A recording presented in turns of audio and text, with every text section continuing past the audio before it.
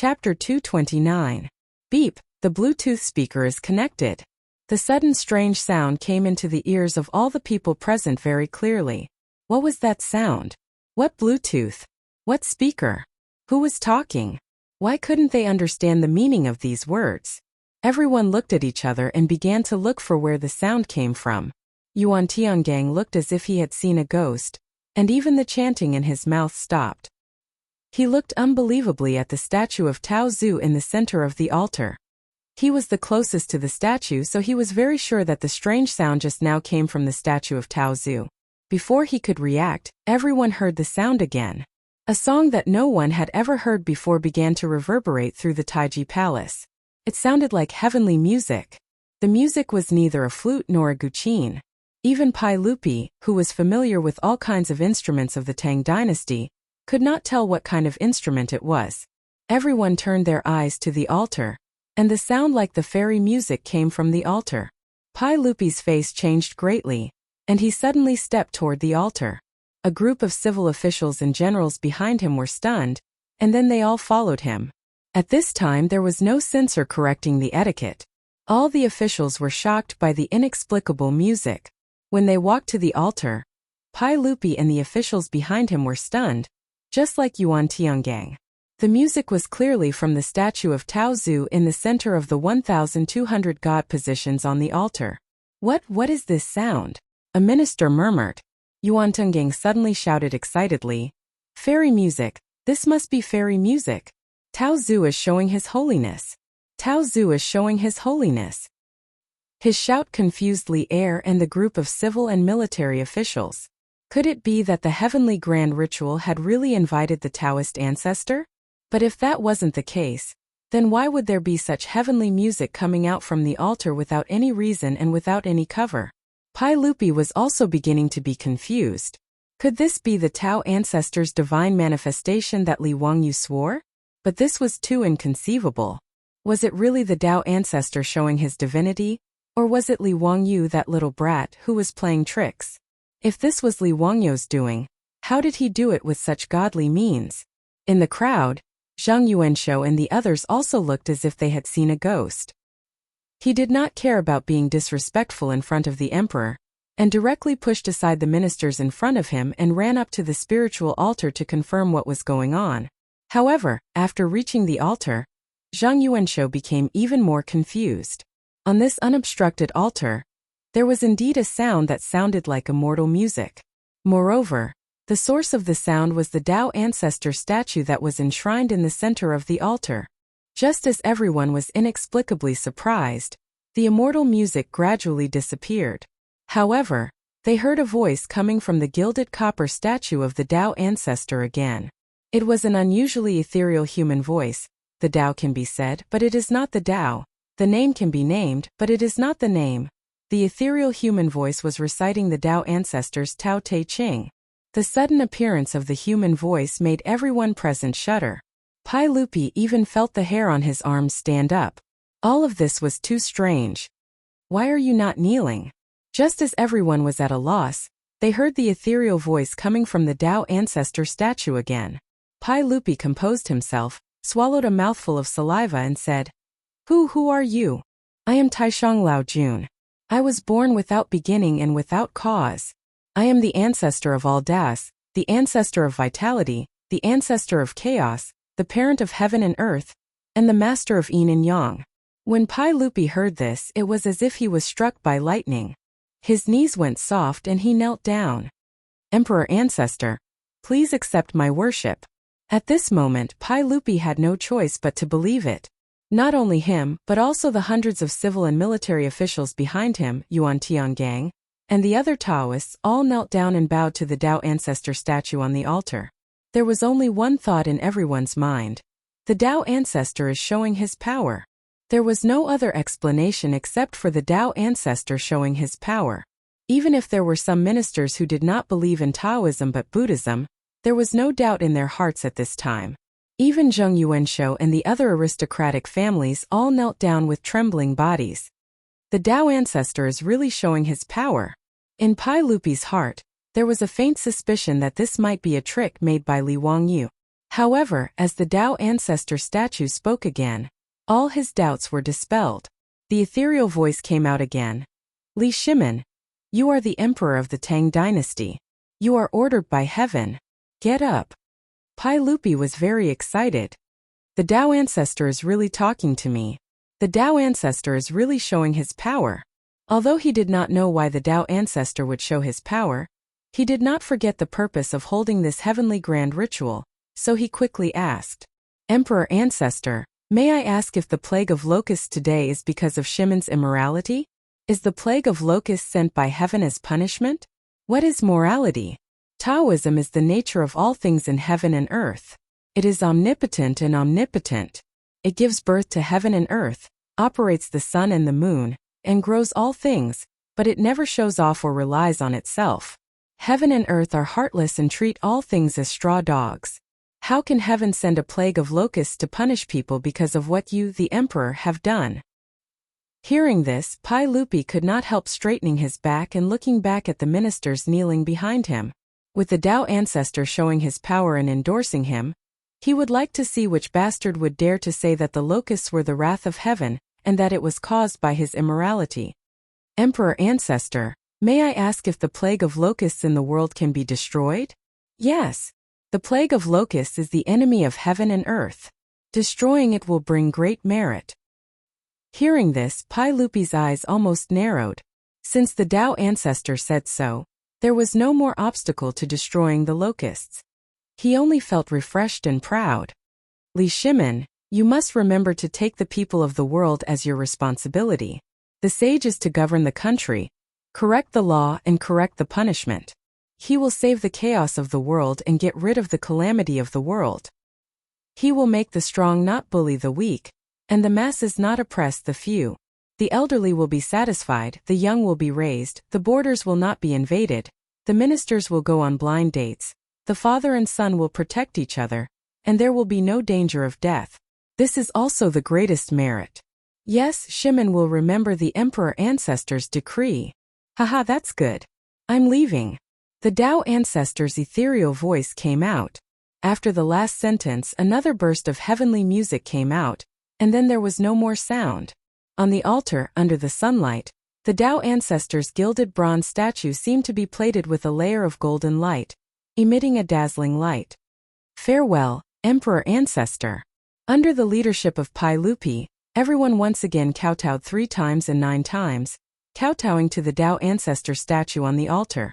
Yuan Tiangang also came back to his senses at this time, and quickly led a group of Taoists to recite the Tao Te Ching. Although Zheng Yuanshou and others followed the crowd to kowtow 3 times and 9 times to the Tao ancestor at this time, all of their faces were gray, and their hearts were like being cut by a knife. The Tao ancestor actually showed his divinity, and personally dispelled the locust plague as the wrath of heaven. It was heaven's punishment for Pai Lupi for not cultivating personal morality. It could be said that Pai Lupi was almost erected by the Tao ancestor to protect his body. In the future, no one in the world would dare to use the change of the Xuanwu Gate to attack Pai Lupi. At this time, Zhang Yuanshou and other aristocratic families had begun to wonder if the world really had nothing to do with them, the 1,000-year-old families. When everyone was kowtowing to the Tao ancestor, no one noticed that Li Wangyu, who had disappeared before, crept out from a secluded place in the main hall. Chapter 230. There was no doubt that the Tao ancestor's show was just a trick made by Li Wangyu. That day when she traveled through the Tang dynasty with her beautiful boss, her mobile phone was in Li Wangyu's carry-on bag that was dropped in the bathtub. And in the small mezzanine bag of her bag, there was a mini Bluetooth speaker that Su Changqing used to listen to music. That day when she and Li Wangyu checked the items in the bag, they almost ignored it. But even if Su Changqing found the Bluetooth speaker in the bag later, she didn't care too much. After all, there was no electricity in the Tang dynasty. Her mobile phone was turned off for a long time and couldn't be used, let alone this Bluetooth speaker. However, when Li Wangyu was thinking about how to make the Taoist ancestor show his divinity in the heavenly grand ritual, he suddenly thought of Su Changqing's mobile phone and Bluetooth speaker. These 2 electronic products, which were commonly seen in the later generations, were excellent props in the Tang Empire for pretending to be mysterious. So he asked the abbot of Xuandu Temple for a hollow statue of the Tao ancestor. Together with Su Changqing, he fixed the mini Bluetooth speaker in the statue. The sound of the mini Bluetooth speaker was not low. Plus, the speaker was fixed in the hollow copper statue, so it played the role of a sound amplifier. This was the same principle as when Li Wangyu listened to songs with his mobile phone in the future. Sometimes he thought the volume of the mobile phone was too low, so he put the mobile phone in a glass cup to play the effect of a loudspeaker. After Li Wangyu's experiment, the wireless connection distance of the Bluetooth speaker was about 10 meters, which gave him enough room to operate. When the heavenly grand ritual was going on, Li Wangyu slipped to a secluded place in the Taiji Palace and connected the Bluetooth speaker with the beautiful boss's mobile phone while everyone's attention was attracted by Yuan Tiangang, who was performing dipper steps and reciting spells on the altar. Yuan Tiangang and others heard the beep. The Bluetooth speaker is connected. There was no doubt that it was the sound after the mobile phone was connected to the Bluetooth speaker. To Pai Lupi and the others, the music that sounded like heavenly music was actually the music that their beautiful boss had downloaded on her phone. If a friend from the future transmigrated to this Taiji Palace, they would definitely realize that this was the theme song of the movie, Big Fish Begonia. As for the Tao ancestor showing his divinity and talking to Pai Lupi, it was even simpler. Li Wangyu used the voice-changing software in his phone to make his voice ethereal, just like the voice of a celestial character in a TV series.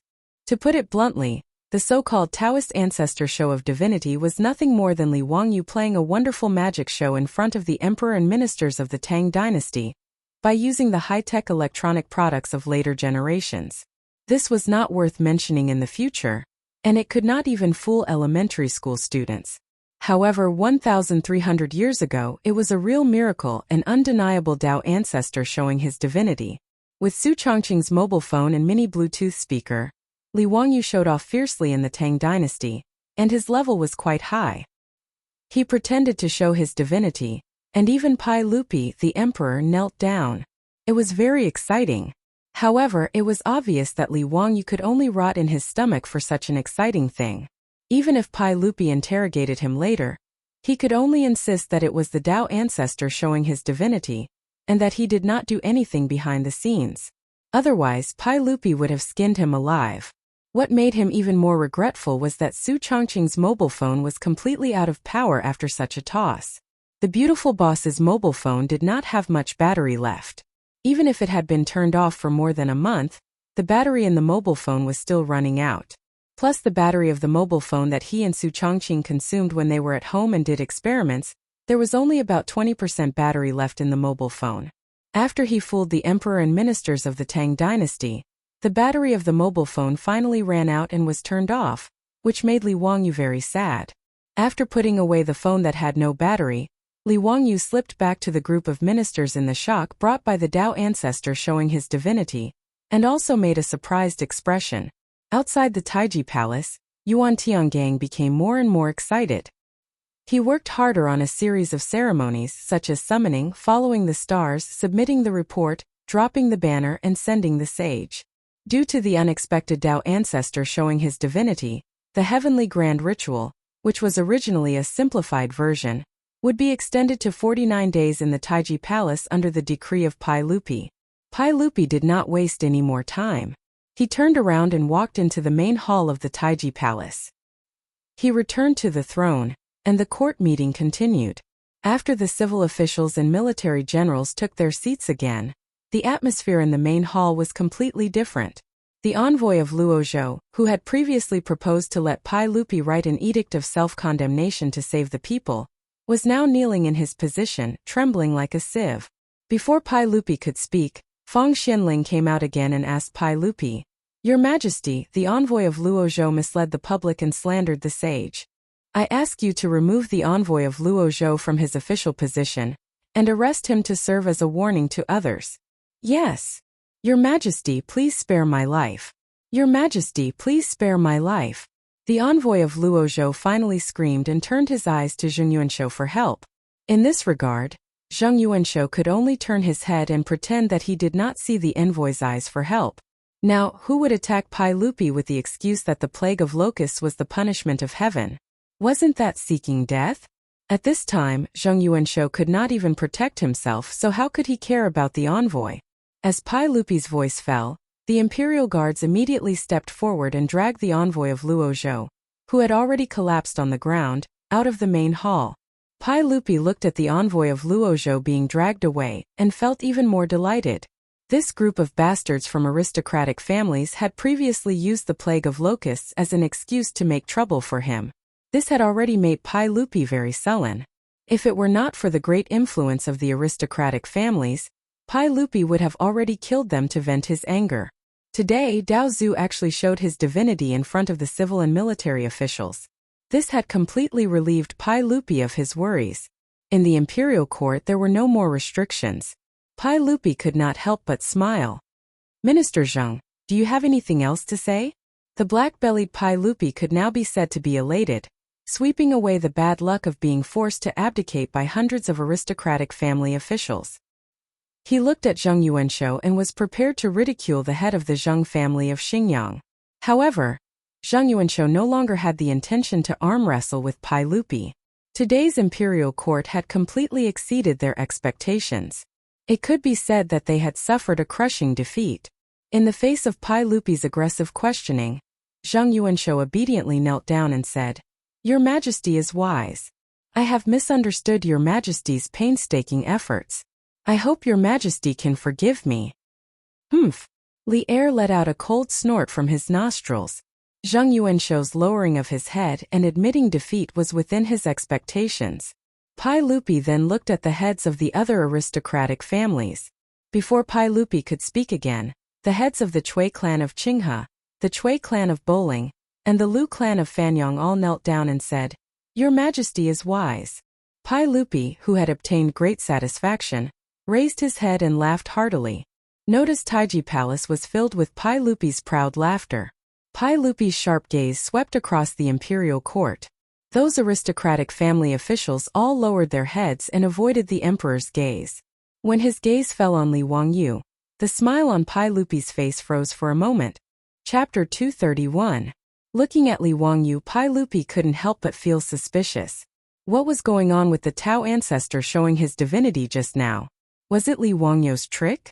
After all, Li Wangyu had promised him that the Tao ancestor would show his divinity in the heavenly grand ritual. Pai Lupi had naturally heard of the little tricks of Taoism. Originally, he thought that Li Wangyu was just colluding with Yuan Tiangang to make some tricks to confuse the officials. But in Pai Lupi's view, the scene just now was the real Tao ancestor showing his divinity. There was no doubt about that. This set off waves in Pai Lupi's heart. Did Li Wang have such an immortal method? Could he really ask the Tao ancestor to show his divinity? Facing Pai Lupi's suspicious eyes, Li Wangyu also smiled bitterly in his heart. He had already expected that Pai Lupi would inevitably make various conjectures and want to know the truth of the matter. However, he couldn't tell the truth about this matter. Li Wangyu could only force himself to be calm and show a bright smile to Pai Lupi, who was staring at him.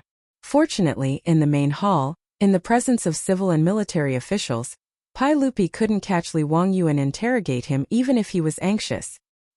He could only withdraw his gaze from Li Wangyu. He coughed softly and said, "Come on, give me a banquet." Give a banquet? Pai Lupi's words made all the officials stunned. Why would the court give everyone a banquet for no reason? Was it to congratulate the Tao ancestor showing his divinity just now? The officials were confused. Only Li Wangyu couldn't help but show a sneaky smile. With Pai Lupi's order, the palace maids who had been prepared for a long time came in from outside the hall. Each of them held a food box in their hands and began to distribute food to the officials in the hall. It was very simple, just a plate and a pair of chopsticks. However, the food on the plate turned the originally solemn hall into a wet market once again. The officials discussed animatedly, and it was very lively. What is this? They look like locusts. How can this be eaten? Your Majesty, how can this worm be eaten? In the Taiji Palace of Noda, only Li Wangyu, Fang Xianling, Chang Yaojin, and the others were smiling as they looked at the food in front of them. Pai Lupi ordered people to deliver plates of fried locusts to the officials in the name of a banquet. In front of Pai Lupi's throne, there was also a plate of fried locusts. Pai Lupi opened his mouth under the gaze of all the officials in the hall. The people live by the grain and you eat it. I would rather eat you to save the people. After saying that, Pai Lupi stretched out his chopsticks and picked up a locust that was fried until it was yellow and fragrant. He opened his mouth and was about to eat it. "Your Majesty, you can't eat it. Your Majesty, you can't eat it. How can you eat locusts? Your Majesty, if you eat locusts you might get sick. You can't eat it." Pai Lupi ignored the official's dissuasion and directly put the locusts into his mouth and started chewing. Seeing that Li Er had actually eaten the locusts, the officials in the hall once again let out a cry of surprise. Li Wangyu was speechless. Why did they make such a fuss when Pai Lupi ate fried locusts? In history, Pai Lupi ate locusts raw. That was disgusting. Pai Lupi swallowed the locusts in his mouth and looked at the officials again. "Everyone, why don't you eat?" These words made the officials in the hall look at each other. Did they really have to eat such disgusting locusts? Fang Xianling, Zhang Sun Wuji, Chang Yaojin, and the others naturally reached out their chopsticks without hesitation and put the fried locusts into their mouths under the horrified gazes of their colleagues. Seeing this, the courageous officials in the hall could only pluck up their courage and reach out to pick up the locusts in front of them. They closed their eyes and put the locusts into their mouths. Suppressing the disgust in their hearts, they chewed hard. However, what surprised everyone was that the fried locusts were extraordinarily delicious. After the courageous officials opened their eyes, they looked at the plate of fried locusts in front of them in disbelief and reached out their chopsticks again. Under the pressure of Li Er and the lead of these bold officials, the main hall of Taiji Palace was soon filled with the sound of people chewing on fried locusts. "Everyone, how's the taste?" Pai Lupi asked with a smile. At this time, many of the officials had already fallen in love with the fried locusts and were eating happily. "Your Majesty, the locusts are delicious after being fried. They taste like prawns and are crispy and delicious. Haha. So although the locusts are a natural disaster, they can also be eaten to alleviate hunger and save thousands of people. Your Majesty is wise." Pai Lupi nodded with satisfaction and gestured to the provincial guards. The provincial guards immediately stepped forward and walked to the front left of Pai Lupi and said loudly, "Control is in order." In the hall, the officials held their breaths and all bowed down. In today's imperial court, demons cannot win against virtue. In ancient times, locusts avoided the border. If they can avoid virtue, how can they not be virtuous? Today you sit and watch the seedlings being eaten. How can you bear to not save them? How can you be at ease because of hunger? Instruct the censorate to immediately exterminate the locusts. Those who resist will be beheaded. Your Majesty, Your Majesty. Originally, there were many officials who objected to exterminating the locusts. They said that a natural disaster was not something that could be resisted by humans. There were even local officials who refused to exterminate the locusts. They said that exterminating the locusts would bring more harm. In addition, the aristocratic families used this as an opportunity to add fuel to the fire. They wanted to use this opportunity to suppress Pai Lupi's prestige. As a result, exterminating the locusts could not be carried out. Now that the Taoist ancestor had shown his divinity, he announced that exterminating the locusts was a great merit. In this way, exterminating the locusts was logical, and there were no more obstacles. In the Tang dynasty, in the third month of Chang'an, the entire country exterminated the locusts. It was a few months earlier than the original time of exterminating the locusts in history. The imperial court's strength and determination to carry it out was also greater. A disaster of exterminating the locusts disappeared without a trace. After the imperial court meeting, the news of the Taoist ancestor showing his divinity at the Taiji Palace quickly spread in Chang'an city. Because at that time, there were no less than 1,000 people in the Taiji Palace who had witnessed this miracle with their own eyes. Everyone had to believe it. Many officials even recorded the conversation between Pai Lupi and the sage, as well as the matter of Pai Lupi and the officials eating fried locusts in the main hall of the Taiji Palace. They printed it into books and spread it widely. In the Tang dynasty, which had a strong atmosphere of religious belief, this matter immediately spread to the entire Tang dynasty with Chang'an city as the center. For a time, the Taoist temples that were originally prosperous in the Tang dynasty became even more prosperous. The people of the Tang dynasty went to the Taoist temples in groups to burn incense and kowtow to the Taoist ancestor, asking for the Taoist ancestor's blessing. Under the strong push of Pai Lupi, the Tang dynasty began to exterminate the locusts. Exterminating the locusts was not complicated. At night, a fire would be lit, and the locusts would fly to the fire and be burned to death. Then a pit would be dug to bury the locusts. In addition, with the help of manpower and other methods, exterminating the locusts was not too difficult. The landlords and villagers who were originally worshipping the locust god immediately changed their minds when they heard from the officials and scholars that the Taoist ancestor had shown his divinity at the Taiji Palace in Chang'an City, and personally passed down a verbal order saying that the locust plague was the enemy of heaven and earth. Exterminating the locusts would be a great merit. In this year, the locusts were not a disaster. However, Li Wangyu was not happy at this time. He was racking his brains thinking of how to fool Pai Lupi. Chapter 232. In the Yin and Yang Hall of Tai Chi Palace, Li Wangyu was restless. From time to time, he would raise his eyes to look at Pai Lupi, who was sitting at the side and reviewing memorials. As soon as the court meeting ended, Li Wangyu wanted to blend into the hundreds of officials and slip away. However, before he reached the entrance of Tai Chi Palace, he was stopped by the palace eunuchs, who were summoned by Pai Lupi. He knew very well why Pai Lupi summoned him. This was also the reason why he wanted to slip away. Feeling uneasy, he followed the eunuchs into the Yin and Yang Hall. However, he saw Pai Lupi sitting behind a few tables and reviewing memorials, completely ignoring him. Li Wangyu complained in his heart. Isn't this King psychological warfare? He had seen a lot of movies and TV shows in his previous life. The police often did this during trials. They put psychological pressure on the suspect to make the suspect reveal flaws. Pai Lupi used this method to interrogate him. He had underestimated Li Wangyu's psychological endurance. Back then, he was able to change his mathematics score from 9 to 99 to lie to his parents without batting an eyelid. Although he had been severely beaten after being seen through, it was not because he had revealed flaws. It was because the bastard neighbor's child next door, his classmate, had exposed him. Therefore, even though Li Wangyu was nervous, he did not show any flaws on the surface. He was calm and composed, quietly watching Pai Lupi show off. In the Yin and Yang Hall, it was quiet for a moment. Neither of them made a sound. Even the eunuchs who were waiting on the side lowered their breathing. After a full 30 minutes, Pai Lupi put down the pen in his hand and rubbed his slightly sore wrist. He raised his head and looked at Li Wangyu with a faint smile. He waved his hand and motioned for all the servants in the hall to leave. Then he stared at Li Wangyu and said, "Zio, tell me, why did the emperor ancestor suddenly appear during the heavenly grand ritual today?" Li Wangyu, on the other hand, was not flustered at all. Just now, Pai Lupi had purposely left him to the side, and his mind had wandered off. In the end, he came up with a reasonable excuse.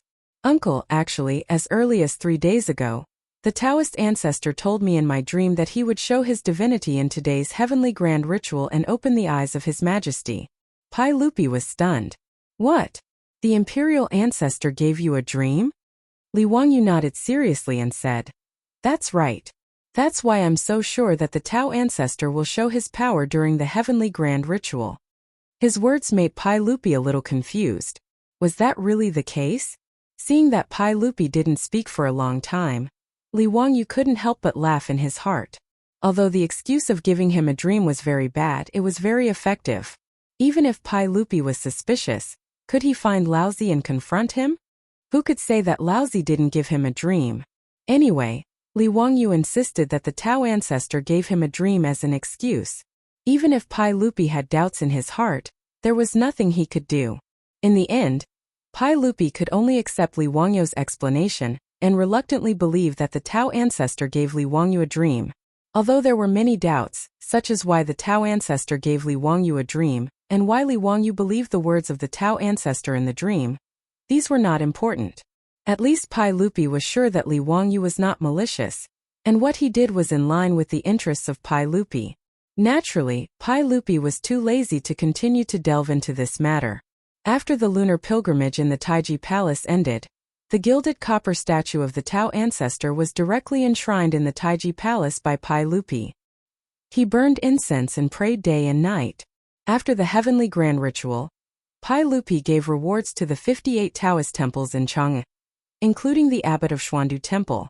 Yuan Tiangang was left in Chang'an, and by Pai Lupi 4 years earlier, and became the think tank of Emperor Taizong of Tang. As for Li Wangyu, Pai Lupi did not give him any more rewards. The main reason was that he was too young, and had just been granted the title of county founding man. It would be too excessive to give him another title. In this regard, Li Wangyu complained in his heart. The stingy Pai Lupi did not give him a title, but he could give him some gold. Li Wangyu did not mind having more money in his family. Now his Li family was just out of poverty. Not to mention those aristocratic families, even ordinary businessmen were much richer than him. Even if Li Wangyu was granted a title, he had no interest in entering the imperial court. Now he was only interested in making money. After the threat of the locust plague was eliminated, Li Wangyu began to think about his plan to make money. The winemaking workshop was a must. This would be an important industry for his Li family in the future. Glass was also a very profitable industry. Unfortunately, Li Wangyu did not know how to make glass. Glass seemed to be made of silicon and sand. But he was a second-tier college student who majored in electronic business. He really did not understand. In fact, it was not only Li Wangyu who did not understand. Su Changqing, a top student at the University of Pennsylvania, also did not understand. In the future, the division of labor was too detailed. If one did not specialize in that industry, how many people knew how to make glass? It did not matter if they did not know how to make glass. If they could make high alcohol content wine and then purify the alcohol, it seemed like they could make perfume. This was also a very profitable industry. In any era, women's money was the easiest to earn. Soap could also be made. Li Wangyu still had the basic knowledge of chemistry. Li Wangyu had already learned how to make soap from the old people in the village. Li Wangyu had read many transmigration novels. Most of the protagonists did this. He also planned to follow suit. With a four-wheeled carriage business, winemaking, perfume and soap industries, his Li family would be rich. After thinking about what to do in the future to get rich, Li Wangyu was in a good mood. On this day, Li Wangyu planned to have Niu Wu go to Chang'an City and ask him to help Fatty Cho Kuan find food for him. He planned to buy grain and wine from Cho Kuan. However, he saw the old housekeeper Li Heng come in from the outer courtyard with a smile. Lang Jun, Minister Feng of the Ministry of Works, is here to visit. Li Wangyu was stunned for a moment before he reacted. He could not help but reveal a look of surprise. He remembered that when he was knighted, Pai Lupi personally promised to build him a manor for free. In the Tang dynasty there were 6 ministries. Officials, rights, soldiers, punishments, and works. Each ministry had 4 divisions under it. Under the Ministry of Works there were 4 divisions: Ministry of Works, Ministry of Land, Ministry of Works, and Ministry of Water. The Ministry of Works Minister, Assistant Minister, and Minister Assistant Minister were in charge of city labor.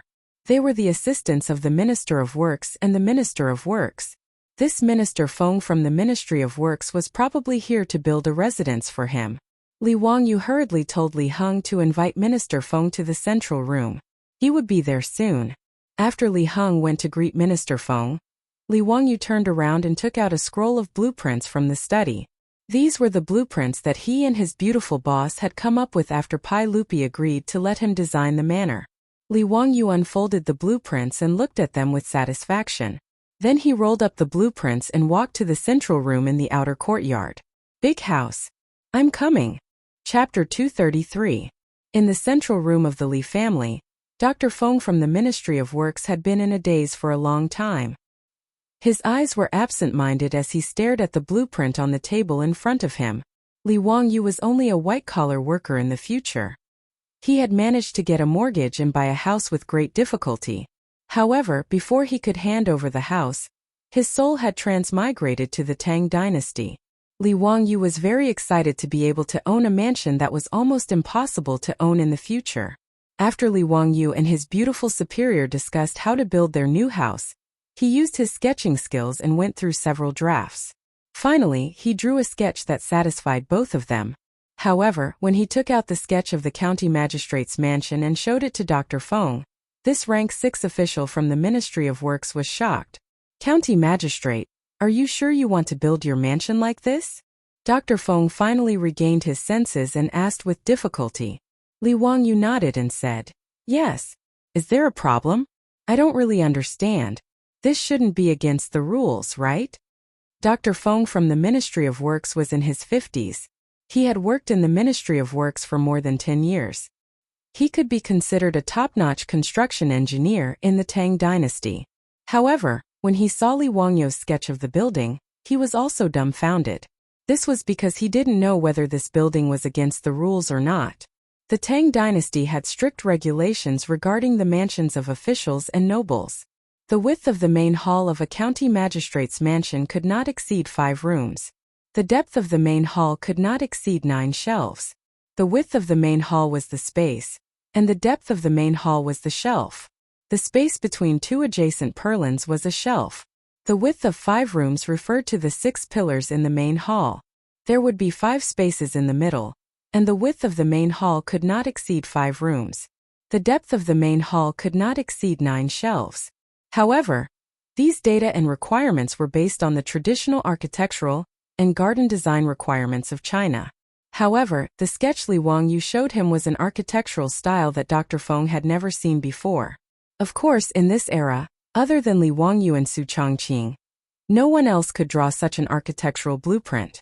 Li Wangyu's sketch of the mansion was actually a large and luxurious manor, not a traditional Chinese building. To the Li Wangyu of the future, the manor was just a dream. He reckoned that even if he worked hard for the rest of his life, got promoted, got a raise, married a rich and beautiful woman, and reached the pinnacle of life, he might not have the chance to own a luxurious manor that could only be seen on TV. But now, his soul had transmigrated to the Tang dynasty, and he had been granted a title of nobility for no apparent reason. Pai Lupi had even generously offered to give him a county mansion, so he immediately thought of his dream of a manor. His beautiful superior naturally wouldn't reject his idea. Even if Su Changqing's family conditions were good, owning a manor was still out of his reach. Therefore, the two of them hit it off and joined hands to design an architectural blueprint that would create a new world in the Tang dynasty. Dr. Feng had never seen an architectural blueprint like this before, so he couldn't help but lose his composure. In Li Wangyu and Su Changqing's design, Noda's manor was based on the designs of many of the world's top manors. In this aspect, his beautiful superior, who was a sea turtle, had the right to speak. When she was studying in America, she often traveled to Europe and America during winter and summer vacations, so she had a deep impression of those top manors. For example, the garden in front of the manor's main building was a miniature version of the Palace of Versailles. All kinds of roads, trees, ponds, pavilions, and flower beds formed a symmetrical geometric pattern that was very magnificent. Li Wangyu even designed a Noda lake in the manor, which made Dr. Feng click his tongue. The manor didn't only have Western garden designs, but Li Wangyu and Su Changqing also incorporated Eastern garden designs. Jiangnan's Yu Garden and Humble Administrator's Garden were representative garden designs, and all kinds of pavilions and waterside pavilions were also copied by Li Wangyu. The main building of Noda's manor was a small 3-story castle. In order to design the castle, Li Wangyu didn't forget to find Aphrodite and discuss it with her for a long time. Aphrodite was the most excited person in the family when Li Wangyu wanted to build a small castle. She never thought that she would see a castle in the style of her hometown in the Tang dynasty, thousands of miles away. Aphrodite looked at Li Wangyu with eyes full of love. She misunderstood that Li Wangyu had built the castle especially for her. How could a man who could build a castle for his woman not make Aphrodite's heart beat faster? If not for her beautiful superior staring at her from the side, Aphrodite would probably have jumped into Li Wangyu's arms and offered herself to him. Dr. Feng swallowed with difficulty and asked, "Hu Xiaonan, how can this manor be built like this?" "Why not?" Li Wangyu asked in confusion. "It's against the rules." Dr. Feng began to explain to Li Wangyu what the composition of feng shui was, what the front hall and back bedroom were, what the 3 entrances home were, what the hierarchy was, and what the differences between men and women were. In short, the architecture of the Tang dynasty wasn't as messy as Li Wangyu's sketches. What kind of manor would lead to Noda's garden? And the shape of the garden was so strange. As for the master and the servants living in the castle, it was even less in line with the residential culture of the Tang dynasty. Dr. Feng could only shake his head at Li Wangyu's strange idea. It was really too messy. Li Wangyu didn't care so much. No matter what Dr. Feng said, he insisted that his manor should be built like this. Dr. Feng, If this manor doesn't violate the rules, I still want to build it like this." In response, Dr. Feng could only shake his head. Forget it, this was the manor of the Huxian man. Before he came, he had already received instructions from Pai Lupi from the palace that the Huxian man's manor didn't need to be too concerned about whether it violated the rules or not. If necessary, it could be built according to the standards of a duke's manor. This could be considered the Pai Lupi's hidden compensation to Li Wangyu. In any case, Li Wangyu's manor was far away in Dingzhou village, not Chang'an city. Even if it violated the rules, it wouldn't be conspicuous. Dr. Feng was prepared to leave this hot potato to his superior to worry about. He didn't plan to express his opinion. As long as Pai Lupi and the Minister of Works agreed to build according to Li Wangyu's sketches, then everything would be fine. Dr. Feng of the Ministry of Works took Li Wangyu's sketch of the mansion and left, returning to Chang'an. Even the Minister of Works was dumbfounded when he saw the sketches for the Huxian man's manor. In the end, he simply pushed it to Pai Lupi and asked Pai Lupi to decide on his own. When Pai Lupi saw Li Wangyu's sketches for the manor, he was also thunderstruck. However, he was quite open-minded. If Li Wangyu wanted to build it this way, then so be it. 100 years later, the world-famous Li clan's manor in Huxian was ready to break ground with Pai Lupi's approval. When Li Wangyu heard that Pai Lupi had actually agreed to build a manor for himself, he was so happy that he couldn't close his mouth. However, his good mood didn't last for long. Following the arrival of the brats, Li Wangyu once again had the urge to go berserk. As expected, no matter which dynasty the brats were from, they weren't good people. Especially when one of these two brats was called Li Changqian and the other Li Tai, it was even more so. Chapter 234. After Crown Prince Li Changqian and Li Tai had acknowledged Li Wangyu as their master, Pai Lupi did not rush to have the eunuchs send them to Dingzhou village to study with Li Wangyu because Li Wangyu was busy preparing the heavenly grand ritual. Now that the matter had been settled, Pai Lupi finally remembered to have his 3 sons and daughters go to Dingzhou village to study with Li Wangyu and learn about the hardships of the common people. Although Li Changqian and Li Tai had been forced to kneel and pay their respects to Li Wangyu and acknowledge him as their master, how could the two of them be willing to truly regard Li Wangyu as their master? What qualifications did an insignificant founding county official, only 16 years old, have to become the crown prince's master?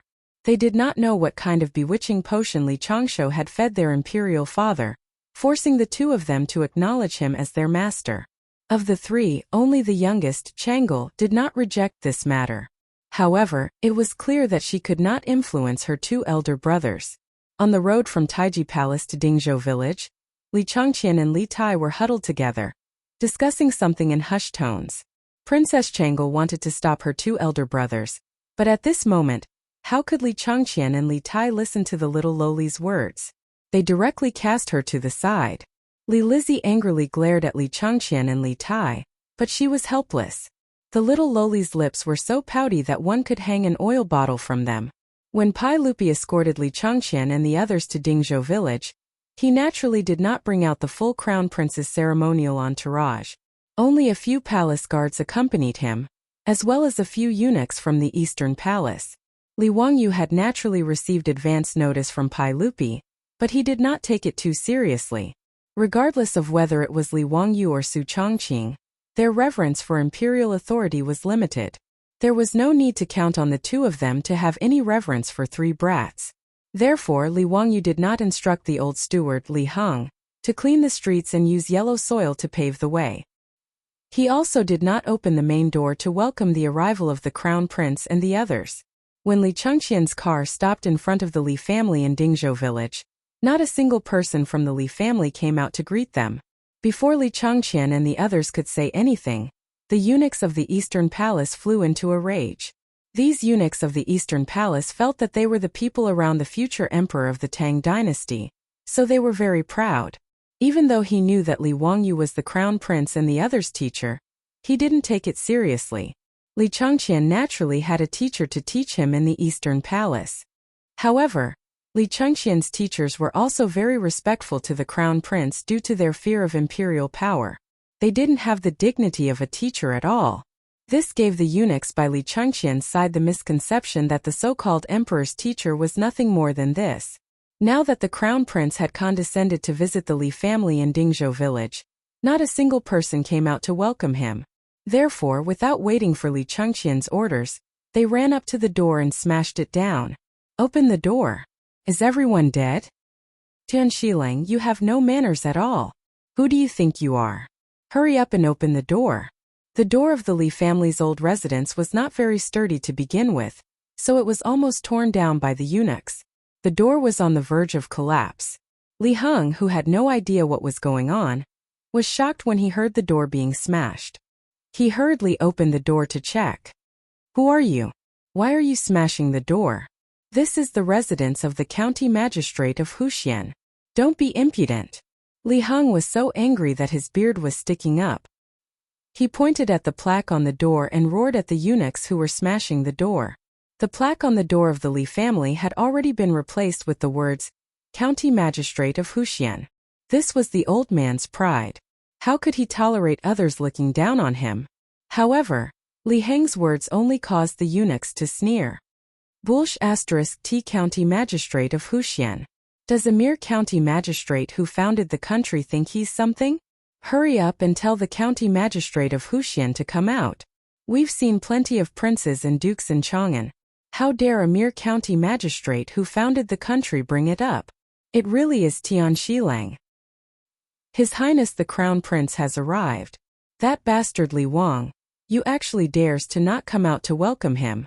Is he trying to rebel? Do you believe that we'll tear down your Bulsh *T County Magistrate of Huxian for neglecting His Highness the Crown Prince like this? The old steward Li Heng was shocked when he heard their words. His Highness the Crown Prince had come to the Li family? He didn't know what was going on, so he hurriedly sent a servant girl to inform his Lang Jun. The eunuchs wanted to push Li Heng aside and rush into the residence. However, Li Heng wasn't willing to let them pass. He didn't care about his old age and reached out to stop them. Old man, get out of my way. Be careful that we don't beat you to death, Tian Shilang. Why bother with him? Rush in and find Li Wangyu to talk to him. Li Wangyu was in the back courtyard, but he had already heard the commotion from the outer courtyard. He couldn't help but frown. He was afraid that his old steward, Li Heng, would be at a disadvantage, so he hurriedly rushed out of the back courtyard. Stop! Li Wangyu had just arrived in the front courtyard when he saw Li Changqian's eunuchs pushing Li Heng. He couldn't help but shout angrily, Li Changqian, Li Tai, come out!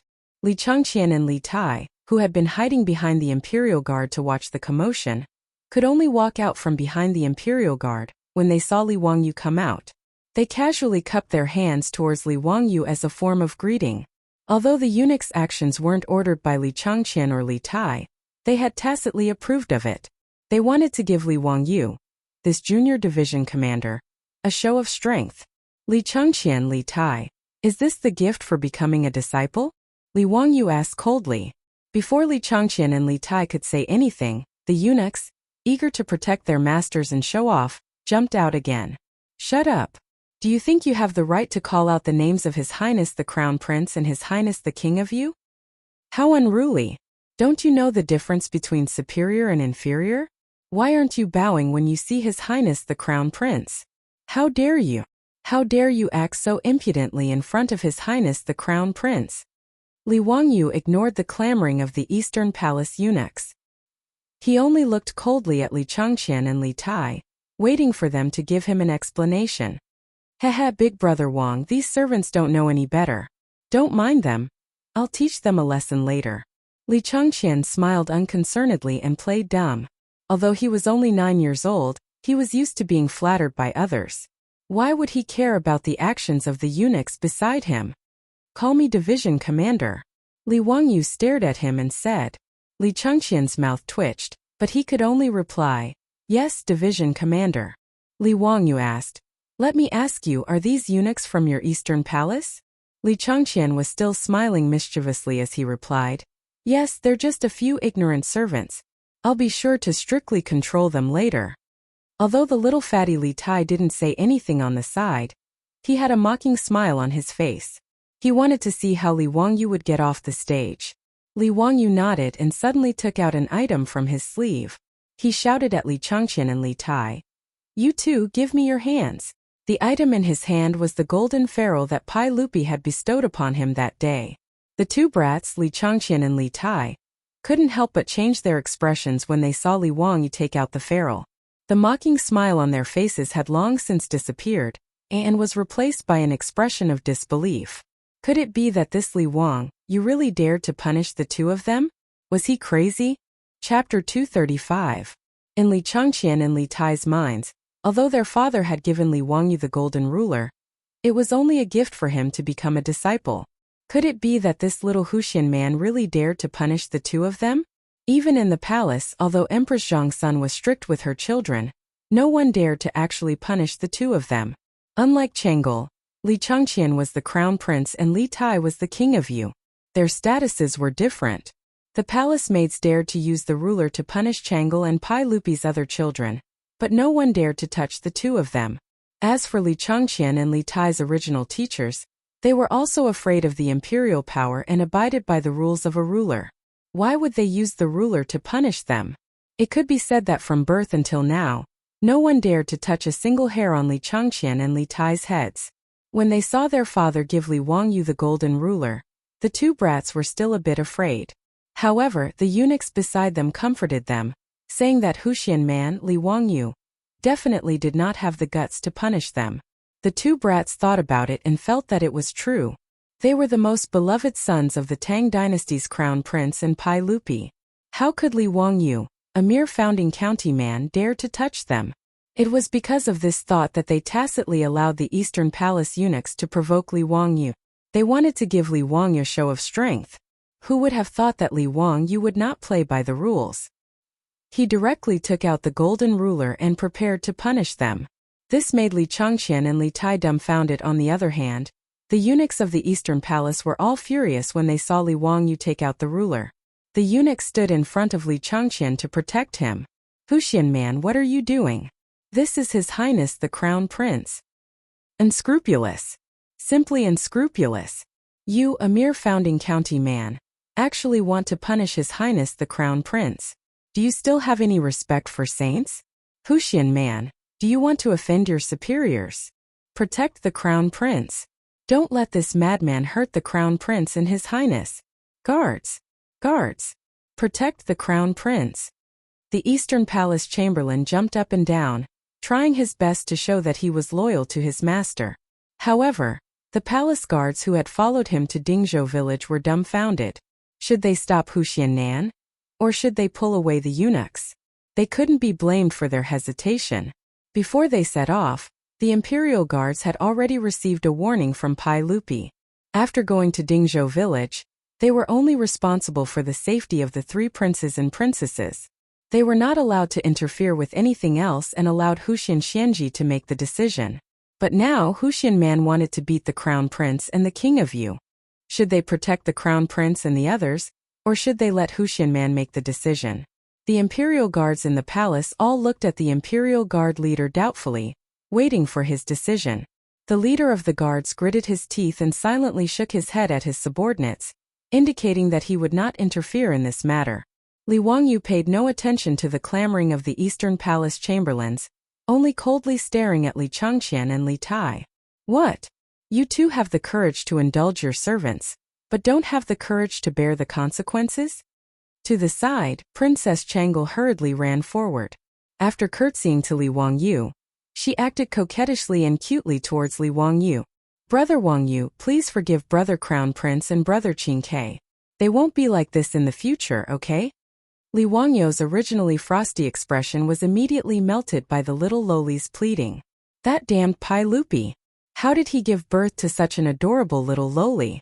Smiling, he dotingly stroked Princess Chang'an's small head. Okay. Since Chang'an has pleaded for leniency on their behalf, then the 10 lashes each will be changed to 3 lashes each as punishment for their lack of respect for their elders. Okay. How could Princess Chang'an, a 7-year-old little loli, be a match for Li Wangyu? She believed that Li Wangyu had truly pleaded for leniency on behalf of her 2 elder brothers, reducing the punishment of each being struck by the ferrule 7 times. On the other hand, Li Changqian and Li Tai were on the verge of tears. This scoundrel of a junior commander was bullying them again. Both sides were going to beat them, Yet he was still trying to swindle a favorable impression from their younger sister. Truly a scoundrel. However, Li Chang'an and Li Tai did not dare to disobey. After all, Li Wangyu was currently holding the golden ferrule bestowed by their imperial father. On that day, the two had clearly heard Pai Lupi's words. If Li Wangyu were to use this ferrule to punish them, Pai Lupi would definitely not blame them.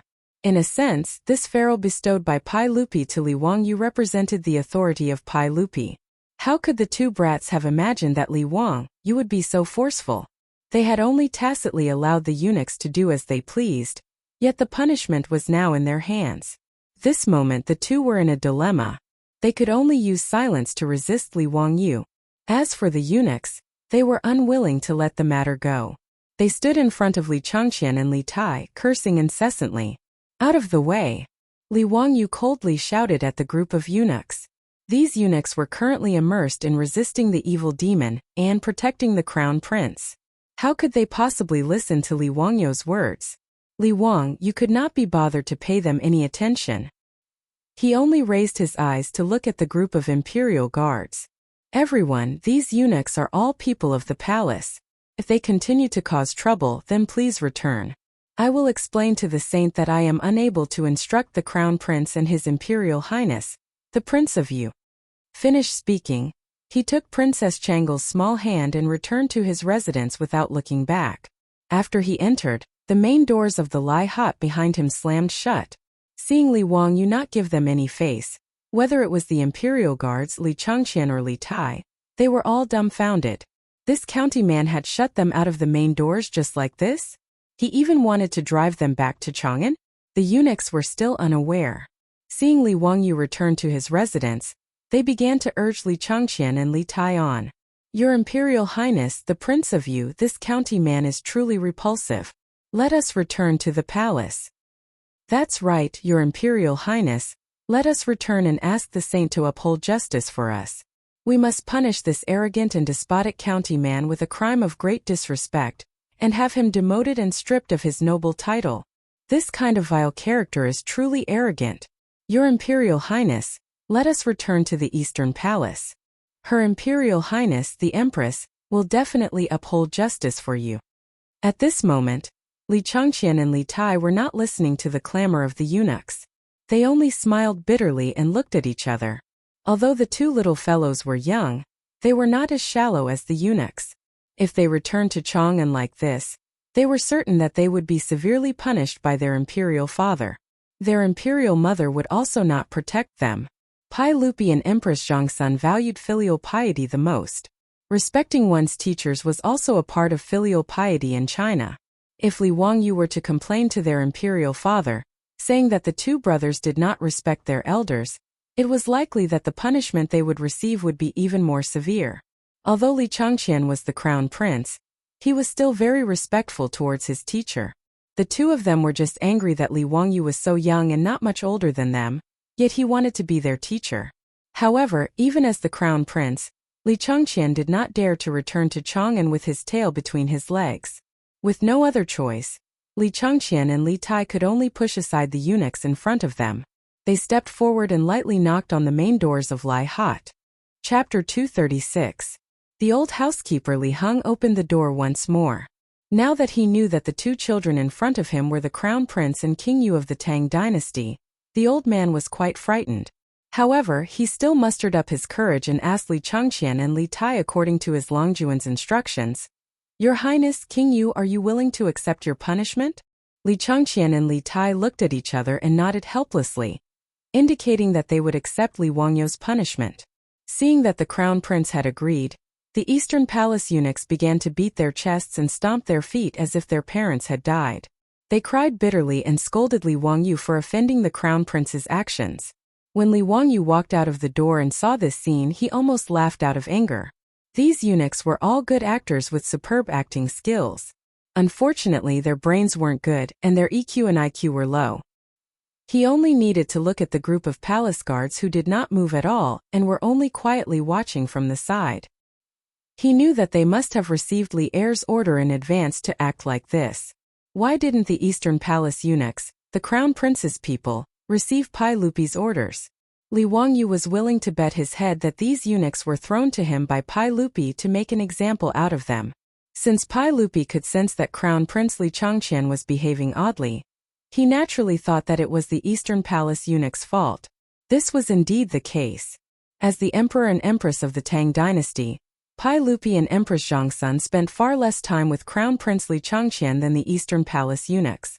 It wouldn't be an exaggeration to say that a large part of the responsibility for Li Changqian's future tragedy lay with the Eastern Palace eunuchs who had accompanied Li Changqian since he was a child.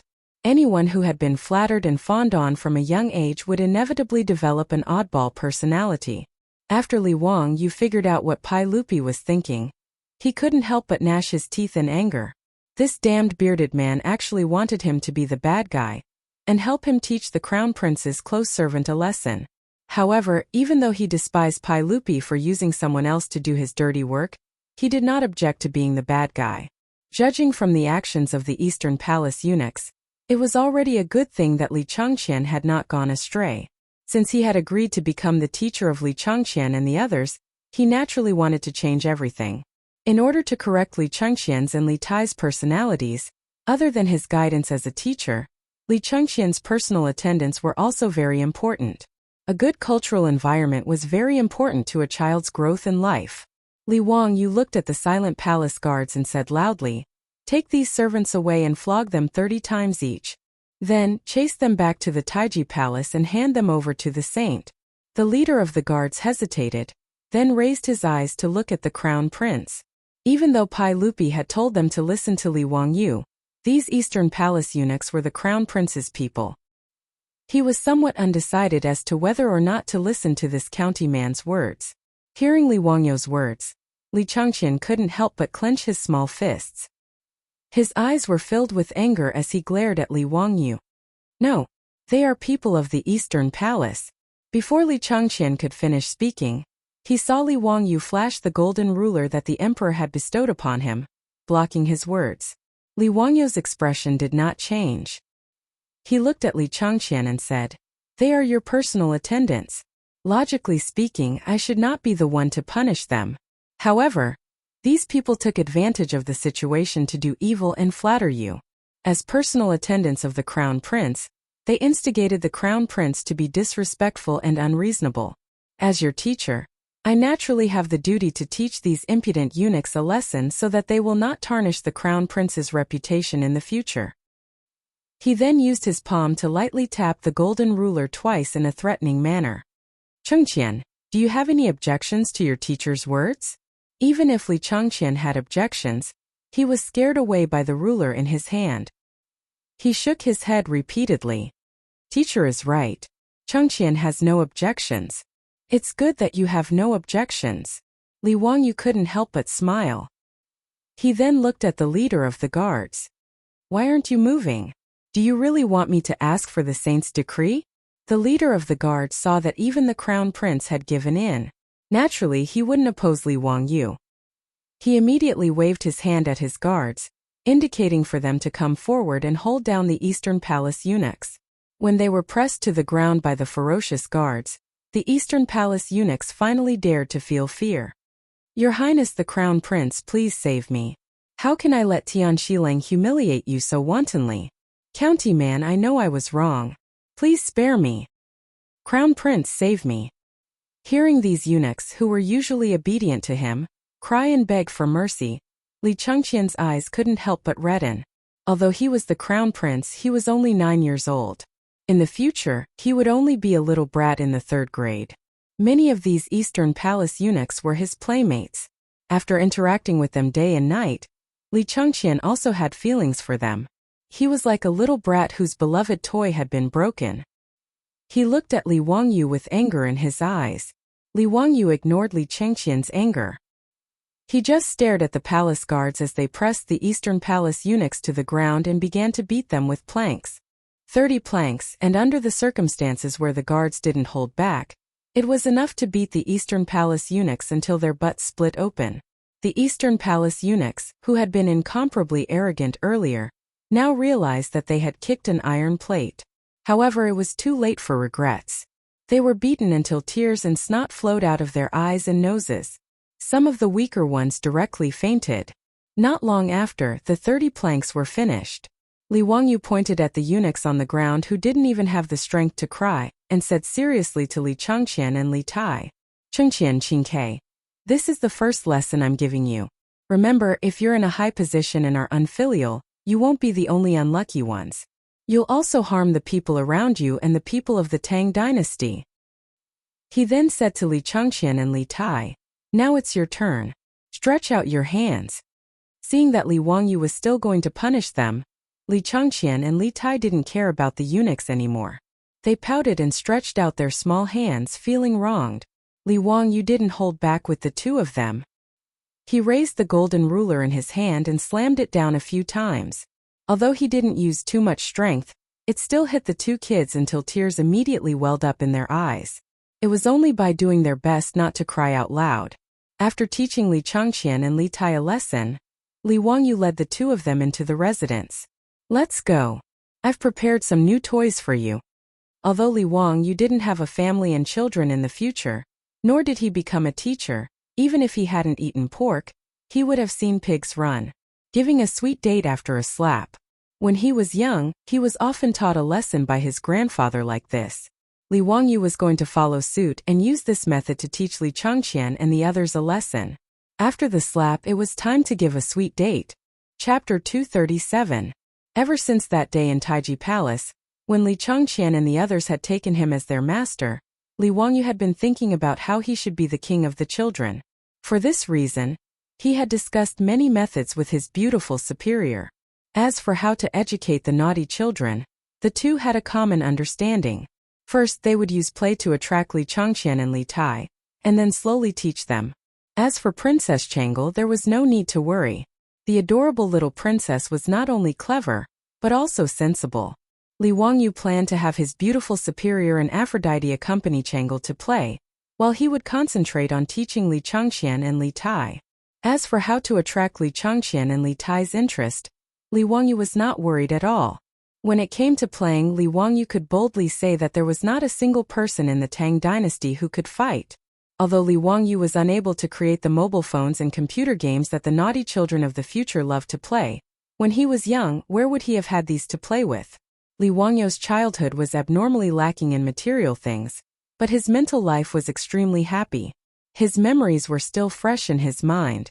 Eagle-catching chicks, hopscotch, ice skating, cross-legged cockfighting, goat jumping, and even mud. These were all things that his group of little friends could play for an entire day. Rolling iron rings, spinning tops, and other toys were their favorite. Li Wangyu planned to bring all of these to the Tang dynasty. First, he would attract the interest of the two most noble naughty children of the Tang dynasty. From Li Wangyu's point of view, Li Changqian and Li Tai, as well as Pai Lupi's other sons, had been locked up in the palace for too long and lacked contact with their peers. Spending every day with those feminine attendants, it would be strange if they did not feel awkward. He planned to first attract the interest of Li Changqian and Aphrodite, and then slowly have these two naughty children play with the naughty and mischievous children of Dingzhou village.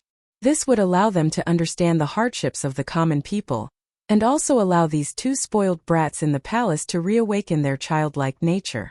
For this reason, Li Wangyu took great pains to find Carpenter Lu and his family from the village.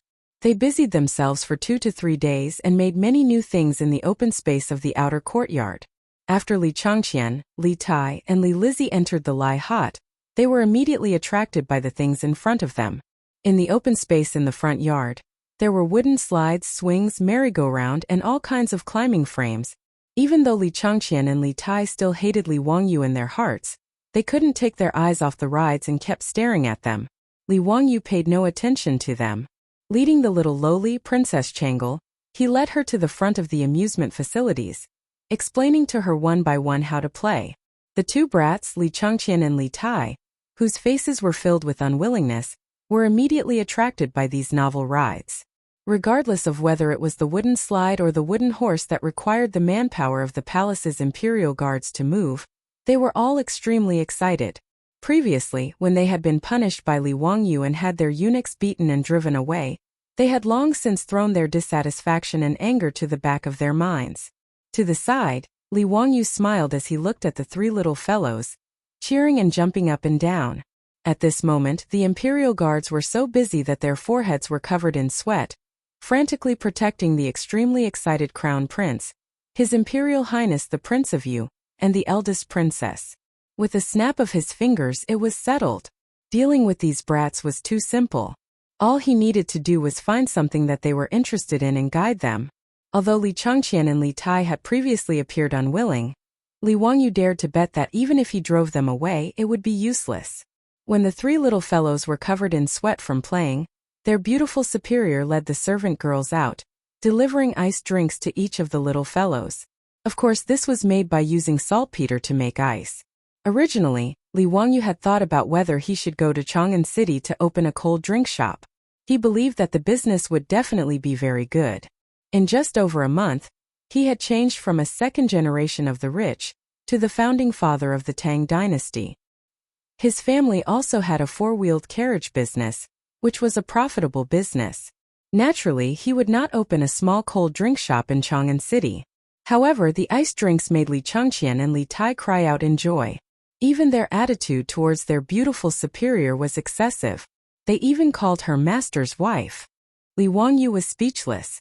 However, the beautiful superior rolled her beautiful eyes at Li Wangyu and actually acquiesced to this address.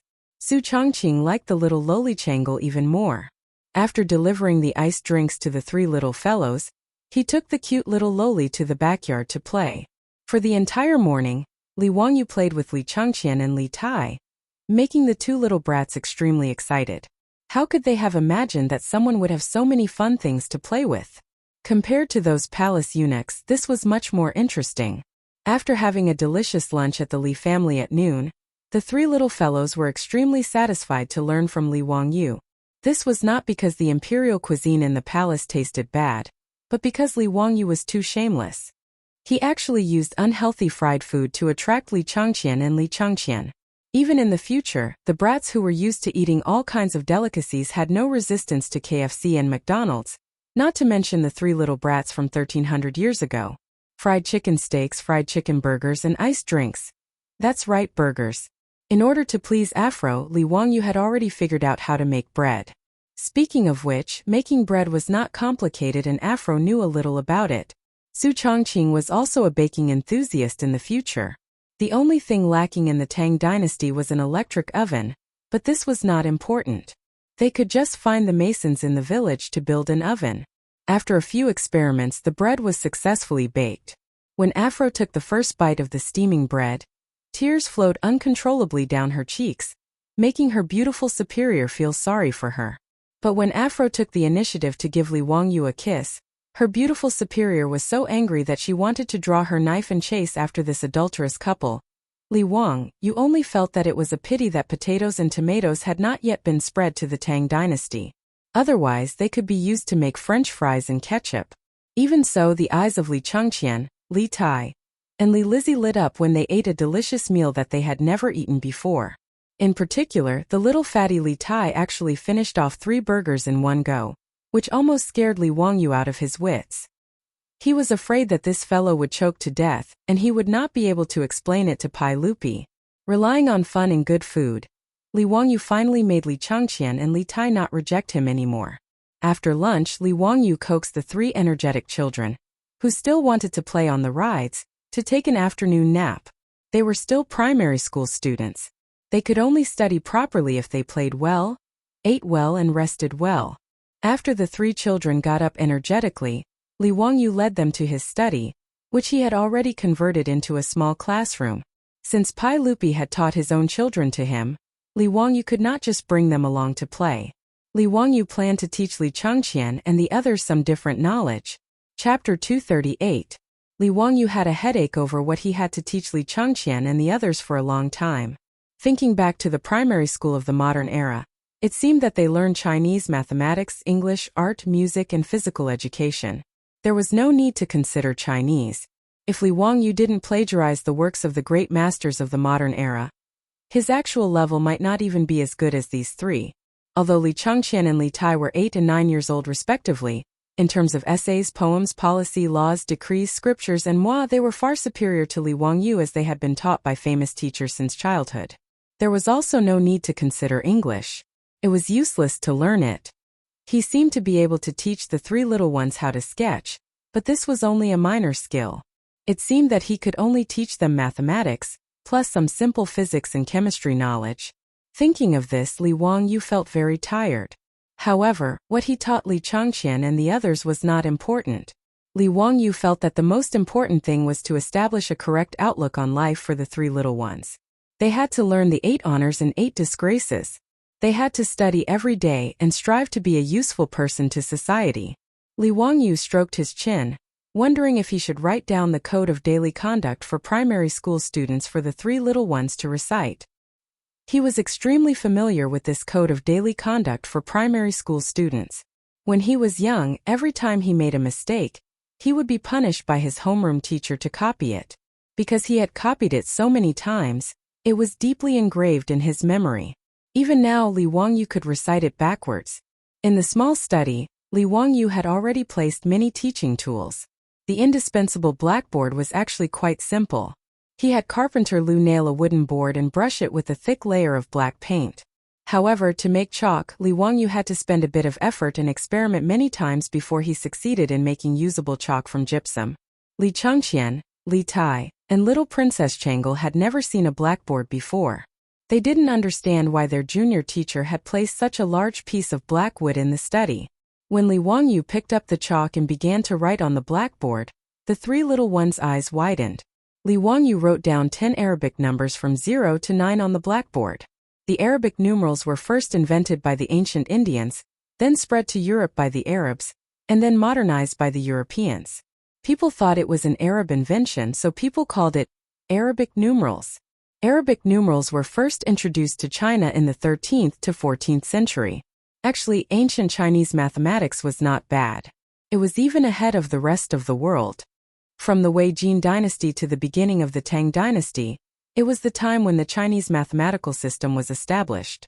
There were many mathematical works such as Wucao Suanjing, Wujing Suanshu, Wujing Suanshu, 9-chapter Suanshu, and so on.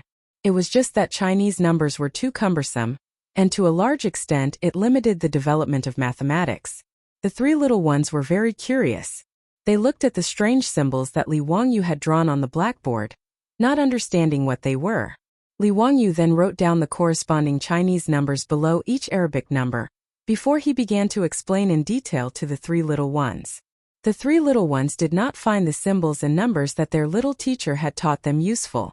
Instead, they felt very awkward because they were used to it. Li Wangyu did not explain much. After the three of them memorized the Arabic numerals, he directly wrote a few simple arithmetic problems on the blackboard and let them calculate by themselves. However, he asked the youngest princess royal to calculate with the Arabic numerals that he had taught.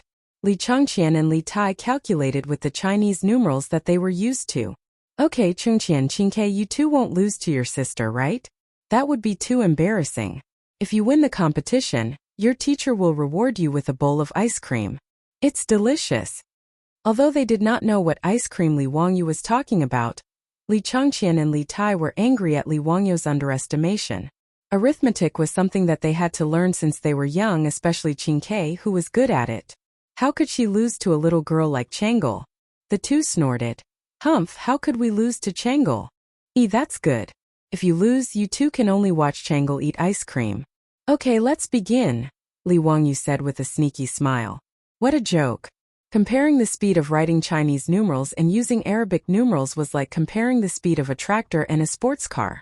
Why don't you think about the Chinese numbers? How much time would it take just to write those Chinese characters? The final result was not out of Li Wangyu's expectations. He set a total of 10 questions. When the little girl finished, Li Tai, who was the fastest, had only finished 7 questions. Li Chang'an had only finished 5 questions. How is this possible? How can Chang'an calculate faster than me? The little fatty Li Tai was in disbelief. Li Wangyu did not explain. He ran to the kitchen and made a bowl of ice cream for Chang'an. Speaking of which, ice cream actually originated from Huaxia. It was not an imported product. As early as the Yuan dynasty, someone added honey, milk, and pearl powder to ice. As a result, the world's first ice cream was made. When Marco Polo returned to Italy, He brought back the method of making ice cream from Huaxia. Therefore, ice cream became popular in Europe. Although the ice cream made by Li Wangyu did not have the delicate texture of the ice cream of the future, it was still a rare delicacy in the Tang dynasty. The little girl had won against her two brothers and received such a delicious reward. She smiled so widely that her eyes narrowed into crescents. While eating the ice cream, she made exaggerated smacking sounds. Li Chang'an and Li Tai swallowed their saliva and were extremely jealous. Fortunately, the little girl was not a person who liked to eat alone. After eating a few mouthfuls, she reluctantly shared the delicious ice cream in her hand with Li Chang'an and Li Tai. Li Chang'an and Li Tai originally wanted to maintain the dignity of the losers and not eat this unexpected food. But in the end, they could not resist the temptation of the ice cream and tried to taste it. This time they could not stop. In order to fight over the little ice cream, Li Chang'an and Li Tai, the two little brats, almost fought. Li Wangyu was speechless for a while. The crown prince of the Tang dynasty was really pitiful. If others saw the way he was holding the bowl and licking the last residue, they would probably think he was a beggar. There was fun and there was delicious food.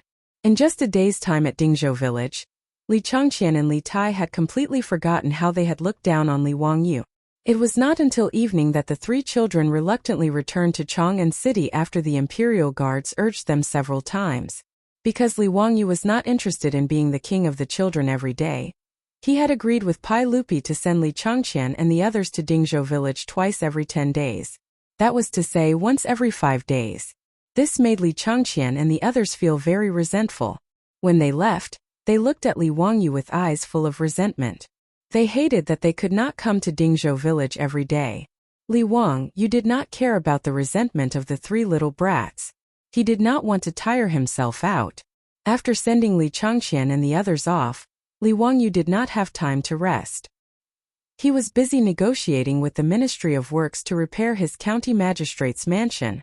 Chapter 239. Although Pai Lupi nodded and agreed to build the manor according to Li Wangyu's sketch, the troublesome matters were not over yet. First, there was the location of the manor.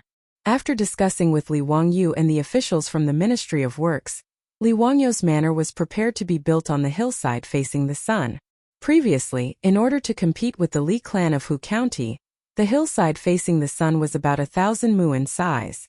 The Li clan's ancestral grave only took up a very small area, and the Taoist temple that Sun Simiao was currently building took up less than 50 mu of land. The remaining few hundred mu of land were empty. After the officials from the Ministry of Works inspected the area, they did not have any objections to the location of the manor. But the officials from the Ministry of Works were at a loss as to how to build Li Wangyu's castle. Even in ancient China, building a house was a very strict matter. It was not just the craftsmen who came up with the idea, but there were also detailed blueprints and construction plans. The Song Dynasty's Construction Methods was the most complete book on building techniques in ancient China. The Great Tang had detailed regulations on the various design standards, specifications, materials, construction quotas, targets, a clear hierarchy of buildings, the artistic form of buildings, and so on. Therefore, before the construction began, the officials from the Ministry of Works of the Tang dynasty would draw up detailed construction plans according to the needs. The level of detail and complexity was not inferior to the construction plans of the modern era. But even the most senior official from the Ministry of Works did not know how to build the small castle that Li Wangyu wanted to build in his manor. This gave the officials from the Ministry of Works a headache. Thus, Feng Longzhong from the Ministry of Works led a few technical officials to Dingzhou village to pay Li Wangyu a visit. Huxian, we have never seen this castle that you drew before. Can you draw a more detailed sketch of the building for us? Feng Lang directly asked Li Wangyu. Li Wangyu naturally did not have a problem. He had already drawn many sketches when he was discussing how to build the castle with his beautiful boss and Aphrodite. Hearing Dr. Feng's words, he immediately stood up and went to the study to retrieve a stack of sketches. These were all drawn by him using the perspective drawing method. It was very intuitive and clear at a glance. But when they saw the detailed blueprint Li Wangyu had drawn for the castle, Feng Longzhong and the officials he had brought with him fell silent once more.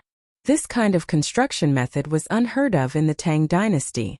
But putting aside whether this castle violated the law or not, the key point was that in the eyes of the officials from the Ministry of Works, This castle looked a bit like a small military fortress. What was the man from Huxian trying to do by building something like this near the capital of Chang'an? The officials from the Ministry of Works were not wrong. Castles were military fortresses built by European nobles to protect their land, food, livestock, and population. They used them to guard their own territories. First and foremost, it would be used for military defense. Of course, Li Wangyu didn't think too much about it. He just felt that building a castle was mighty and domineering. After Dr. Feng and the other officials from the Ministry of Works ran to Dingzhou village many times, they still didn't dare to make a decision on their own. In the end, they still pushed the responsibility to Pai Lupi. They asked Li Wangyu to go find Pai Lupi himself and let His Majesty make the decision.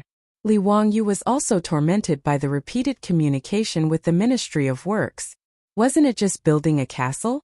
Why was it so troublesome? He still had to find Pai Lupi to make the decision. Looking at the stack of sketches in his hands, Li Wangyu was worried that Pai Lupi wouldn't understand what he was going to do. This was his beautiful boss and Aphrodite's painstaking work. Just as he was feeling a little depressed, Li Wangyu suddenly thought of something and his eyes lit up several days later. In the Yinyang Hall of Taiji Palace, Pai Lupi looked at the item that Li Wangyu had the palace guards carefully move in with a puzzled expression. The item was about the size of a table and was square in shape. There was even a piece of red silk covering the item below so tightly that it was impossible to see what it was. However, since it could be moved into Taiji Palace, it had obviously been carefully checked by the palace guards and couldn't be anything dangerous. Pai Lupi wasn't worried that Li Wangyu would cause any trouble. "Zio, what is this?" Li Wangyu chuckled. "Uncle, this is your nephew's newly built residence." Pai Lupi was stunned for a moment before he laughed heartily. "Zio, what nonsense are you talking about? How can your mansion be so small? Don't tell me you want to become a mouse?" Haha. Without waiting for Pai Lupi to finish laughing, Li Wangyu pulled open the red silk to reveal the item below. However, Pai Lupi was dumbfounded and his laughter was also stifled in his throat. Under the red silk was an exquisite sand table. It was the model of the manor that Li Wangyu wanted to build. The sand table model was the idea that Li Wangyu had suddenly thought of that day. Since the officials from the Ministry of Works and Pai Lupi didn't know what his manor and castle were like, he might as well make it for them to see. Wasn't a sand table model a method commonly used by developers in the future? The house that Li Wangyu bought with a mortgage was also facing the sand table in the real estate sales department. Wasn't he fooled by the saleswoman's glib tongue into paying for the house out of his own pocket? He could also make a sand table of the manor and show it to Pai Lupi. With the sand table model, everything would be clear at a glance and he wouldn't have to waste his breath. That's right, that's what he would do. Although the sand tables used by real estate developers in the future were all made of plastic, Huaxia actually had similar architectural models since ancient times, and they were even more detailed. Li Wangyu remembered watching a variety show on Central TV called National Treasure. In one of the episodes, the Palace Museum's collection of precious cultural relics, the Thunderbolt type, was an architectural model of Huaxia's ancient buildings. The so-called Thunderbolt type referred to a model made of straw, wax, wood, and other materials that was scaled down to the size of the real thing. Because there was an ironing process in the manufacturing process, it was called a Thunderbolt type.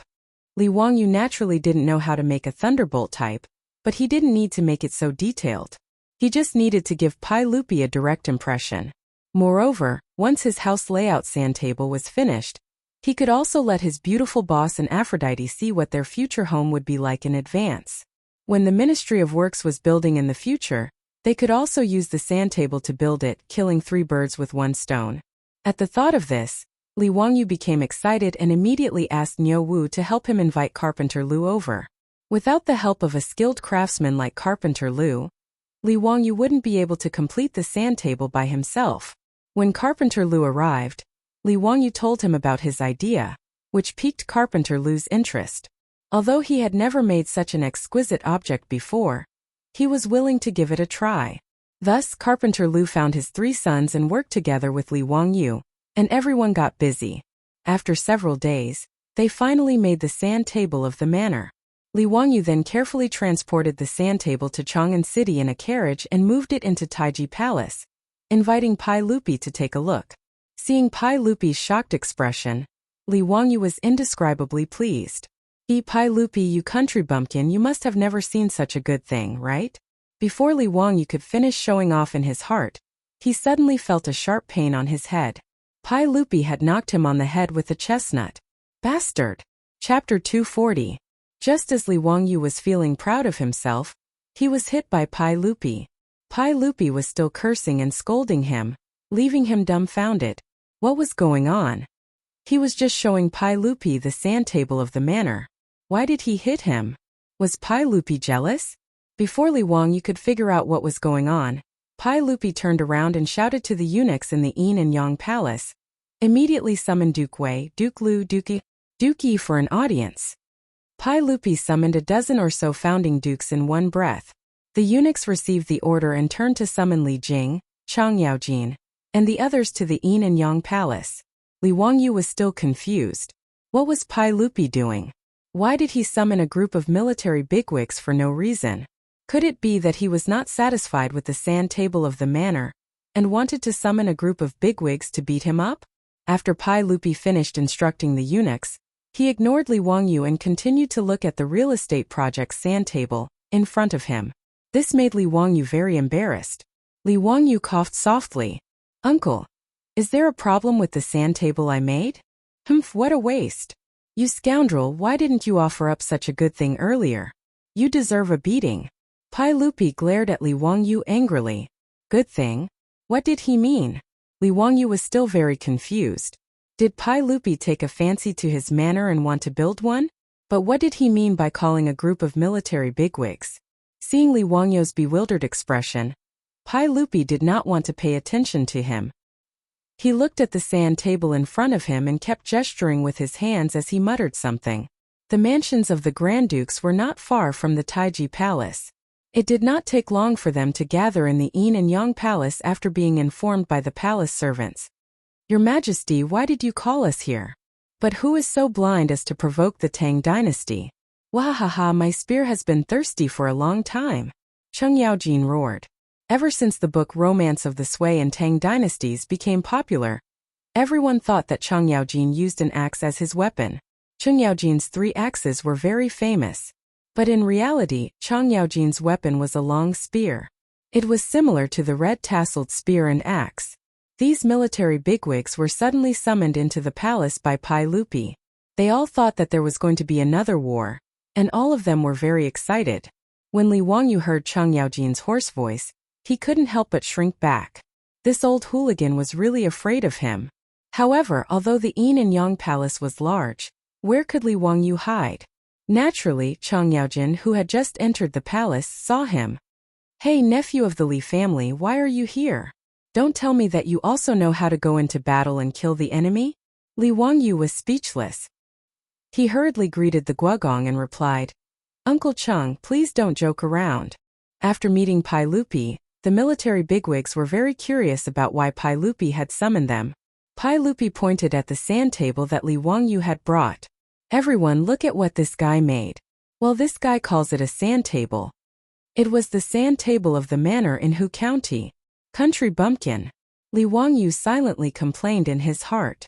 Li Jing and the others' gazes followed Pai Lupi's finger and fell on the sand table. Li Wangyu and Carpenter Lu had made the sand table for this construction project. In order to be more intuitive, he and Carpenter Lu had not only made a model of the castle, but they had also made a terrain model based on the topography of the hillside facing the sun. Li Wangyu had used yellow mud to build the undulating hillside. In order to make it more realistic, he had even covered it with green peacock stone powder. It looked lush and verdant, just like a hillside full of trees. When Li Wangyu's manor was chosen, he had only used part of the hillside facing the sun to build the castle.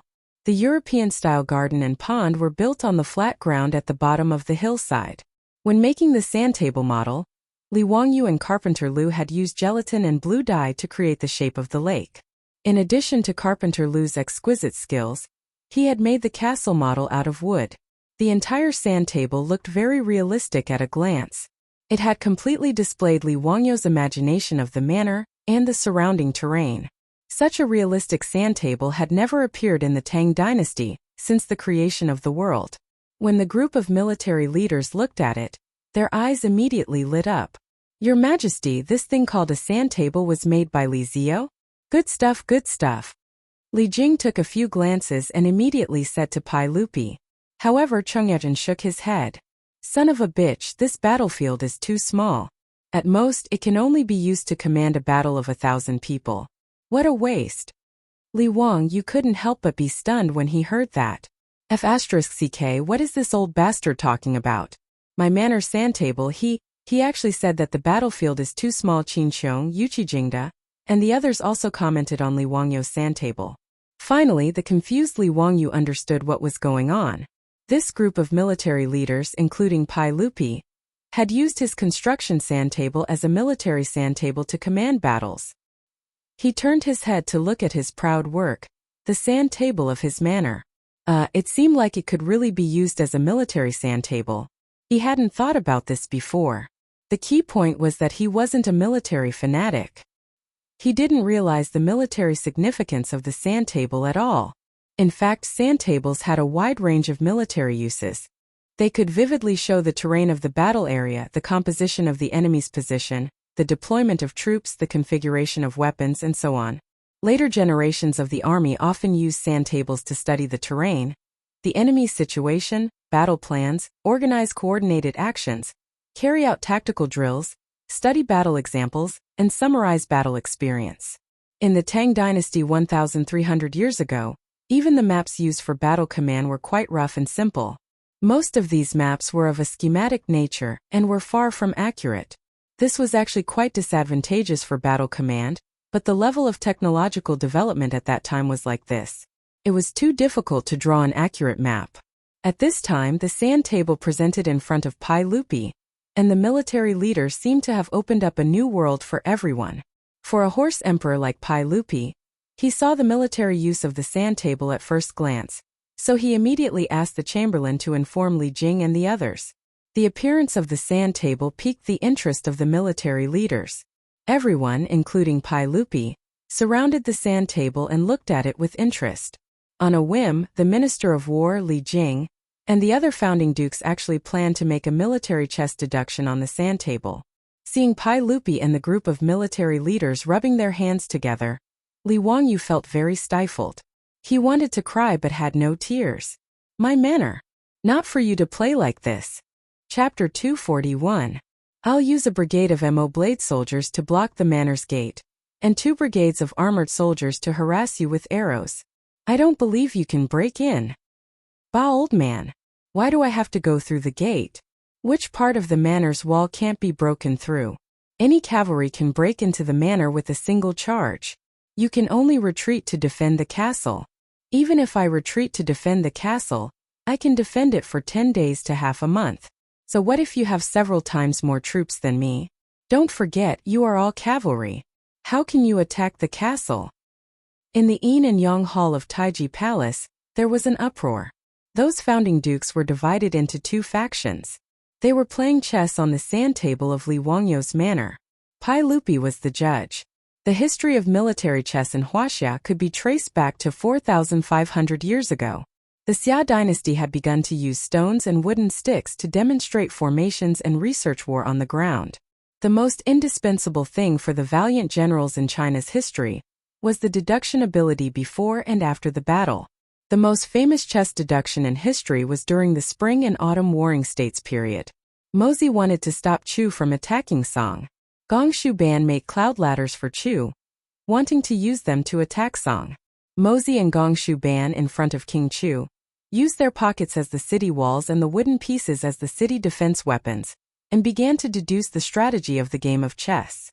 Gong Shuban used many ingenious siege tactics, but they were all resolved by Mozi.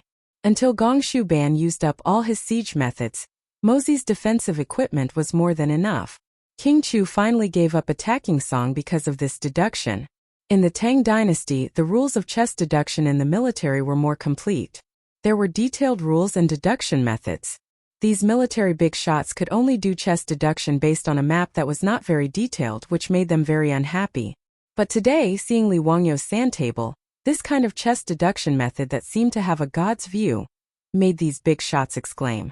The military big shots who were having fun even called the servants to bring wine, drinking while continuing the battle. Even Pai Lupi was the same. He kept drinking the wine in his cup and laughed heartily. Li Wangyu was completely speechless. If it weren't for the fact that he really couldn't beat these bastards, he would have fought it out with these old fogies who destroyed the sandbox of his manor's buildings. This was too much. This was not a King military sandbox. A bunch of old men, old killers. Each and every one of them was trying their best to figure out how to destroy the small castle that he hadn't started building yet. This feeling was really too strange. However, he was just a small county official. In front of Pai Lupi and this group of old ruffians who were all dukes, he really had no right to speak. He could only grit his teeth and endure. It was not easy to endure until the group of military bigwigs had their fill. They even drank several jars of wine before the deduction of the military flag was finally over. Satisfied, Chang Yaojin used his palm leaf fan-sized palm and began to ravage Li Wangyu's small shoulders. "Nephew, not bad. This sand table is a good thing. You little bastard, you finally came up with something interesting. It's simply a waste of time to make water wheels and carriages." Chang Yaojin's words made Pai Lupi want to beat him up. Water wheels and four-wheeled carriages were so important to the Tang dynasty that he was willing to give Li Wangyu a title.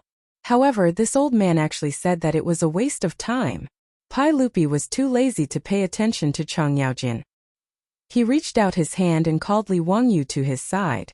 "Zio, tomorrow you will teach the Ministry of Works how to make this sand table. Look at how rough you made it. It's really unusable." Pai Lupi even complained that Li Wangyu's sand table was not exquisite enough. Li Wangyu only felt his teeth itch. He really wanted to bite someone. Enduring Pai Lupi's ridicule, Li Wangyu rubbed his hands and looked at Pai Lupi with an embarrassed smile. "Your Majesty, what do you think of my mansion? Is it okay to build it like this?" The main reason he made this sand table was to get Pai Lupi to agree. Now that their war was over, he had to quickly ask. Pai Lupi once again looked at the sand table. After a while he said, "Zio, your castle is extravagant. I'm afraid I can't agree with you building it like this." Hearing his words, Li Wangyu became anxious. How could it be extravagant? "Your Majesty, I'm afraid you've made a mistake. I've calculated it with the Ministry of Works Fenglang. It doesn't cost a lot of money. It doesn't exceed the cost of building the mansion." Li Wangyu wasn't speaking nonsense. Although his mansion was not small, it didn't have the complicated structure of traditional buildings. Therefore, it didn't cost a lot to build it. The labor cost of building a traditional Chinese wooden building was quite high. Just the mortise and tenon structures that didn't use nails and only used tenons and tenons would require a lot of skilled craftsmen to build. In the future, the cost of repairing ancient buildings was much higher than the cost of cement. The main reason was the labor cost. Li Wangyu felt that his mansion didn't need that many skilled craftsmen to carve those complicated patterns. Why did Pai Lupi say that it was extravagant? Pai Lupi pointed at the small castle on the sand table and said with a bit of dissatisfaction, "Zio, how many stones do you need to build your castle? How many corvée laborers do you need to transport the stones for your castle? We can't agree to your nonsense. There are still many things to be done in the Tang dynasty. The plague of locusts hasn't been extinguished yet. How can you casually recruit so many corvée laborers just to build a mansion for you?" Hearing Pai Lupi's words, Li Wangyu couldn't help but laugh. It turned out that Pai Lupi had misunderstood. He quickly explained, "Your Majesty, you misunderstood. My small castle doesn't need to be built with stones. It can be built with bricks. I don't need to recruit corvée laborers to transport the stones." Many of the traditional European castles were built with large stones. However, Li Wangyu wasn't preparing for war. He just wanted to build a castle-like house to show off. Therefore, Li Wangyu's plan was to prepare bricks, and then use cement to build a castle-like house. Build with bricks? Pai Lupi was slightly stunned, but he still shook his head. Nonsense. How can bricks be used to build a house? When Chang Yaojin and the others heard the conversation between Pai Lupi and Li Wangyu, they all came over. "Zio, how can you build a house with bricks? Moreover, your castle is several stories high." "That's right. This old man has never heard of using bricks to build a house. Zio, you should stop fooling around." Haha, Zio is a genius, but there are times when you make a fool of yourself. This old man has never heard of using bricks to build a house. Using bricks to build walls and towers, this old man knows. How do you build a castle? In the Tang dynasty there was no cement. Therefore, the bricks were made with sticky loess mortar. The walls of the Tang dynasty were built with loess and covered with bricks. Although it was strong, it wasn't suitable for building a house. If glutinous rice was boiled and added to lime to make bricks, it would be strong and durable after solidification. It wouldn't be inferior to the cement of later generations. However, the cost of doing this was very high. Only a small number of royal buildings could be used this way. In the history of China, it wasn't until the Ming dynasty's Emperor Zhu Di built the Forbidden City that they started to use bricks on a large scale. Therefore, when Pai Lupi, Chang Yaojin, and Li Jing heard Li Wangyou's words, they only thought that he was talking nonsense. However, Li Wang, you couldn't help but laugh. Your Majesty, everyone, do you want to make a bet with me? Chapter 242. Pai Lupi, Chang Yaojin, Li Jing, and the rest were all stunned. A bet? What bet? Li Wangyu laughed mischievously. Let's bet that I have a way to glue the bricks together and make it very firm. If I can do it, Your Majesty will allow me to build a mansion. How about that? Uncle Chang and the rest of you will pay for the wood in my mansion. How about that? Wood referred to the decorations and furniture of the later generations. Because most of the buildings were made of wood, the mansion was mainly decorated with wood. Pai Lupi said that he would build a mansion for him, but he did not include decorations and furniture. He was as stingy as the developers of the later generations.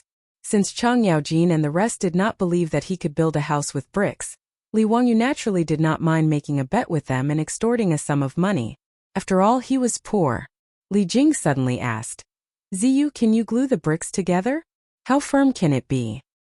It won't fall with a hammer. Li Wangyu replied confidently. Pai Lupi's eyes also lit up. He and Li Jing looked at each other and revealed a smile in their eyes. Okay, I will bet with you. Ziyu, if you can stack the bricks together and not fall with a hammer, I will agree to build this castle for you. Li Jing also twirled his beard and laughed. Haha, Ziyu, if you can really do it, I will pay for the wood in your mansion. So what? Ziyu, how much time do you need to build it? Li Wangyu, who thought that he had taken advantage of Pai Lupi, Li Jing, and the rest, smiled until his eyes narrowed. He pondered for a moment. When the old mansion was remodeled last time, he still had a lot of hand-ground cement left. When he returned to Dingzhou village, he could ask the masons in the village to help him build a brick wall. After 2 more days, the cement would solidify. Li Wangyu raised 3 fingers to everyone. 3 days will do. After 3 days, Your Majesty and the rest of you can come to Dingzhou village. I will show you a brick wall that won't fall with a hammer. Okay. Pai Lupi directly reached out his hand and high-fived Li Wangyu, setting the bet. Li Wangyu looked at Pai Lupi and Li Jing's smiles and vaguely felt that something was wrong. But when he thought about it carefully, he did not find anything wrong, so he did not think too much about it. After saying his goodbyes and leaving the palace, Li Wangyu hurried back to Dingzhou village to find a mason to build the wall. 3 days later, at Dingzhou village in Hu County, several dozen riders entered the village. Pai Lupi led a group of dukes to the old residence of the Li family. Speaking of which, ever since Li Wangyu moved from the county seat of Hu County to Dingzhou village, this secluded village at the foot of Qinling Mountain became more and more lively. The farmers in the village were already used to seeing all kinds of nobles that they normally wouldn't see, so they all went to the Li family's old residence. Originally, there were some farmers who were watching from afar and talking to each other. But now, other than the little kids in the village, no one was interested in the Li family's guests. After Li Wangyu was conferred the title of nobility, the Li family's old residence had a plaque with the words, Hu County Male Residence, hanging on the door. This really scared the farmers, including the village head. Li Jia Shaolang was conferred the title of nobility. Even if it was the lowest rank of county baron, in the eyes of the villagers of Dingzhou village, he was still an extraordinary noble and was respectfully addressed as Lord Zhu. In the eyes of the farmers, Yang Mingfu of the Hu County Yamen was already a righteous official. Not to mention the founding county baron, who was a noble of the Tang dynasty. Currently, the 127 families in Dingzhou village were all sealed off by the Li family. From now on, the rent of their houses would be transferred to Lord Li. For a time, no one dared to pass by the road in front of the Li family's old residence. They would rather take a long detour than disturb the county baron. The naughty children in the village were pulled by the ears and scolded for a long time by the adults at home. They were told that they didn't dare to be mischievous. If they offended the county baron, they would lose their heads. Previously, when Li Wangyo's ducks ate locusts, the farmers who blocked the Li family's front door were in fear and trepidation. They were afraid that Li Wangyu would hold a grudge against them because of this. However, the commotion caused by Li Wangyo's conferment of nobility dissipated not long after. This was because the farmers all discovered that Li Jia Xiaolang seemed to be the same as before after he was conferred the title of nobility. Which family's Lord Ju would squat on the ground and chat with others every day without a care for his image? Which family's Lord Ju would act like the farmers and curse people with vulgar words when provoked? Even after Li Wangyu was conferred the title of nobility, in the eyes of the farmers of Dingzhou village, he was still the same old Li Jia Xiaolang. In addition, the business of the four-wheeled carriage business was getting better and better, and the farmers had more and more copper coins in their pockets. They felt that the Li family was still the same old Li family and was still so pure and kind. Gradually, the farmers' fear of Li Wangyo's conferment of nobility dissipated. Their attitude towards the Li family returned to normal, but there was more respect. In addition, the way they addressed him had changed. The old villager originally called him Li Jia Xiaolang, but now he called him Lord Ju. That was all. Pai Lupi led a group of dukes and bigwigs to Dingzhou village. The farmers passing by only glanced at this group of people, and didn't have any strange expressions. They continued with what they were doing. The Li family's old residence, on the other hand, was wide open.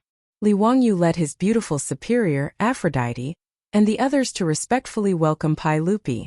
Pai Lupi jumped off his horse and tossed the horsewhip in his hand to the imperial guard as he impatiently asked, "Zio, have you finished building the brick wall you mentioned?"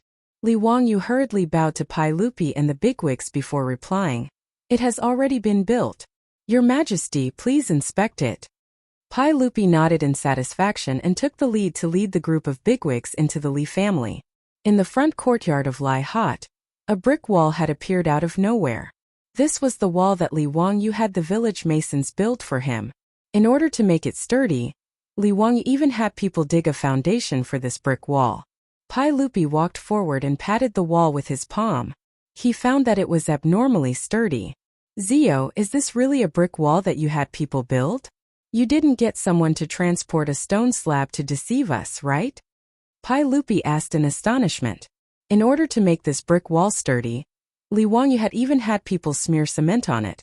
Now that the cement had dried and solidified, it indeed looked like a stone slab.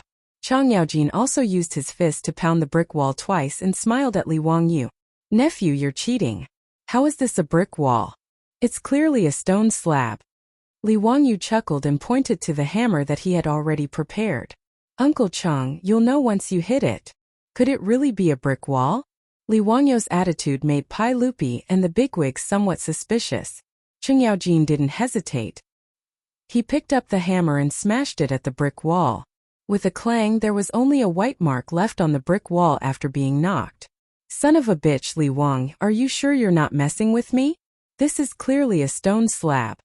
Chang'an swung his hand that had been shaken by the hammer and cursed at Li Wangyu. Li Wangyu chuckled. "Uncle Chang, how about we make another bet?" Chapter 243. Another bet? Chang'an was amused by Li Wangyu's words. Was this bastard addicted to gambling? "Nephew, what kind of bet do you want to make?" Chang'an asked angrily. Li Wangyu smirked. "Let's bet that this wall is made of bricks.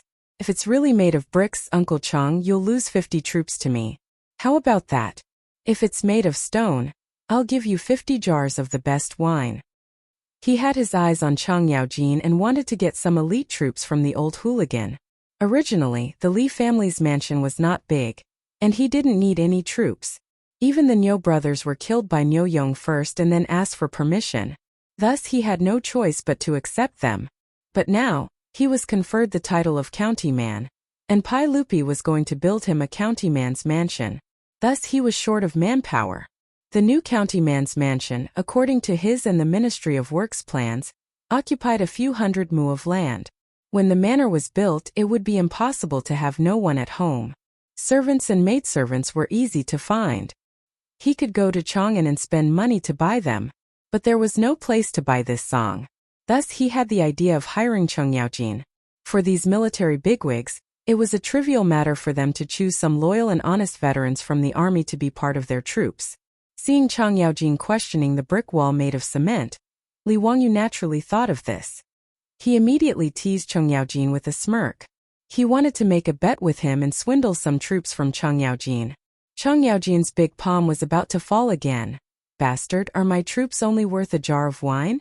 You want to take advantage of me? Get lost. Li Wangyu smiled and dodged Cheng Yaojin's palm. He smiled and said, Uncle Cheng, what are you saying? Didn't I see that you don't believe that this is a brick wall? I'll give you a chance. If you think that the wine is too little, we can discuss it again. How could Cheng Yaojin, this old hooligan, let Li Wangyu take advantage of him? Looking at his confident appearance, Cheng Yaojin knew that the stone slab wall in front of him must have been built with bricks. He glared with his bell-sized eyes. You little bastard, you want to trick me? Move aside, I won't bet with you. After saying that, he raised the hammer in his hand and smashed it at the wall again. The strength of the artificial volcanic ash cement created by Li Wangyu was naturally not comparable to the high-strength cement of the later generations. After being smashed by Cheng Yaojin with all his strength, the cement on the surface of the wall cracked and fell off, exposing the bricks inside. Cheng Yaojin put down the hammer and couldn't help but exclaim in surprise. Hey, this place is actually made of bricks. Nephew, what method did you use to make these bricks so sturdy? Even with Cheng Yaojin's strength and his full strength, he was only able to break the cement on the surface of the brick wall. This made everyone surprised. Pai Lupi, Li Jing, and the other military leaders immediately gathered around and carefully examined the brick wall in front of them. Zio, what exactly is this wall and the material that holds the bricks together? Why is it no different from a stone? This is really mysterious. It's actually made of bricks. With Jijia's strength, he only broke the surface with a single hammer strike? What a sturdy brick wall. Tisk tsk. Could it be that he melted the stone and poured it onto the bricks? Li Wangyu was speechless. To think that they could think of such a thing. Did they think that it was casting metal? To melt stone, he had to have the ability to do so. Your Majesty, everyone, this brick wall was made of cement by this little one. Pai Lupi stared at him. Hurry up and say it clearly. What is cement? What is that? Li Wangyu gave him the middle finger in his heart. Was the emperor so amazing? Was this the attitude of someone who was asking for advice? Why were you so fierce? Fine, the emperor was amazing. Li Wangyu admitted defeat. He lowered his head and obediently replied, Your Majesty, the cement is a type of adhesive that I created. After mixing it with water, it can firmly glue the sand and bricks together. After it solidifies, it hardens into this state. Zio, how much did this cement of yours cost? Li Jing asked. Li Wangyu scratched his head. Cost? It didn't seem like it cost anything. The cement he was using now was made by grinding broken pottery pieces, so there was almost no cost. If he wanted to make it on a large scale, it would be simple. He just needed to put lime and clay in a kiln. The process of making this kind of cement was very simple. The calcining temperature was low, and the requirements were not high.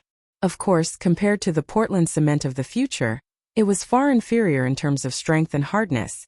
But in the Tang dynasty, this kind of artificial volcanic ash cement was enough. Li Wangyu didn't know how to make real cement. He wasn't a professional. It was the same as making glass. He knew what it was but didn't know what it was. After pondering for a while, Li Wangyu replied with uncertainty, Duke Wei, if this cement is made on a large scale, the cost should be very low. I haven't calculated the exact cost. It's just putting lime and clay in a kiln and calcining it. It's very simple. Pai Lupi couldn't believe it. It's that simple? Zio, this is a matter of great importance. You can't talk nonsense. Li Wangyu said with a wronged face. It's really that simple, Your Majesty. I'm not talking nonsense. Pai Lupi, Li Jing, and the others surrounded Li Wangyu and asked him again and again. Finally, they confirmed that this thing called cement was really that simple to make. Li Jing twirled his beard and smiled. Your Majesty, if what Zio said is true, and this cement can be made on a large scale, Then it's really a blessing for the Tang dynasty. Yes, Your Majesty. This cement is really good stuff. Congratulations, Your Majesty. Congratulations, Your Majesty. The Tang dynasty has obtained such a divine item. Damn it. If we use this cement to build a city outside the Great Wall, let's see if the Turks can still be so rampant. Li Wangyu was a little confused. The cement I used to build my own house, how did it become Pai Lupi's? Congratulate you, my ass. You want to steal my things again? Bah, none of you are good people. Every day you think about how to steal my treasures. In the future, I have to ask my beautiful boss to take care of the things at home. The emperor and ministers of the Tang dynasty are all bandits. In fact, Li Wangyu was not stupid. He naturally knew the importance of cement to a country. In the Great Tang, even this artificial volcanic ash replacement cement was a priceless divine artifact. Whether it was used to build cities, roads, or dams, it was indispensable. Since he took out the cement, he had already expected that it would attract Pai Lupi's attention. Pai Lupi was a Paishio. He wanted to take all the good things into his mouth. However, Li Wangyu did not intend to hide it. He also wanted to make the cement public to benefit the Tang dynasty. Although Li Wangyu was mentally prepared, when he saw Li Er and the group of high dukes acting as if the cement was already in their pockets, it still made him feel very unhappy. He simply coughed lightly. Cough, Your Majesty, everyone, how much can I sell this cement formula for? Pai Lupi, Chang'an, and the others heard this and could not help but be stunned. Sell it for money? Chapter 244. Without waiting for Pai Lupi to speak, Chang'an went berserk. Bastard brat, how can you sell this kind of military weapon for money? I'll beat you to death. After Chang'an finished speaking, he reached out to grab Li Wangyu and wanted to beat him up. When Li Wangyu saw the old hooligan flip out, he hurriedly ran away. Too shameless. This kind of threat of force, it's really infuriating. I can't afford to offend you. Do you believe that I won't find your 3 sons for revenge?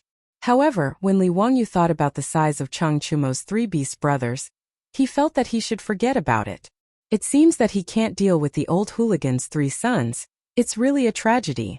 In the face of the old hooligan's deterrence, Li Wangyu could only raise his hands and surrender.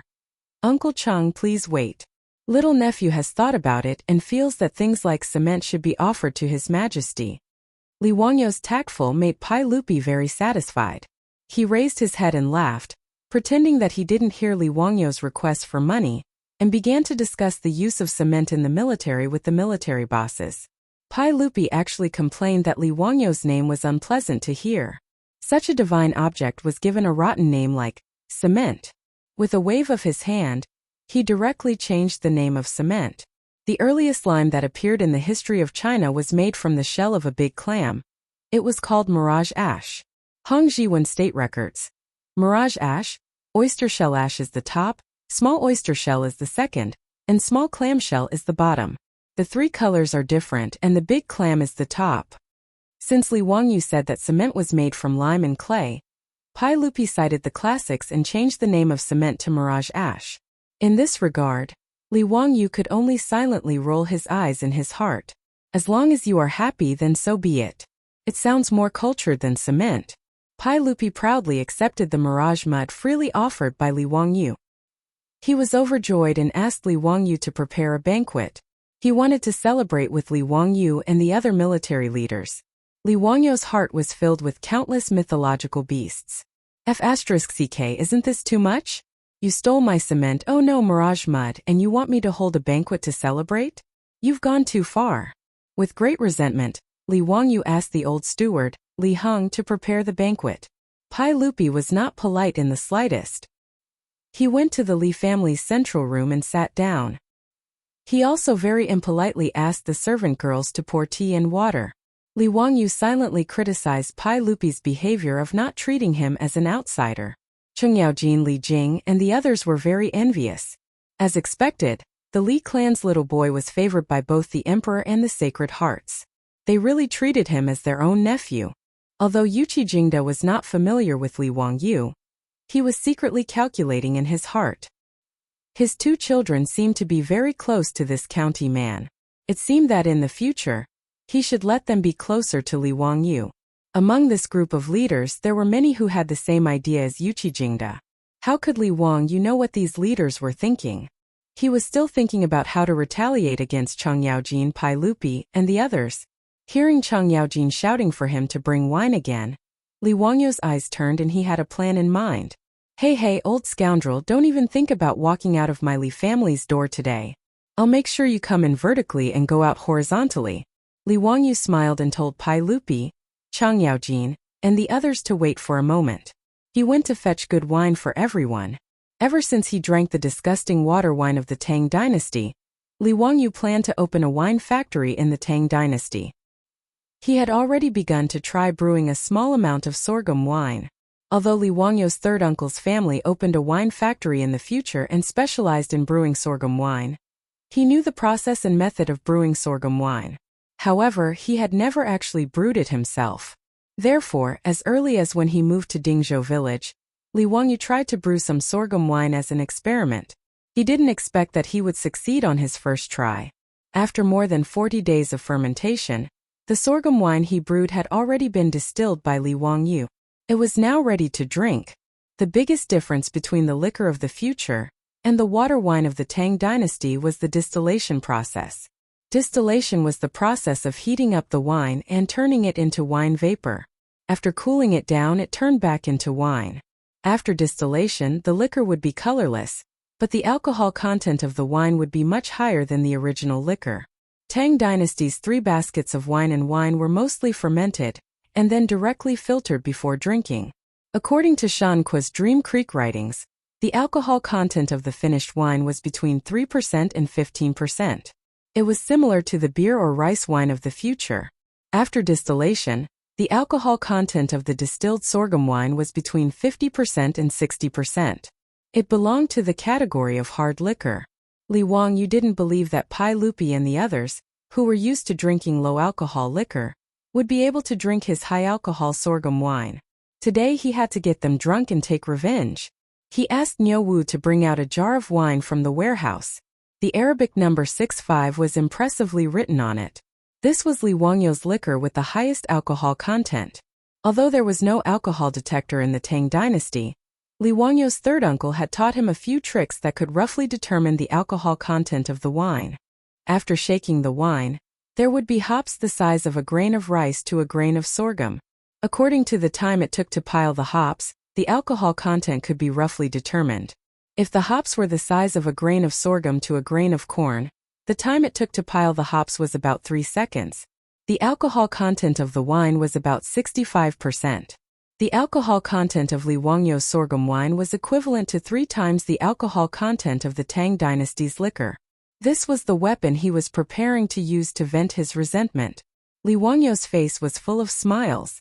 He asked Niu Wu to bring the 65% alcohol sorghum wine to the central room. When Chang Yaojin saw that there was only 1 jar of wine, he couldn't help but feel disgusted. Nephew, you're a county man now. How can you still be so stingy? How can this jar of wine be enough for us to drink? Quickly go and bring a few more jars. Li Wangyu said with disdain, Uncle Chang, it's not that I'm stingy. It would be good if we could finish this jar of wine. What a joke. He asked Niu Wu to bring out a big jar of wine. This jar of wine was equivalent to 20 caddies of 65% alcohol content. It wouldn't kill you all. When Chang Yaojin heard Li Wangyu's words, he immediately jumped up and said, Brat, don't talk nonsense. I can drink a bucket of wine by myself. Your jar of wine isn't even enough for me to rinse my mouth. Not only was Chang Yaojin jumping up and down, even Pai Lupi, Li Jing, Yuqijingda, and the others were dissatisfied. They felt that Li Wangyu was looking down on them. To these founding dukes who were addicted to wine, saying that they couldn't drink wine was like pointing at their noses and saying that men couldn't do it. This was a great humiliation. Pai Lupi also glared at him and said, Zio, what nonsense are you talking about? Quickly go and bring the wine over. Don't mess around. Li Wangyu laughed mischievously and said, Your Majesty, everyone, do you want to make another bet? What do you want to do now? What do you want to bet on? Let's bet on whether you can finish this jar of wine. Li Wangyu pointed at the jar of wine and smiled proudly. It was as if a fox's tail was wagging behind him. Chapter 245. When Li Wangyu proposed another bet, Pai Lupi almost laughed out of anger. This little rascal was going crazy today. Chang Yaojin opened his mouth and wanted to agree, but he swallowed the words back down. He suddenly realized that for such a shrewd person like Li Wangyu to propose a bet, there must be something fishy going on. Today he almost fell for Li Wangyu's trick. Now that this little rascal proposed another bet, he might be up to no good. Chang Yaojin's tone changed. What bet? Go play on the side. Hurry up and pour the wine. If you make any more noise, I'll deal with you. Li Wangyu wanted to trick Chang Yaojin with a bellyful of evil tricks, but who would have thought that the old scoundrel would learn to be smart? It was a pity. He was still thinking about how to trick Chang Yaojin into giving him troops. The servant girls in the central room who were serving everyone quickly came forward to open the seal on the wine jar. As soon as the wine jar was opened, a strong fragrance overflowed. The fragrance of the wine filled the entire central room. This strong fragrance that had never been seen before immediately attracted everyone's attention. Pai Lupi's eyes lit up. Ziyu, what kind of wine is this? Why is it so fragrant and alluring? Chang Yaojin, Li Jing, Yuqi Jingda, and the other big shots were so stimulated by the wine that they almost drooled. They didn't even blink as they stared at the jar of wine. Li Wangyu chuckled. I've let your majesty see a joke. This is the wine that this subject brewed. I ask your majesty and the other officials to taste it. Little rascal, don't say so much. Hurry up and pour the wine. Chang Yaojin impatiently shouted. When the servant girls brought in cups of clear and transparent wine that looked like clear water, everyone, including Pai Lupi, was dumbfounded. If it wasn't for the alluring wine fragrance that kept going into their nostrils, everyone would have thought that Li Wangyu had brought a jar of clear water to trick them. How could the people who were used to drinking turbid wine believe that wine could become as transparent as water? For a moment they all held the wine cups and carefully sized it up. They leaned closer and greedily sniffed the wine fragrance. Only Chang Yaojin couldn't care less. He directly raised his head and poured a glass of white wine into his mouth. In the Tang dynasty, the alcohol content of the wine was not high, so the wine cups were quite bold and unrestrained. The size of the wine cups was also very large. Li Wangyu was also deliberately mischievous. The wine cups that he poured wine for everyone were extremely large. Each cup could hold at least 3 liters of white wine. Chang Yaojin drank the 65% liquor in one gulp out of habit. His eyes bulged and his face turned red. He shut his mouth tightly, afraid that he would spit out the liquor. After swallowing the wine, he felt a burning sensation in his throat, as if it was on fire. Following that, a scorching heat rose from his chest and abdomen. That comfortable feeling made Chang Yaojin unable to help but spit out a mouthful of alcohol. Damn it, what a good wine! What a strong wine! I thought my throat was burning. Kid, what kind of wine is this? Why is it so strong? Li Wangyu thought to himself. How could the sorghum wine he brewed have a name? But if he were to directly call it sorghum wine, it would be too low class. He rolled his eyes and replied, Uncle Chang, this is your nephew's Shadozi wine. Shadozi wine was actually a high alcohol content wine from the northeast. It was named because of its high alcohol content and strong taste. Li Wangyu thought that the name of the wine was quite good. Moreover, it should be liked by this group of old men. So, he directly plagiarized it. Shadozi? Good name. Drinking this wine is really like a knife scraping the stomach. Haha, it's addictive, it's even more addictive. Come, fill it up for me. Chang Yaojin didn't even take a bite of the food. He directly drank more than 3 liters of liquor.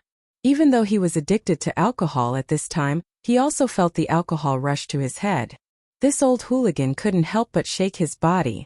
Seeing Chang Yaojin's exaggerated performance, Pai Lupi and the others also picked up their cups. Some took small sips to taste the wine, while others drank it in one gulp like Chang Yaojin. After the wine entered their stomachs, everyone exhaled a long breath of burning alcohol. Some people, because it was their first time drinking such a high alcohol content wine, their throats were stimulated by the alcohol. They couldn't stop coughing, causing the people around them to laugh. Good, as expected of Shadozi wine. I've lived my whole life, but I've never drunk such a strong wine. Damn it, this is what wine is. The wine I drank in the past has turned into horse piss. Ziyu, this wine was really brewed by you? Haha, well done, this is what wine is. This wine deserves a toast. Everyone, let's drink to victory. After tasting a mouthful of Li Wangyo Shadozi wine, Pai Lupi and the group of dukes went completely crazy. Who would have thought that there was such a strong wine in this world? Everyone who was used to drinking wine and 3 baskets of rice felt that Li Wangyo Shadozi wine had opened the door to a new world. Chang Yaojin, who was slightly tipsy, grabbed Li Wangyu, who was laughing at the side. Kid, how many Shadozi wine do you have? Quickly give me 100 jars as a show of respect. Otherwise, don't blame me for falling out with you. Don't you want troops? When your mansion is repaired, however many troops you want, I'll give them to you. Cheng Yaojin's words made everyone's eyes light up. They all looked at Li Wangyu. Ziyu, you can't favor one and discriminate against the other. I've treated you well, right? Haha, I don't want much of this Shadozi wine. 100 jars will do. Isn't it just troops? There's no need for the knowledge-seeking festival. I'll give it to you. Li Jing also came to join in the fun. He pushed Chang Yaojin away and said to Li Wangyu. Chang Yaojin dared to be angry at anyone except Li Jing, the god of war of the Tang dynasty. He didn't dare to be reckless. Seeing that Li Jing also came to snatch the wine, Chang Yaojin was so angry that he could only grab the wine that the maidservant had just poured for him and drink it. As for Qin Qiong, Yuqi Jingda, Duan Jishuan, Lu Hongji, and the others, they all stared at Li Wangyu with burning eyes. Even Pai Lupi, although not as shameless as Chang Yaojin and directly asked for the wine, also held the wine cup and coughed lightly, reminding Li Wangyu not to forget about him. Li Wangyu could only look up at the roof of the central room speechlessly. Did he do something wrong? The emperor and ministers of the Tang dynasty were simply a group of drunkards. They seemed to be going crazy when he took out such a high amount of Shadozi wine. They asked him for 100 jars of Shadozi wine. Were they planning to take a bath in the alcohol? You old hooligans will drink to death. Li Wangyu helplessly spread out his hands and shrugged. Your Majesty, gentlemen, it's not that I'm stingy, but I really don't have any. I'm just trying to brew this Shadozi wine to see the effect. But you don't have to worry. I'm going to set up a winery in Dingzhou village that specializes in brewing Shadozi wine. When the winery is built and the wine is brewed, I'll definitely send it to you. His words made Li Jing, Chang Yaojin, and the others feel very regretful. However, Pai Lupi suddenly said, Zio, your aunt is also interested in brewing wine. Why don't you cooperate with her? What? Empress Zhang's son is interested in brewing wine? Pai Lupi, are you kidding me? Chapter 246. Pai Lupi proposed to cooperate with Li Wangyu to set up a brewery. Although Li Wangyu complained in his heart, he did not reject it. After the beautiful boss had a flash of inspiration and pulled Empress Zhang's son to invest in the SF Express four-wheeled carriage company, the benefits were obvious. Not to mention that Empress Zhang's son provided the much-needed development funds and horses for the carriage company, but the name of Empress Zhang's son gave enough protection to the carriage company and the Li family. Zheng Kongbua of the Zheng family in Xinjiang provoked the beautiful boss and let people surround the four-wheeled carriage company to force her to yield. After Li Wangyu let people set a fire, the relationship between Empress Zhang's son and the four-wheeled carriage company was made public. The Zheng family in Xinjiang not only immediately compromised and apologized, but also sent Zheng Kongbua, a playboy, back to his hometown in Xinjiang. Since then, no one dared to obstruct the SF Express four-wheeled carriage company in Chang'an City. Originally, as the four-wheeled carriage company slowly developed, its profitability made many aristocratic families in Chang'an City envious. If it were not for Empress Zhang's son, Li Wangyu and Su Chongqing alone might not be able to keep their industry even if Pai Lupi promised them the exclusive right to operate in Chang'an City. Maybe they would have been eaten up by those aristocratic families, and even their bones would not be left. With the successful precedent of the carriage company and the royal family, Li Wangyu did not reject Pai Lupi to invest in his brewery business at all. He even felt secretly happy. Just by looking at the reaction of the group of tycoons in the central room to the sorghum wine, it could be imagined that after the brewery was built, this would be another hen that could lay golden eggs. With Pai Lupi and Empress Zhang's son as his backers, Li Wangyu did not have to worry that his industry would be coveted by those aristocratic families. The reason why Pai Lupi proposed to let Empress Zhang's son invest in Li Wangyu's business was actually to protect Li Wangyu. and to reward him for offering the mirage mud. At this time, there were several military bigwigs in the central room who were unfamiliar with Li Wangyu. When they learned that the Li family was going to build a brewery, they couldn't help but have some thoughts of getting involved. However, after Pai Lupi spoke, the few big shots immediately threw their thoughts to the back of their minds. Everyone began to toast and drink to their heart's content. The Li family's delicacies cooked with pork were constantly being served to the table. The military leaders who were tasting such delicacies for the first time couldn't help but exclaim in admiration. With the addition of the strong wine, the atmosphere in the Li family's central room became lively. Cheng Yaojin was the first to take off his clothes. He pushed away the table and ran to the center of the room and began to dance. Yuqijingda, Duan Jishuan, Lu Hongji, Chai Xiao, and the others were also unwilling to fall behind. They all took off their clothes and began to dance bare-chested. Li Wangyu was speechless. He covered his eyes with his hand. It was 2F** king painful to the eyes. He finally knew where Chang Chumo's group of debauches learned their unrestrained behavior from. This was simply a case of the upper beam being crooked, the lower beam being crooked. They were all the same kind of trash. The 4 maidservants of the Li family were also blushing from the bold and unrestrained performance of the Guadukes.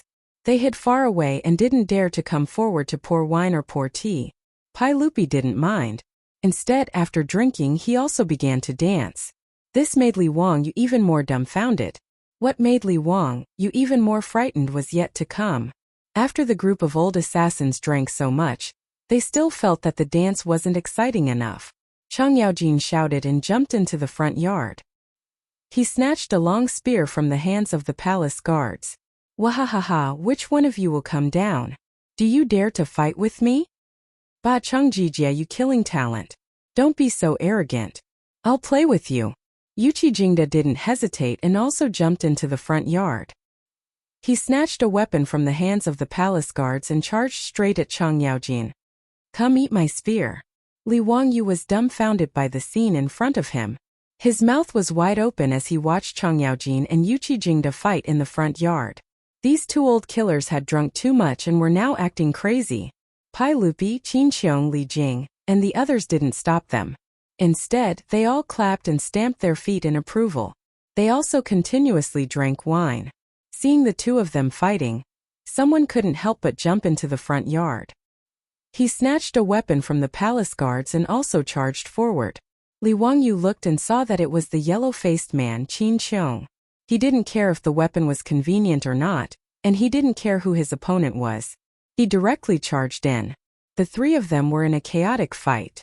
One moment, Cheng Yaojin and Yuqijingda besieged Qin Qiong. The next moment, Qin Qiong and Cheng Yaojin beat up Yuqijingda. Seeing them gnashing their teeth and not holding back their spears, Li Wangyu wondered if the 3 of them were mortal enemies. Li Wangyu already didn't know how to ridicule this group of founding dukes. They were all a group of bastards. He lowered his head and pondered. Was it wrong for him to push the high-content sorghum wine to the Tang dynasty? This group of people who went crazy after drinking too much really had poor alcohol tolerance. Just as Li Wangyu was lost in thought, he suddenly heard the sound of a sharp weapon piercing through the air.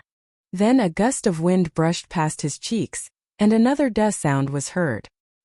He seemed to realize something and slowly turned his head with a sluggish expression. He saw a spear inserted into a pillar not far behind him. The end of the spear was still violently shaking up and down. F***ck. Was he almost stabbed to death by this spear that was thrown out just now? A drop of cold sweat flowed down Li Wangyu's forehead. Reaching out to touch his slightly painful cheek, Li Wangyu woodenly raised his eyes to look at the front yard. He saw that the weapons in the hands of the 3 old bastards had already been knocked out of each other's hands. At this moment they were actually fighting with their bare hands. Li Wangyu had just walked out from the mentality of surviving a great disaster. Before he could even jump and curse, he saw a huge figure fall directly from the front yard into the central room, knocking over several banquet tables and smashing the bowls and plates on them into pieces. It was Cheng Yaojin. In a moment of carelessness, he was attacked by Qin Qiong and Yuqijingda and directly sent flying into the central room. Chai Xiao, Duan Jishuan, and the others who had their wine spilled, all angrily cursed Cheng Yaojin for being a bastard.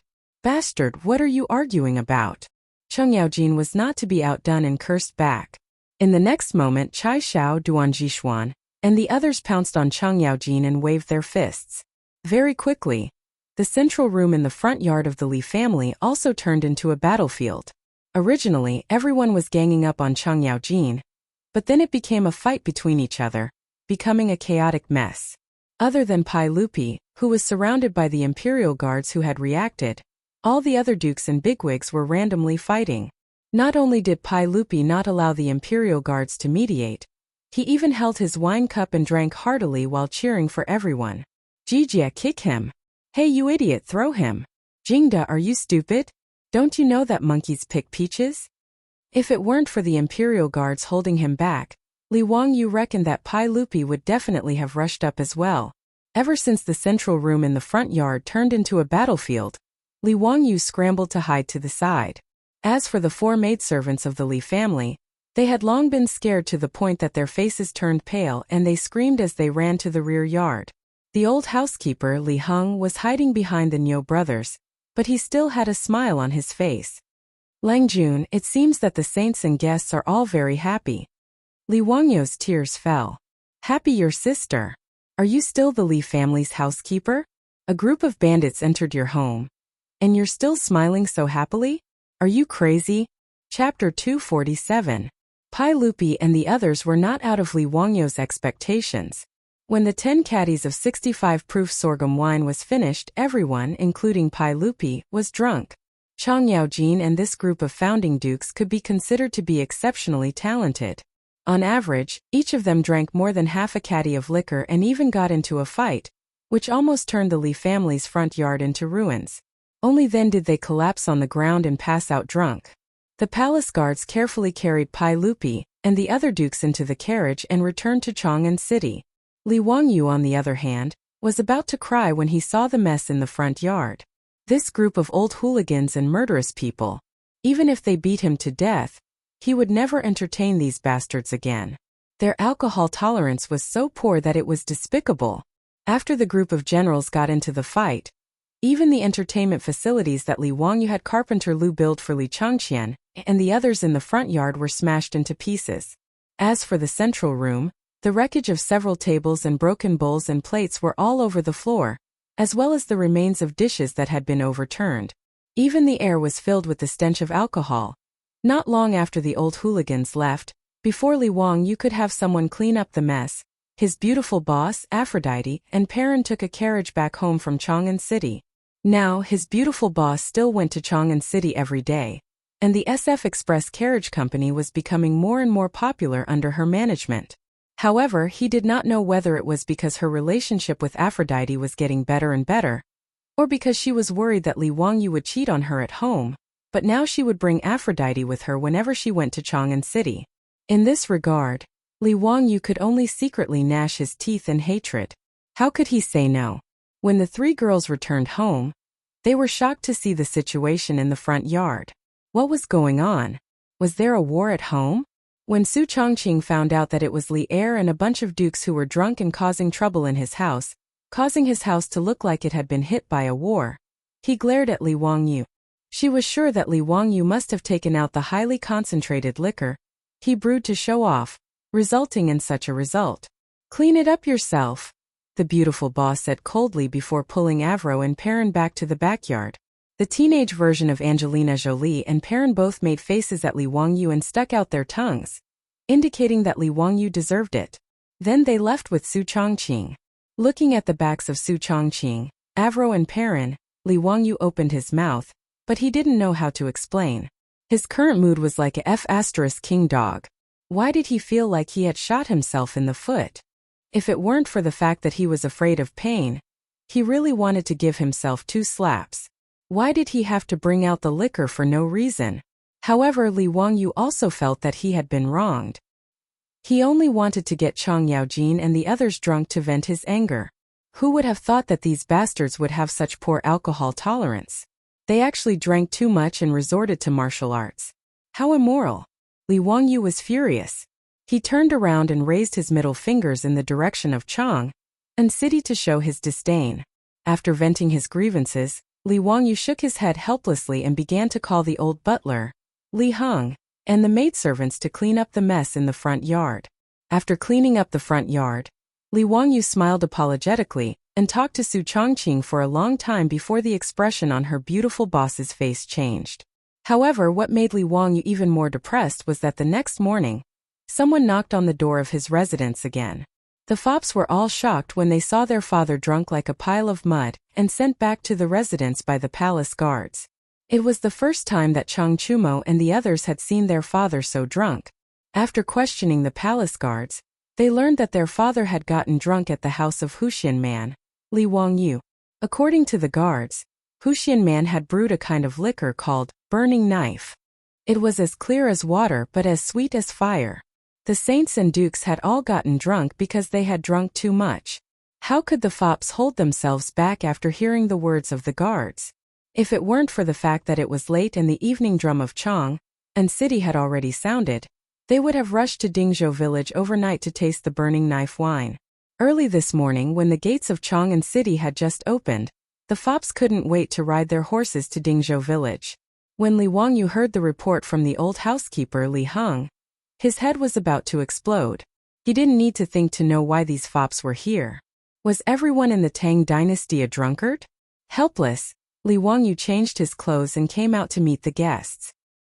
He bowed to the fops and said, "Brothers, what brings you to my residence so early in the morning? Zio, tell me honestly, how do we treat you?"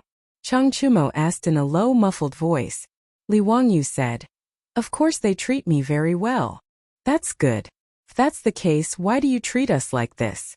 Since you've brewed the burning knife wine, why don't you share it with us?"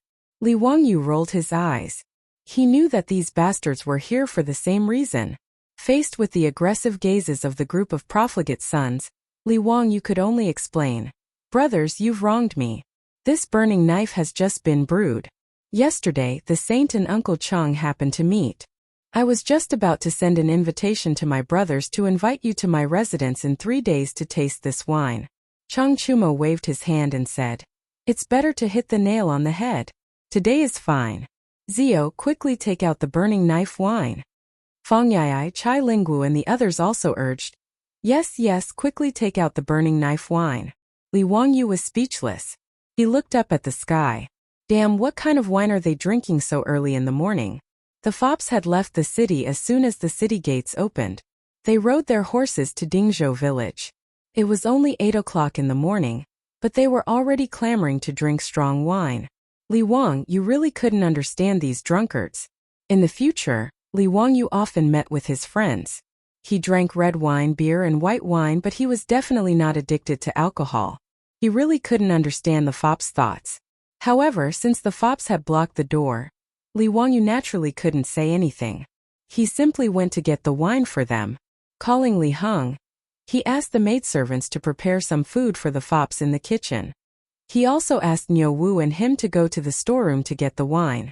It was still 65% Kaoyong wine, and it was still 20 caddies of wine. Li Wangyu also threw caution to the wind. Since things had already come to this, he might as well let the fops drink and let them drink until they died. Thus, yesterday reappeared. It was incomparably melancholy. Apart from the fops' fighting strength not being as frightening as the old ruffians, the events of yesterday's Lai Hot were almost replayed. Li Wangyu expressed that he was very calm, and it'll be fine once you get used to it. However, he still wanted to chop these bastards to death. Chapter 248. Li Wang, you didn't even bother to look at the drunken debauches in the central room and the mess on the ground. After instructing Li Heng to clean up the mess, he went back to the backyard to sleep. When he woke up, he found that the group of debauches was already gone. The debauches woke up with a splitting headache and no longer had the mood to ask Li Wangyu for wine.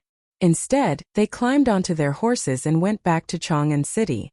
After the debauches left, Li Wangyu let out a long breath. Looking at the smashed tables in his house, he turned around and instructed Li Heng to find Carpenter Lu. He asked Carpenter Lu to use a piece of wood as thick as a bowl to make a sturdy table. It didn't have to be pretty, just sturdy enough to withstand smashing. Li Wangyu didn't expect that guests would come to his house on the third day. This time it was Yang Quan who led the way. He brought Yu Shernan, Kong Ingda, and a few other Confucian scholars to his house. Their purpose was still the same. They heard that Hu Xiannan had brewed the best wine and came to taste it. Yu Shernan Kongingda, and the other Confucian scholars' alcohol tolerance was much better. At least they didn't smash the central room. Only recently they started to sing loudly, "Hey, hey, hey," disturbing the people. On the 4th day, Fang Xianling Du Ruhui and Zhang Sun Wuji came on the 5th day. Ma Zhou and Yin Liban came on the 6th day. On the 7th day, for the entire 10 days, Li Wangyu's house was filled with guests. They all came for the same purpose, the burning knife wine. Li Wangyu was already completely numb. When he saw guests, he didn't waste any time. He just ordered the wine and drank until they were drunk. It wasn't until Li Changqian and Li Tai came to Li Wangyu's house to learn and ask for wine that Li Wangyu was finally enraged. He took a golden ruler and chased after the two of them for a long time. It was fine if he couldn't afford to offend the others, but these two also came to join in the fun. It was a good opportunity for Li Wangyu to vent his anger. Two little brats also wanted to drink. This was simply going against the heavens. After the county magistrate's mansion was bustling with noise and excitement, Li Wangyu's sorghum wine was completely consumed. Only then did the guests finally stop in their tracks. It was beyond Li Wangyu's expectation that liquor was so popular among the nobles of the Tang dynasty. Although he knew that the Tang dynasty had good wine, he didn't expect that they would go so crazy just for a sip of good wine. After discussing with his beautiful boss, they decided that they had to speed up the progress of the brewery. Otherwise Pai Lupi, Chang Yaojin, and the others would have too much resentment for not being able to drink good wine. Pai Lupi was just short of sending the imperial army to snatch the wine. How terrifying! After drinking a high concentration of white wine, it was really terrible to let them drink that turbid and sour wine again. The beautiful superior went to the Taiji Palace and requested an audience with Empress Zhang Sun. The two women quickly discussed the opening of the winery. Empress Zhang Sun invested 5,000 strings of copper and took 40% of the winery, while the county magistrate took 60%. Empress Zhang Sun only sent people to manage the accounts, and the Li family was responsible for everything else. In this regard, Li Wangyu and Su Chongqing naturally had no objections and immediately nodded in agreement. The location of the winery was chosen near Dingzhou village. In addition to the convenience, the most important reason was that the water here was good. The mountain spring water that flowed endlessly from the Qinling Mountains was sweet and refreshing. This was a pure natural and pollution-free spring that couldn't be drunk in the future. Couldn't be better to use it to make wine. Good water must be used to make wine. According to the Book of Rites, if you are a great chieftain, the rice must be gathered, the rice must be plowed, the rice must be plowed, the rice must be plowed, the rice must be plowed, the water must be clean, the spring must be fragrant, the pottery must be good, and the fire must be plowed. The spring must be fragrant. This was the requirement for the water used to make wine. When Li Wangyu traveled in the future, he also tasted the spring water of several famous springs. But in his opinion, the spring water of those famous springs in the future couldn't compare to the sweetness of the spring water in the Qinling Mountains. Because the smell of distillers' grains in the winery was particularly pungent, Li Wangyu chose a location far away from the village. He chose a flat valley below Shouyang Mountain as the location of the winery. And the anxious Pai Lupi actually used his official position for personal gain and directly sent craftsmen from the Ministry of Works to Dingzhou village to build a winery for Li Wangyu for free. This saved Li Wangyu a lot of money. It would be a waste not to take advantage of the imperial family. Li Wangyu accepted this benefit with a clear conscience. The winery was different from his manner. The construction speed was very fast. Brewing, fermentation, distillation, blending, canning, storage. Li Wangyu directly enlarged the winery of his third uncle's family. He drew out the blueprints and had the craftsmen from the Ministry of Works build according to the blueprints. After a month, the Burning Knife Winery was built with the efforts of the craftsmen from the Ministry of Works. After Li Wangyu bought a large amount of sorghum and other grains from his enemies, he officially started to brew wine. In order to keep it a secret, the craftsmen in the winery were all slaves that Li Wangyu bought from the west city of Chang'an. The longer Li Wangyu stayed in the Tang dynasty, the more he lost his sense of justice and morality. Li Wangyu couldn't bear to see the slaves in his family being sold by Yang Quan, so he took responsibility for the debt and released the slaves in his family. But now, in order to keep the winery a secret, he actually spent money to buy slaves. For this reason, his beautiful boss laughed at him, but also acquiesced to his practice. In the Tang dynasty, where there was no intellectual property protection, this was the only way to keep the winery a secret. When the first batch of burning knife wine was brewed and shipped to Chang'an for sale, it immediately attracted the attention of all the influential people in Chang'an. For a time, the wine in Chang'an was expensive. But this was a story for later, so let's not talk about it for now. On that day, Li Wangyu took the ferrule and chased after Li Changqian and Li Tai, who wanted to drink the wine for a long time. After a few days of venting his anger, he finally let them go. This time, when the three little ones came to Dingzhou village, Li Wangyu planned to let them have more contact with children of the same age, so that they wouldn't be raised in the palace all year round and develop problems. Li Wangyu remembered that he had read a document in the future, which said that if children couldn't play freely in their childhood, they might be unhappy when they grew up. So Li Wangyu wanted to correct the tragedy of Li Changqian and Li Tai in the future, and create a happy childhood for them. In his opinion, it was necessary to create a happy childhood for them. Children of 8 or 9 years old, learning everything from the old masters in the palace every day, and being surrounded by the servants and eunuchs who were physically disabled, it would be strange if they didn't have psychological depression. Li Wangyu felt that most of the tragedies in the imperial family were due to childhood depression, which caused the children to become mentally deformed. Teacher, what are we learning today? Ever since Li Tai mastered Arabic numerals, he became more interested in mathematics. He also had a direct understanding of Li Wangyu's ability. In addition, the temptation of the Li family's fun and delicious food made it very natural for Li Tai to call him teacher. Li Wangyu shook his head. We're not learning anything today, we're going out to play. Li Changqian and Li Tai looked at each other suspiciously, their eyes full of astonishment. But when the little Chang'la girl heard that they were going out to play, she cheered and jumped for joy. Li Wangyu didn't care about the three little ones' reactions. He ordered the palace guards to stay away from them and not follow them so closely. Then, he leisurely led the three little ones out of the door. Chapter 249. In Dingzhou village, the spring plowing had long been completed. As for the villagers, those who could work, most of them had already gone to work as drivers for the Shunfeng Express Carriage Company. During the day, most of the villagers only had women and children at home. Those half-grown children would play all over the village. Li Wang, you didn't spend much effort to find a group of naughty children in the village. He brought them to the grain sunning field and said that he wanted to teach them how to play games. Naturally, none of the naughty children dared to disobey Lord Ju's words. They all obediently followed behind Li Wangyu. Li Changqian and Li Tai looked at the group of dirty children with tattered clothes behind them, and their expressions of disdain were clearly expressed. Actually, the families in Dingzhou village didn't lack copper coins to buy clothes made from a few feet of coarse cloth. However, the naughty children in the village jumped up and down every day, rolling all over the ground. If they weren't climbing trees, they were fishing in the river. No matter how good their clothes were, they were no different from beggars at the end of the day. Therefore, the villagers couldn't be bothered to make new clothes for the naughty children and let them do as they pleased. Li Wangyu glanced indifferently at the two little ones whose faces were filled with disdain, but didn't say anything. He gathered the naughty children in the village together and began to explain the rules of the new game to them. Li Wangyu had prepared quite a few games such as eagle catches chicks, cockfighting, jumping goat, wooden man. When Li Wangyu explained the rules of the game to the children in the village, the three little ones listened very seriously. However, only the little lowly Chang'an cheered excitedly. She didn't dislike the naughty children in the village at all and immediately played with them. As for Li Changqian and Li Tai, their faces were proud and aloof. They were like little adults, coldly watching from the sidelines with their hands behind their backs.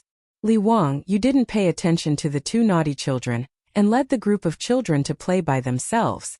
This group of naughty children in Dingzhou village had never played these modern games before.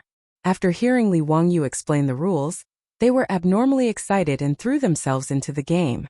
The grain sunning field instantly became a sea of joy, filled with the laughter of the children. Led by Li Wangyu, the naughty children in the village were about to go crazy. Even Chang'an, the little girl, was the same. She kept screaming excitedly, The imperial guards who had been chased away by Li Wangyu all had worried looks on their faces. Although Pai Lupi had already instructed them to listen to Hu Xiannan's orders when they arrived at Dingzhou village. But if the eldest princess was accidentally injured while playing, they were afraid that they would be implicated. Fortunately, Crown Prince Li Changqian and King Yu Li Tai did not participate in the game, allowing the imperial guard leader to relax a little. In his opinion, although the Crown Prince and King Yu were young, they would never play with this group of dirty children. Then there would be no danger of injury.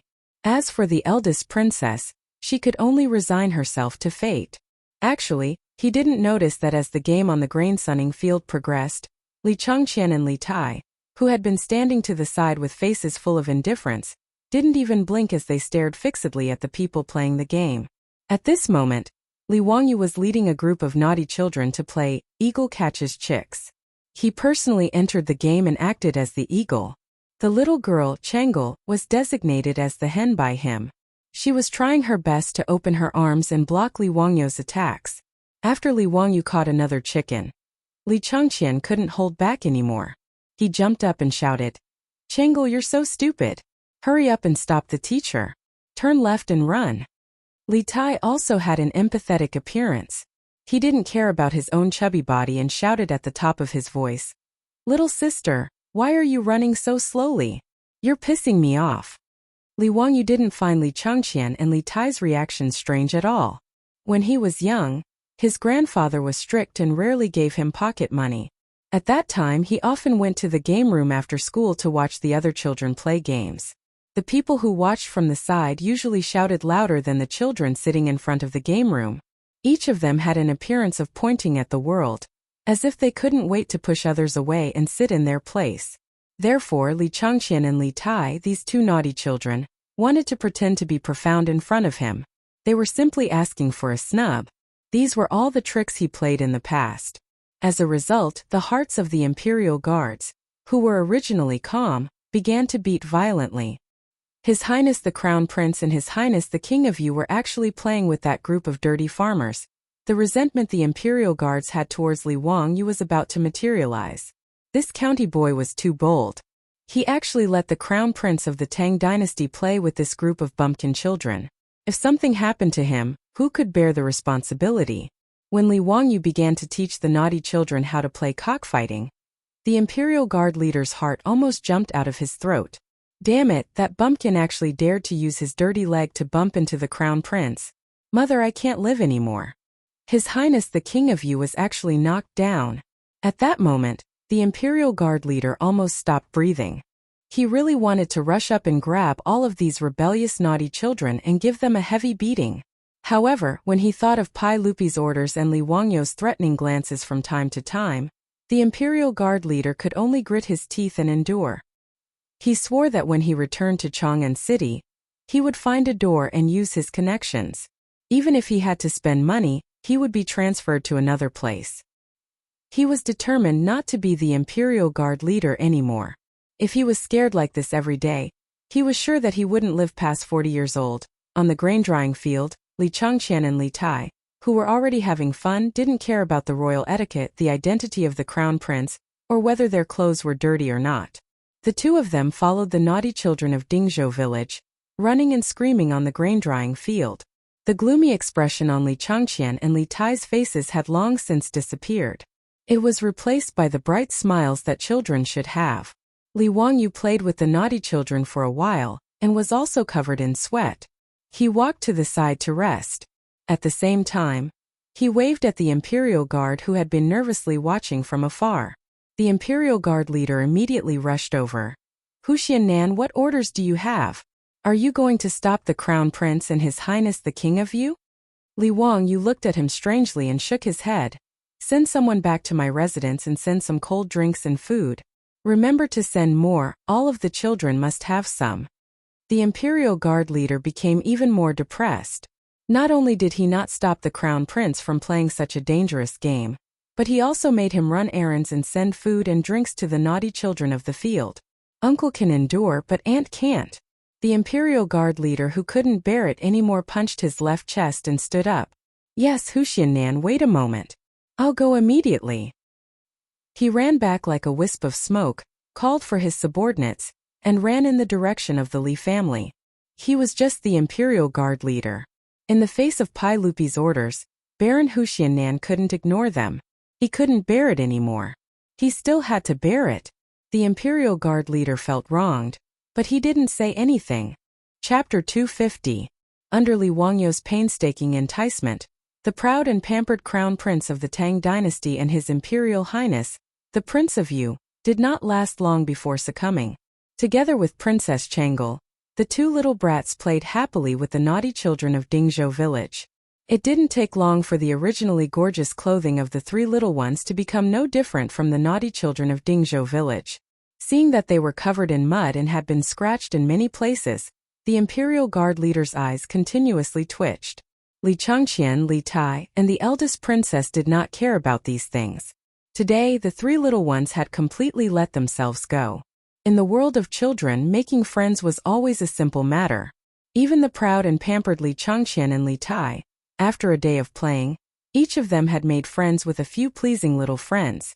Even when the Imperial Guards repeatedly urged them to return to the palace, they became reluctant to part with each other. Seeing this, Li Wangyu inwardly laughed. With such a good beginning, Li Wangyu was very confident that he could correct Li Changqian, who had been pampered since childhood, indulged in sensual pleasures, and led an increasingly absurd and dispirited life. As for Li Tai, he had been completely spoiled by Pai Lupi. As a result, after becoming an adult, he had become arrogant because of Li Changqian's favor, developing an even greater desire for power. For the sake of the position of crown prince, he and Li Changqian had fought over the position of crown prince. Correcting Li Tai was a bit easier. As long as Pai Lupi did not spoil him so much, it would be fine. Li Wangyu wanted these two brothers to not repeat the tragedies of history. Right now, he wanted them to have a beautiful childhood. After sending away the three little ones who had turned into mud monkeys, Li Wangyu could finally lie down comfortably on the sofa and do a standard Guyu lie. Naturally, this sofa had been made by Carpenter Lu in the village under Li Wangyou's orders. Unfortunately, in the current Tang dynasty, springs were not available, nor were there any sponges to fill cushions. In fact, in this era, Europe had already begun to collect and use natural sponges. However, natural sponges did not exist in the waters of China.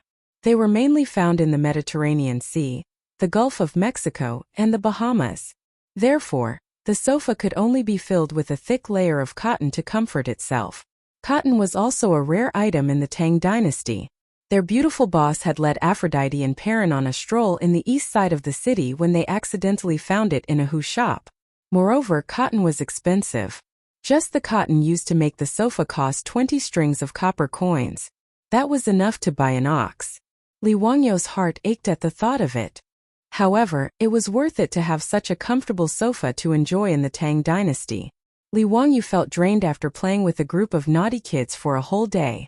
Slumping on the sofa, he wondered if he had done something wrong in his previous life that caused his soul to be tortured by Pai Lupi and his family after transmigrating to the Tang dynasty. Not only did he have to help Pai Lupi scare the rich and powerful families, but he also had to help him discipline two troublesome brats. It was really enough. However, when he thought about his manor that had already started construction and was expected to be completed in half a year, Li Wangyu felt that it made sense. Pai Lupi, this big boss, had given him a sufficient salary. As a wage earner, Li Wangyou's mentality was still very good. Now that he had a noble title, a house and land at home, some savings, and the company of beautiful girls, Li Wangyu felt quite satisfied. He was not an ambitious person. Being content with a small fortune was his philosophy of life. Li Wangyu was very satisfied with his comfortable life in Dingzhou village. However, his good mood was disrupted the next day. Someone actually wanted to cause trouble again. At noon the next day, after lunch, Li Wangyu asked the maidservant to make a pot of tea for him. He leisurely lay down on the recliner in the backyard. He hummed a song and enjoyed the quiet and beautiful leisure time. Then he heard the old butler Li Heng's hurried footsteps. Lang Jun, Ma Zhou and Yin Libin are here.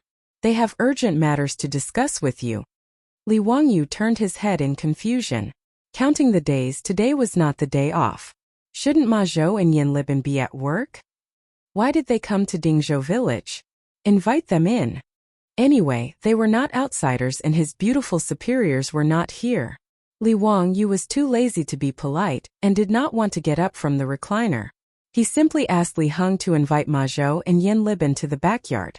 Ma Zhou and Yin Libin followed Li Heng to the backyard. Their faces were full of indignation, which made Li Wangyu feel strange. What was going on? Teacher, you still have the mood to drink tea leisurely. Do you know that the city of Chang'an is full of rumors about you? Seeing Li Wangyu's tired look, Ma Zhou shouted first. Li Wangyu was stunned. Why would there be rumors about him in Chang'an City all of a sudden? He had not been to Chang'an for a long time since he was appointed to the imperial court. Who had he offended while staying in Dingzhou village? However, Li Wangyu did not take it seriously. It was just rumors. It was not a big deal. He asked his two disciples to sit down and poured tea for them. Then he asked, King Bin, tell me slowly. What rumors about me are there in Chang'an? Ma Zhou picked up the teacup and drank a mouthful of tea. He said angrily, now in Chang'an there are rumors in the big and small markets that you are a sycophant and lucky minister. You are just relying on the sage's favor to do whatever you want. You have no virtue, no ability, and no talent. It is ridiculous for you to be the crown prince's teacher when you are not even 20 years old. Li Wangyu heard this and was slightly stunned. He was not willing to agree to Pai Lupi's request because he was worried about being scolded. Didn't you Chang'an say that the great scholars in the imperial court liked him? They did not object to him being the crown prince's teacher. A few days ago, Yu Chang'an, Kong Yingda, and the other great scholars came to the mansion to taste the fine wine. He did not hear them mention that the scholars were dissatisfied with him.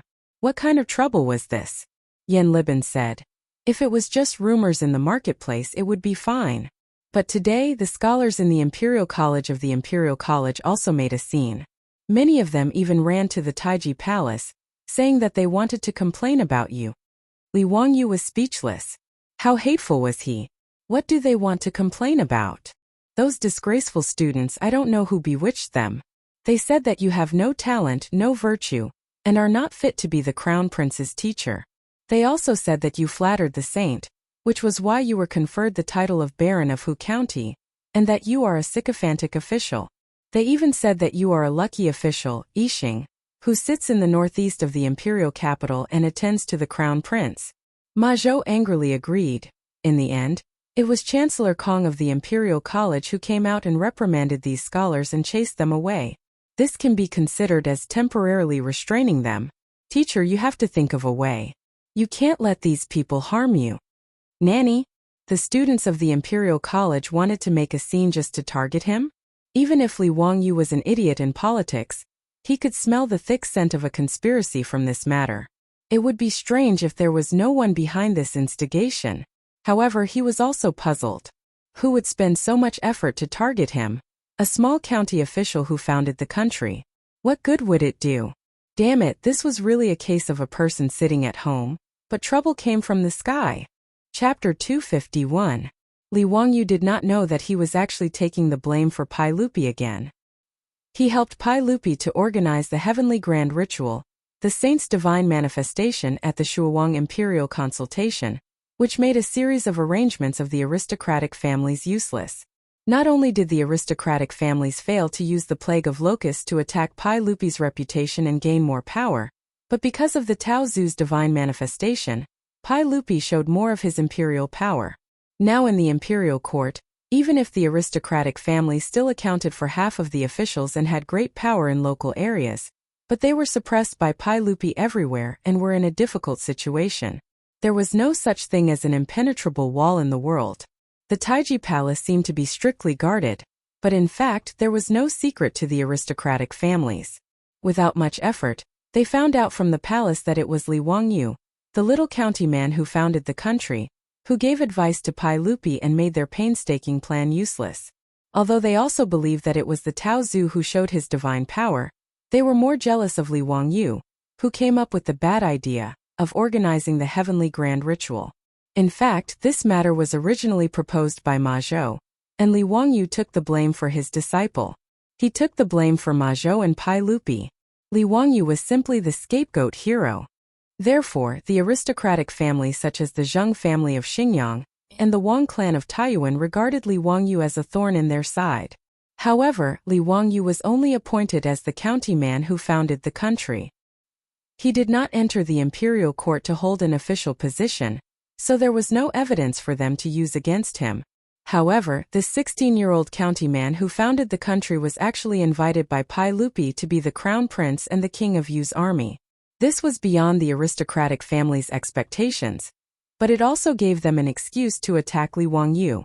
The aristocratic family's usual tactic was to use their pen as a knife and use their influence in the scholarly circles to discredit others. Words hurt people more than swords and sabers. Even Pai Lupi, the emperor of the Tang dynasty, was put in a difficult position by the aristocratic families using such means. If it weren't for Li Wangyu's shenanigans, Pai Lupi probably wouldn't have had an easy time either. Originally, the Wang clan of Taiyuan was dissatisfied with Li Wangyu because of the annulment of the engagement. The Zheng clan of Xingyang was even more disgraced because of Zheng Kongbua. As for the Zheng clansman, Zheng Shangyi was demoted to the Yeting Palace, which made the Zheng clan of Xingyang hate Li Wangyu even more. Even if he couldn't touch Pai Lupi, he could still deal with a little boy from Huxian. Thus, under the manipulation of the aristocratic families, they used their usual methods to attack Li Wangyu. They asked people to spread rumors in the marketplace and then asked people to encourage students and scholars to make trouble in the imperial college. These were all manipulated by the aristocratic families behind the scenes. Their purpose was to make Li Wangyu's reputation so bad that everyone wanted to beat him up. This move could not be said to be not vicious. If Li Wangyu's reputation was really bad, no matter how much Pai Lupi liked him and thought highly of him, he couldn't compete with the boiling public opinion. Public opinion could distort gold, and accumulation could destroy bones. Rumors were terrible. They could reverse right and wrong and put people to death. This was also the reason why Ma Zhou and Yan Liban hurried to Dingzhou village after the imperial college students made trouble today. Li Wangyu was also stunned by the scene in Chang'an.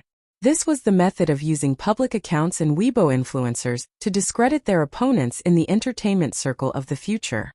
He was originally quite calm, but because he was being smeared for no reason, he was also angered. Li Wangyu pretended to be calm and comforted his two students. He told them not to worry and that he had a plan.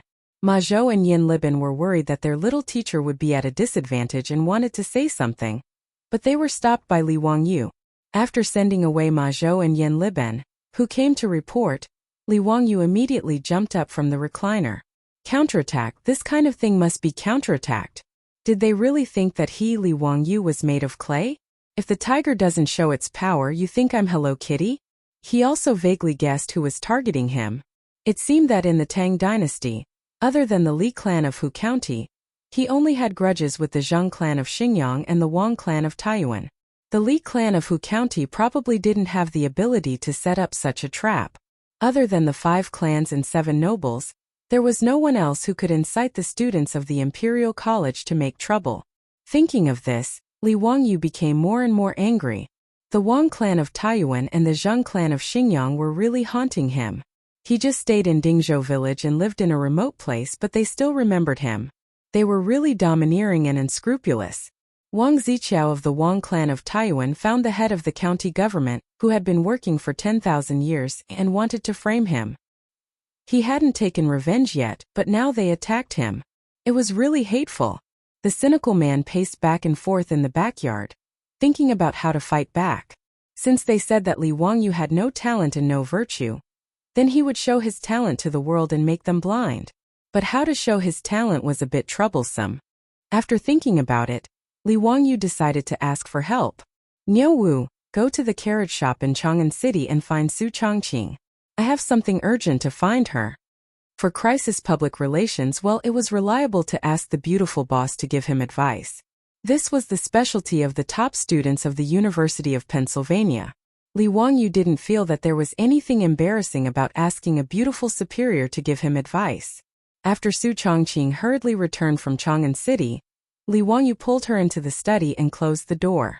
The two of them discussed in whispers for a long time. When the door of the study was opened again, Li Wangyu called Niu Wu again and told him a few words. Niu Wu nodded and rode to the county seat of Hu County. The next day, in the legislative hall of Taiji Palace, Pai Lupi was losing his temper. Yesterday, the students of the Imperial College made trouble, which made Pai Lupi aware that someone was targeting Li Wangyu. Before he could ask the 100 Horsemen Department to investigate the cause, the Imperial Censor had submitted a memorial to impeach Li Wangyu from Hu County. He was young and inexperienced, without talent or virtue, and was unfit to be the Crown Prince's tutor. Li Er had vented his anger in front of all the officials in the imperial court. It could be said that he had used his dignity as an emperor to temporarily suppress this matter. If Li Wangyu could guess who was targeting him, so could Pai Lupi. Other than those aristocratic families, no one else would dare to do such a discrediting method. Only the noble clans had such influence. Pai Lupi knew that Li Wangyu had probably taken the blame for him, causing the noble clans to hate him. That was why he was targeted like this. It was precisely because of this that Pai Lupi was so furious. His own nephew had taken the blame for him. How could Pai Lupi not be angry? What made Pai Lupi even angrier was that he still didn't know how to clear Li Wangyu's name. If he issued an edict to refute it, he was afraid that it would add fuel to the fire and confirm that Li Wangyu was a lucky subject. This feeling of having power but not being able to use it made Pai Lupi feel suffocated. Just as Pai Lupi was sulking, he saw the eunuch from the 100 Horsemen Department, who was responsible for passing messages in the palace, enter the hall with a piece of paper. "What's the matter?" Pai Lupi asked in an unfriendly tone. The eunuch's expression was strange. He respectfully presented the piece of paper with both hands. "Your Majesty, you will know once you see it." Pai Lupi reached out his hand to take it and carefully looked it over. A moment later, the sound of Pai Lupi's loud laughter could be heard from the legislative hall. Chapter 252. The schools of the Tang dynasty were known as the 6 schools and 2 halls. The 2 halls referred to the Hongwen Hall and the Chongwen Hall. They were located in the East Palace and recruited the children of the royal family. They were the top-notch schools and had the fewest students. The 6 schools referred to the Imperial College, the 4 schools, law, calligraphy, and mathematics, all under the Imperial College. Although the Imperial College, and the 4 schools all studied the Confucian classics, they recruited students based on the grades of officials. The Imperial College recruited the children of officials of grade 3 and above, and had 300 students. The Imperial College recruited the children of officials of grade 5 and above, and had 500 students. The 4 schools recruited the children of officials of grade 7 and above, and had the most students. They were mainly selected from the counties and provinces, and were mostly outstanding children of officials. There were a total of 1,300 students. The law, calligraphy, and mathematics were for children of grade 8 and below and commoners. Those who studied law, those who studied calligraphy, and those who studied mathematics added up to less than 100 people. It was a pitiful sight. The Imperial College of the Tang Dynasty was located in the Zhongwu workshop of Chang'an City. The Imperial College took up half of the workshop in the west. The Zhongwu workshop and the Pingkong workshop were only separated by a 100-meter-wide Xiamen Street. It was really convenient for these students to search for artistic inspiration. The students who caused trouble were mainly from the Imperial College. The main reason was that close to half of the students in the Imperial College were born in aristocratic families. Yesterday, these students were scolded by the Imperial College's Chancellor Kong Yingda, and were forced to disperse. However, they were not going to let the matter rest.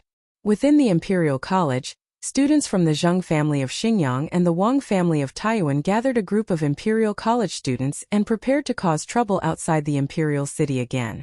The leading student of the Zheng family raised his arms and shouted, "If we don't get rid of the traitors, the country will not be at peace. How can we, the Imperial scholars, sit by and watch such a scoundrel without virtue and talent lead the Crown Prince astray? Everyone, that Li Wangyu from Hu County is bewitching the saint. How can we sit by and do nothing?"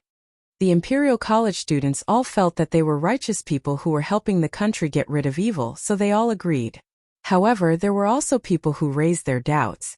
Li Zio of Hu County was famous in Chang'an before, and several of his poems were handed down from generation to generation. Was there some kind of misunderstanding? I don't think Li Zio is a person without talent.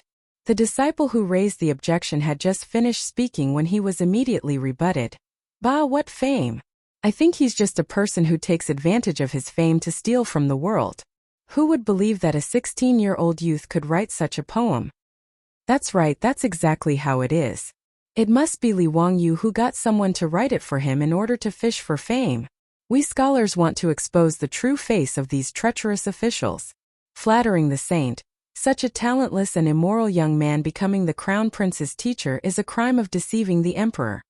In the imperial college, there were few who dared to speak out and argue for Li Wangyu. After being refuted by a group of people, they didn't know what to say. Just as the disciples of the imperial college, encouraged by the scholars of the aristocratic families, were preparing to go to the imperial city to petition again, a servant of the imperial college ran in from outside the gate of the imperial college. He was holding a large stack of papers in his hands, sweating profusely from running. As he ran, he shouted, "Young masters, someone just sent these things over and asked me to bring them to you. What is this?" A student curiously took a piece of paper from his arms. After looking at it for a moment, his expression changed greatly. How is this possible? Brother, what's wrong? What happened? The student of the Imperial College couldn't help but look at the leaders of the Wang clan of Taiyuan and the Zheng family of Xinjiang. With a complicated expression, he replied, "Take a look for yourselves." Everyone curiously took the paper from the servant's hands and began to read it. After reading it, they couldn't help but gasp. This Li Zio is really hard to predict. These were all written by that young man from Hu County? It's really too shocking. Works passed down from generation to generation. All of them are works passed down from generation to generation. How could he create so many poems that can be passed down from generation to generation? Brother, did you notice that? It says here that it's the first issue. Does that mean there's a follow-up? How is this possible? Could it be that this Li Wangyu is really a genius? Just by looking at these poems, it seems like we've wronged him. Everyone, did you notice this handwriting? It's so unique. The handwriting is thin and strong, yet it doesn't lose its meat. I've never seen this kind of handwriting before. All of the papers have the same handwriting. Could it be that Li Zio copied them himself? There's a description below. This handwriting was created by Li Zio from Hu County. It's called Thin Muscle Body. Li Zio was inspired to create this handwriting when he saw that the bamboo branches were thin but had strength of character. The words on it were all personally written by Li Zio and then printed. Printed? How could it be printed like this? Incredible, incredible. Not to mention Li Zio's poems. Just based on this handwriting, Li Zio's name will definitely go down in history. After the students of the Imperial College saw what the servant brought, they were all discussing it. Some were exaggerating the poem, some were discussing the calligraphy, and some were curious about how the paper was printed. Taiyuan Wang clan and Xinjiang Zheng clan's leaders saw the huge reaction of the crowd and suddenly felt that something was wrong. They quickly separated the crowd and ran to the servant and grabbed the paper. On the paper there were a few big words. Zio's compilation. Below it, there were the words first issue. Below it, there were 10 poems written by Thin Muscle Body. These 10 poems made Taiyuan Wang clan and Xinjiang Zheng clan students palpitate more and more. Their faces slowly turned pale. These 10 poems, all of them were works that could be passed down from generation to generation. Any one of them, in their opinion, was enough to win the favor of the examiners in the spring imperial examinations. However, Li Wangyu directly printed these 10 poems as if they were free. He even asked someone to send them to the Imperial College to distribute. The students who did not manage to grab the paper were urging people to read it out loud. Immediately, there were people who did not care about the ugly faces of the aristocratic family's disciples and loudly recited. The first poem, Lime Song, hammered thousands of times deep into the mountains, burned by fire as if it were nothing. Not afraid of being crushed to death, to keep my innocence in the world. The meaning of this poem was that I was brave enough to sacrifice myself to maintain my loyalty and innocence. However, in the eyes of these aristocratic families, Li Wangyu was using this to mock them for their despicable actions. Li Wangyu would rather keep his innocence in the world than wallow in the mire with them. Bastard. He actually wrote such a poem to scold them. If Li Wangyu was innocent, wouldn't that mean that the aristocratic families were all filthy? However, no matter what they thought, once the poem was recited, the Imperial College was full of cheers. Many students even looked at the aristocratic family's disciples with mischievous eyes. That student raised his voice and continued to recite the next poem. Dark Plum. My family washes the inkstone on the head of the tree, blooming flowers with a light ink mark. Don't want people to praise the good color, only leaving a clear air that fills the universe. It was another poem that used plum flowers to describe oneself. It expressed one's attitude towards life and did not flatter the secular world. The aristocratic family's disciples were about to vomit blood. If Li Wangyo's clear air fills the universe, then what are we? However, no matter how ugly their faces were, the Imperial College's students praised even louder. Good. What a good. Only leaving a clear air that fills the universe. Li Zio is talented. Chapter 253. The student who recited Li Wangyo's poem was so excited that his face was flushed red. He was full of pride, as if he was the one who wrote the poem. Ignoring the murderous gazes of the aristocratic students, he continued to recite. Bamboo and stone, clinging to the green hills and not relaxing, rooted in the broken rocks. Even after thousands of blows, still strong, no matter where the wind blows. The 5 surnames, 7 gazes, and the other students who had taken the lead to cause trouble all felt a burning pain on their faces. This was Li Wangyu, who said that he had to be like bamboo, tenacious and persistent. Only after listening to 3 poems, the students of the Wang family of Taiyuan and the Zheng family of Xinjiang had cold sweat on their foreheads. Is this who County Li Wangyu so terrifying? The students of the Imperial College had already started to applaud and cheer. Good. Clinging to the green hills and not relaxing, truly a masterpiece. Continuing to listen, the next poem was Crab Song. Yutsonghai is well known, bones grow from flesh. Don't fear thunder and lightning, the sea dragon king also runs amok. It was another poem that used other objects to express one's emotions. Although it was talking about crabs, it was actually talking about one's unyielding bones, fearless heart, and daring to offend one's superiors. Continuing to recite, it was The Road is Difficult. Li Wangyu plagiarized another poem from Li Bai. The great Tao is like the blue sky. I alone cannot find it. Shamefully exiled from the Chang'an society. Red chicken and white pheasants gamble on pear chestnuts. The road is difficult but returning is easy. This was Li Bai saying that he was unwilling to follow those aristocratic students in Chang'an and fight like a dog.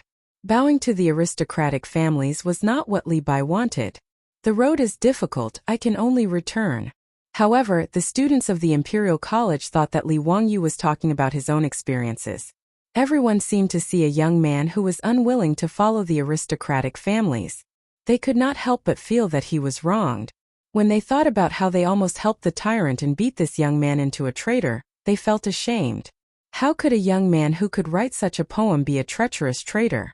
How could he be without talent and virtue?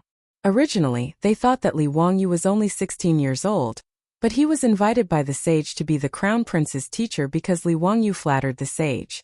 Now it seemed that they had wronged him. With Li Wangyu's talent, not to mention being the crown prince's teacher, even coming to the Imperial College to teach the Imperial College's students was more than enough. What was even more embarrassing were the disciples of the aristocratic families. Previously, they had been saying that Li Wangyu had no talent and no virtue, that his previous poems were plagiarized, and that he was fishing for fame. In the end, Li Wangyu threw out 10 masterpieces without a word.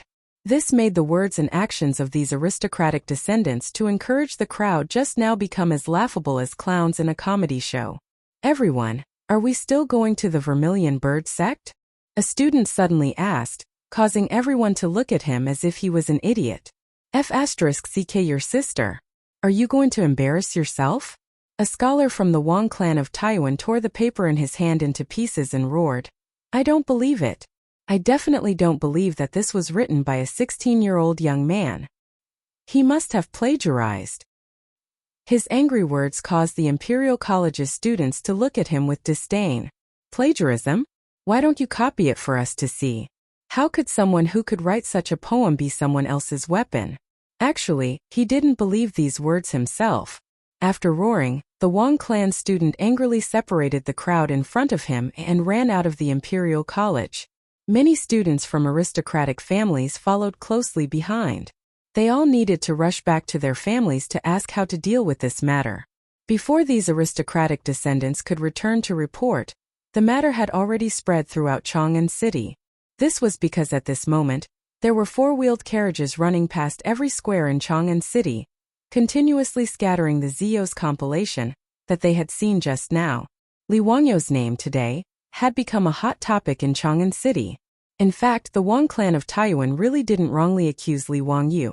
Li Wangyu really did plagiarize the poems. However, he only copied the poems of the big shots of the later generations. There were 300 poems of the Tang and Song dynasties, and there were many poems in his mind. Originally, Li Wangyu would have taken the initiative to plagiarize the poems of the big shots in a high-profile manner. He was forced to throw out one or two poems to deal with the task.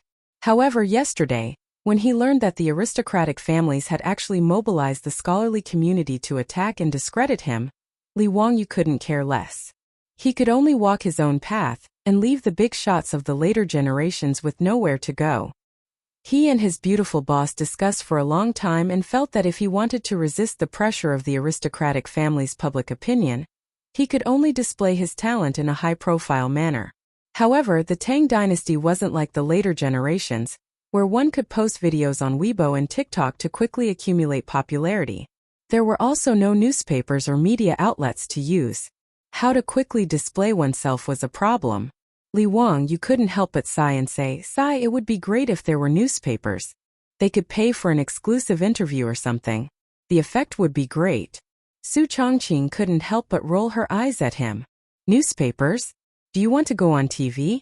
If there were newspapers, would you have the chance to plagiarize 300 poems of the Tang and Song dynasties? After being rebuked by his beautiful boss, Li Wangyu could only touch his head and smile foolishly.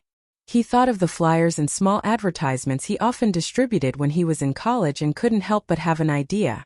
He couldn't do newspapers. After all, there was no movable type printing in the Tang dynasty. Although Li Wangyu and Su Chongqing both knew a little about the principles of movable type printing, they couldn't do it without spending time experimenting. However, there was no problem with using engraving printing to print flyers or something. He could completely print and distribute the poems he plagiarized on a large scale to prove his innocence. Li Wangyu, who originally didn't want to be famous, now realized that in the Tang dynasty, fame was also very important. Wasn't the reason why the aristocratic families could compete with Pai Lupi in such a high-profile manner because of the fame they had accumulated over thousands of years? If Li Wangyu was a famous scholar like Yu Shinan or Kongingda, would the aristocratic families dare to smear his name? Li Wangyu's idea was supported by Su Chongqing. In the absence of effective dissemination channels, distributing flyers like the later generations seemed to be a good choice. After the two discussed the details, they decided on the plan to spread their fame by distributing flyers. Li Wangyu immediately copied the poems and gave them to Niu Wu. He asked him to go to the county seat of Hu County and find a printing house to print them. However, to Li Wangyu and Su Chongqing's surprise, Niu Wu went to the county seat of Hu County and quickly returned with a piece of bad news. The printing house in Hu County didn't have the ability to print Li Wangyu's flyers because no one had ever heard of engraving printing. Li Wangyu was stunned for a while when he heard this. Then he slapped his head. Damn, I forgot. Not only did movable type printing not appear in the beginning of the Tang dynasty, but engraving printing wasn't even invented yet. Chapter 254. Li Wangyu had also forgotten that books in the early Tang dynasty were still handwritten. Engraving printing did appear in the Tang dynasty, but it was only the second year of Chang'an, so there was no engraving printing. Li Wangyu remembered that the earliest record of engraving printing was after Empress Zhongsun passed away. In grief, Pai Lupi ordered people to use engraving printing to print out Empress Zhongsun's female principles. However, that was 10 years after Chang'an. In the Tang dynasty, there were many poor scholars who relied on helping people copy books to earn a meager income to support their families. Because of this, it was very difficult for books to spread. The reason why the aristocratic families were able to obtain so much political power and influence was also greatly related to the value of books. Books represented knowledge, and the aristocratic families that monopolized knowledge were naturally able to obtain many benefits from it. The reason why the aristocratic families disappeared in the river of history at the end of the Tang dynasty was not only related to the prosperity of the imperial examinations and the large-scale massacres of aristocratic families in the Huangqiao uprising, but more importantly, with the development of printing, books became cheaper and cheaper. The large-scale dissemination of knowledge caused the aristocratic families to lose their monopoly. The bookstores in the Tang dynasty should be called copying bookstores. The owners of the bookstores hired poor scholars to copy books and sell them. These books that were manually copied were very expensive. Of course, there was also printing, but printing mainly referred to rubbing, which was to use stones to carve tablets and then make rubbing. It was because printing was not popular that there were no bound books in the Tang dynasty. Instead, scrolls were popular. Reading a book was like looking at a painting, which needed to be slowly unfolded. Every time Li Wangyu saw Guan Yu reading a thread-bound book on TV in the Three Kingdoms, he couldn't help but want to spit at the director. Did you transmigrate into the past as well? Where did the thread-bound books come from in the Three Kingdoms? Before the invention of papermaking in the Han Dynasty, it was bamboo slips and books. From the Han Dynasty to the Tang Dynasty, it was scrolls and books. After the invention of engraving printing in the Tang Dynasty, thread-bound books began to appear, which was the book style that the later generations were used to. Niu Wu went to the bookstore in Hu County and naturally returned without any results. Regarding this, Li Wangyu also had a headache.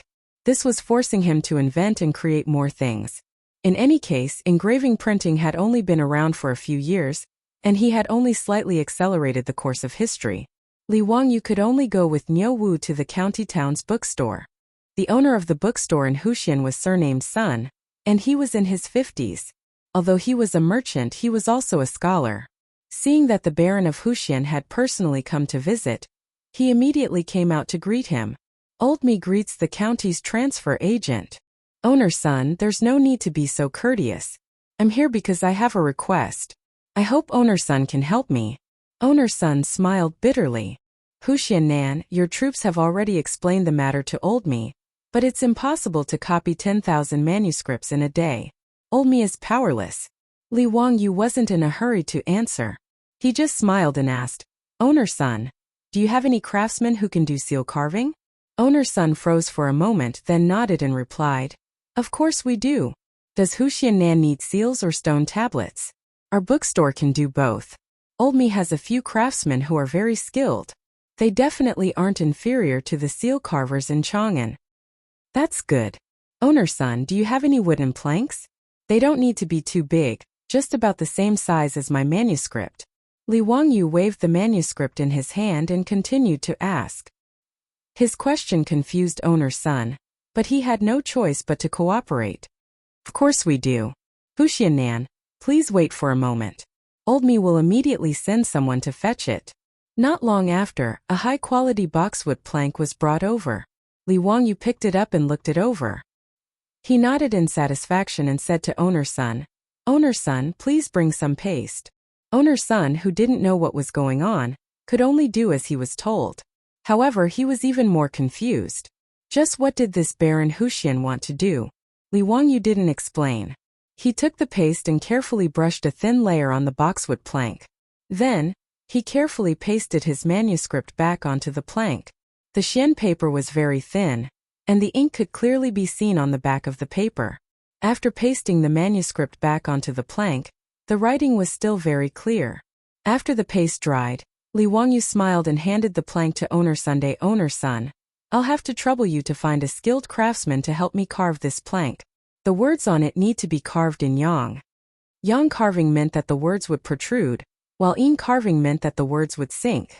When printing, yang carving meant black words on white paper, while yin carving meant white words on black paper. At this moment, Owner Sun seemed to have figured out something. When he realized why Li Wangyu wanted to carve this plank, he was so excited that his beard was about to curl up. Huxian Nan, this can be used for printing. Dao ancestor, how could I have never thought of such a simple and convenient method? Huxian Nan, please wait a moment.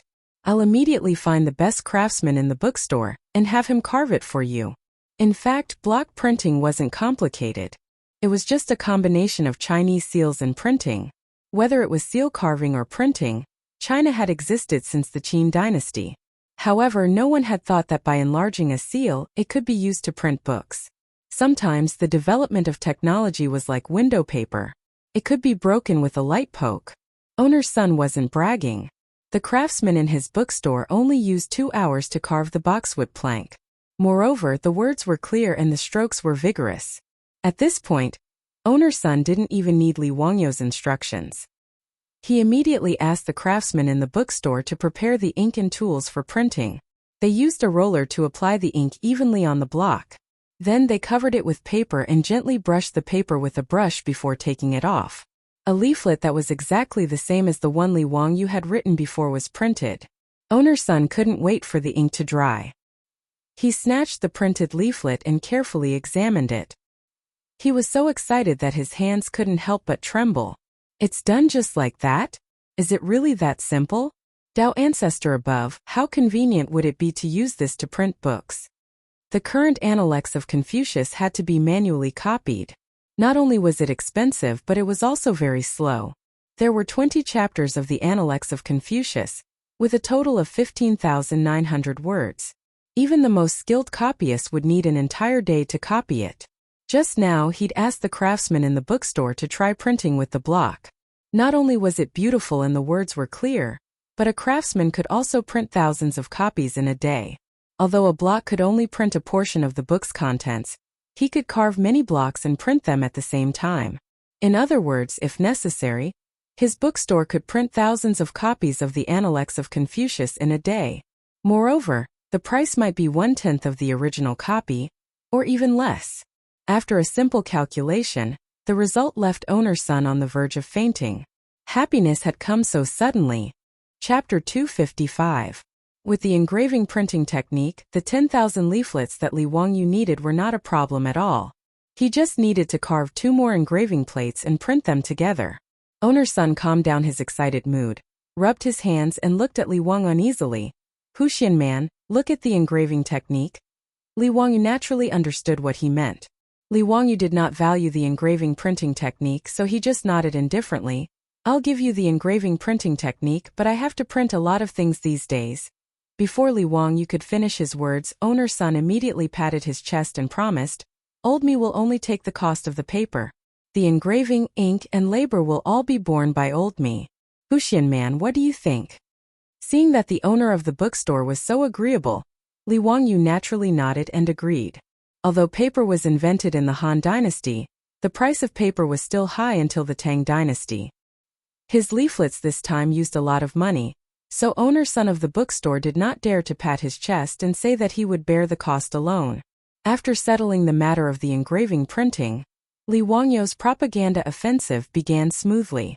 The next day, after getting the leaflets from the bookstore, Li Wangyu asked Niu Wu to send all the leaflets to the Shunfeng Express Carriage Company and use 4-wheeled carriages to throw out a large number of leaflets. In particular, he asked people to send a large number of leaflets to the Directorate of Ziban Square to vent his anger. That was why the previous scene happened. And what the 100 Horsemen Department reported to Pai Lupi was exactly this. Pai Lupi laughed and praised Li Wangyu's counterattack. Li Wangyu's move also stunned the aristocratic families. In an era where news was spread by word of mouth, they had never heard of someone who could print his own work on a large scale and then distribute it everywhere as if it did not cost money. Previously, they tried their best to smear Li Wangyu, but they could only send people to various markets in Chang'an City to spread rumors. How could the effect be compared with Li Wangyu's generous leaflets? Yesterday, it was still widely known in Chang, and that Li Wangyu of Hu County was a lucky courtier. Today, Li Wangyu's Zios compilation was being circulated all over the capital, making the aristocratic families even depressed. Their method of smearing their political opponents could be said to be successful, but they did not expect that Li Wangyu would stumble. None of the discerning people in Chang'an City would believe the rumors that they had been spreading. If someone said that Li had no talent and virtue, they would be spat in the face. To be able to write such a poem, not afraid even if my bones are crushed, I want to keep my chastity in the world. How could he be a sycophant without virtue and talent? In an era when paper was still expensive and most people were illiterate, people naturally had a sense of trust for the words written on the paper. Even the illiterate residents of Chang'an City kept the leaflets carefully when they got them. There were even scholars in Chang'an city who held the leaflets and read it aloud while shaking their heads. The passers-by were amazed and talked about it. In the Peace House and the Hu People's Taverns in the West Market, there were immediately prostitutes who began to sing Li Wangyo's 10 poems, which made the guests in the brothel applaud. Li Wangyo's pamphlet did not have a single word of defense for himself. However, those 10 poems had made everything clear. They had also silently slapped the faces of those aristocratic families with loud slaps. In just half a day, the atmosphere of public opinion in Chang'an city was turned around by Li Wangyo's leaflets. Even in the directorate of Wubin Square, no students were discussing whether Li Wangyu was a sycophant. Instead, they were discussing his poems with interest and whether there would be a second issue of Zio's compilation. On the other side of the daily court, Pai Lupi proudly asked the ministers in the hall with Li Wangyo's leaflets in his hand, "My lords, yesterday there was an imperial censor that impeached a man from Huxin County for being young and inexperienced, lacking talent and virtue. What do you think about this?" Zhang Sunwuji, Fang Xianling, Du Ruhui, and the others were all smiling. They naturally knew that Li Wangyu had made such a big fuss. The imperial censor who impeached Li Wangyu yesterday was now blushing like a monkey's butt. The aristocratic families and ministers who agreed with him were also embarrassed and did not know how to answer Pai Lupi. "No one says anything? Humph, Zhen has here a few poems written by Hu Xianan. Why don't you read them for everyone?" Li Er handed the leaflet in his hand to the eunuch, indicating for him to read it for the officials. In the hall, the chamberlain read the poems loudly with a sharp voice. Zheng Shanggua, Zheng Yuanshou, and the others became more and more angry, but they could not do anything. They could only stay silent with a pale face. The imperial censor who impeached Li Wangyu knelt on the ground and apologized profusely. Not to mention how proud Pai Lupi was in the court. Today, in Chang'an City, whether it was the brothel of Pingkong Square or the directorate of Wubin Square, there were people looking forward to see if Zio's compilation would be distributed today. Li Wangyu naturally would not let them down. In the expectation of everyone, the four-wheeled carriage of SF Express set out again and distributed Zio's compilation to everywhere in Chang'an City. Another 10 poems that had been passed down for generations. On the third day, there were still 10 poems. On the fourth day, there were no more poems on the paper. Instead, there were 2 essays, Love of Lotus and Epigraph of My Shack. Love of Lotus grows from the mud but is not stained. Clear ripples but is not evil. Straight from the middle, neither creeping nor branching. Fragrance is far and clear. Beautiful plants can be seen from afar but not touched. As soon as the 2 essays were published, there was another frenzy in Chang'an City. The aristocratic families completely shut their mouths. They could not afford to offend this young man. Even the young ladies in their boudoirs were all holding a copy of Ziyu's compilation in their hands and reading it out loud. It was unknown how many young ladies from noble families were infatuated with the 16-year-old young man of the Li family, just because of these few poems and anthologies. There were even clever peddlers who collected Zio's compilation all over Chang'an City and prepared to bind it to sell. The business was unexpectedly good. As for the scholars in Chang'an City, some of them were envious of Li Wangyu, some of them were disdainful of him. Now they were only left with admiration. Just like the bad students in school, they might be jealous of the top students who were good at studying, but they were only left with admiration for the genius who was the top scholar in the college entrance examination. Everyone was a scholar, but why was he so outstanding? The original base of Anti-Li Wangyu, the directorate of Wubinfang, had now become the largest gathering place of Li Wangyu's fans. Countless students were looking forward to seeing if there were any new copies of Zio's compilation. Li Wangyu's poems and essays were constantly analyzed by the students. Even the words on the flyers were copied by the calligraphy students and regarded as classics. Zio's compilation had ignited Chang'an City. On the 5th day, Li Wangyu finally threw out his trump card. Chapter 256. In the main hall of the Taiji Palace, the pregnant Empress Zhongsun held a leaflet and read it in a low voice. Pai Lupi no longer had the smug look on his face. Instead, it was replaced with a serious expression. Li Wangyu had been throwing out his works in Chang'an, and for 5 days in a row. Every time Pai Lupi saw those poems and articles, he was full of pride.